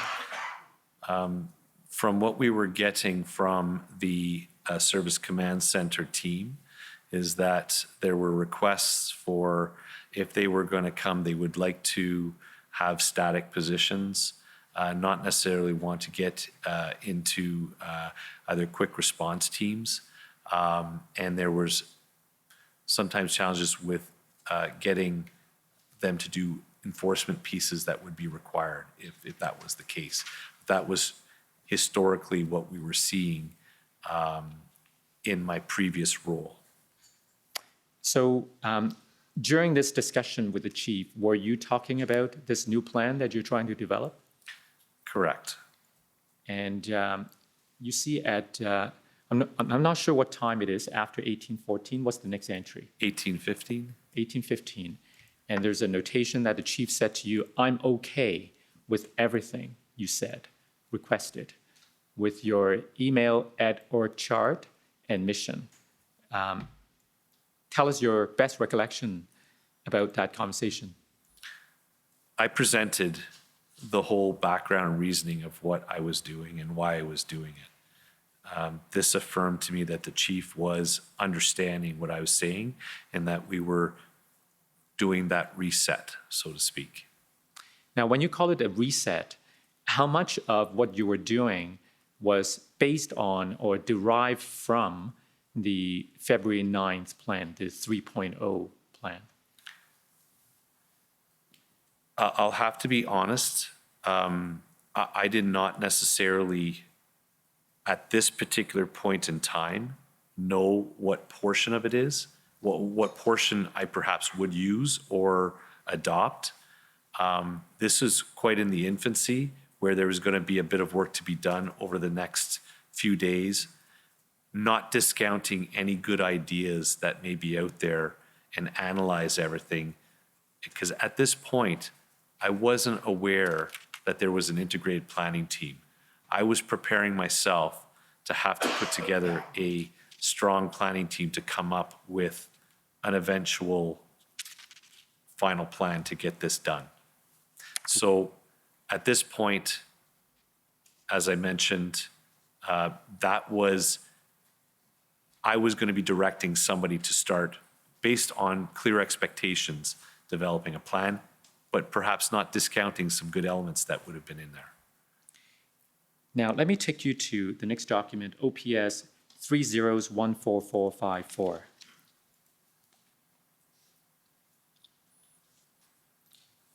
I believe these are notes taken by legal counsel of the OPS, Ms. Hanaud. If we can go to page 160, please.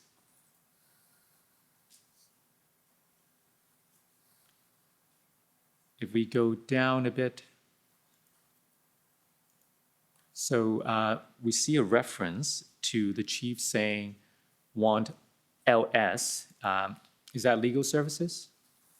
I can only assume you'd have to ask Christiane, but I would say that that would make sense. Do you recall having a discussion with the chief about this? That the chief expressed a desire to have the legal services to look at the new proposed mission statement and whether we need to change the current one? No. Okay.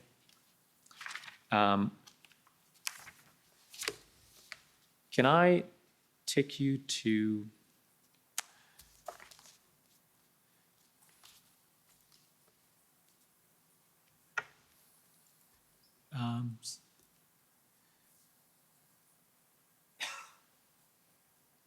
moment's indulgence? Do you know when will be a good time to break? Because as I understand this witness, you're going to be quite a bit longer, so it's going to carry over in any event? That is true. It may make sense to break now and to carry on tomorrow. Okay, is this a convenient time? As good as any. Okay, well, I'd suggest then we break till tomorrow, if that's agreeable to you also. Absolutely. I'm sure you're happy to end the day at 6:30. Okay, so we'll break till tomorrow morning at 9:30, and we will complete the in chief and then go to cross-examinations. Okay, thank you. The commission is adjourned. La commission est adjournée.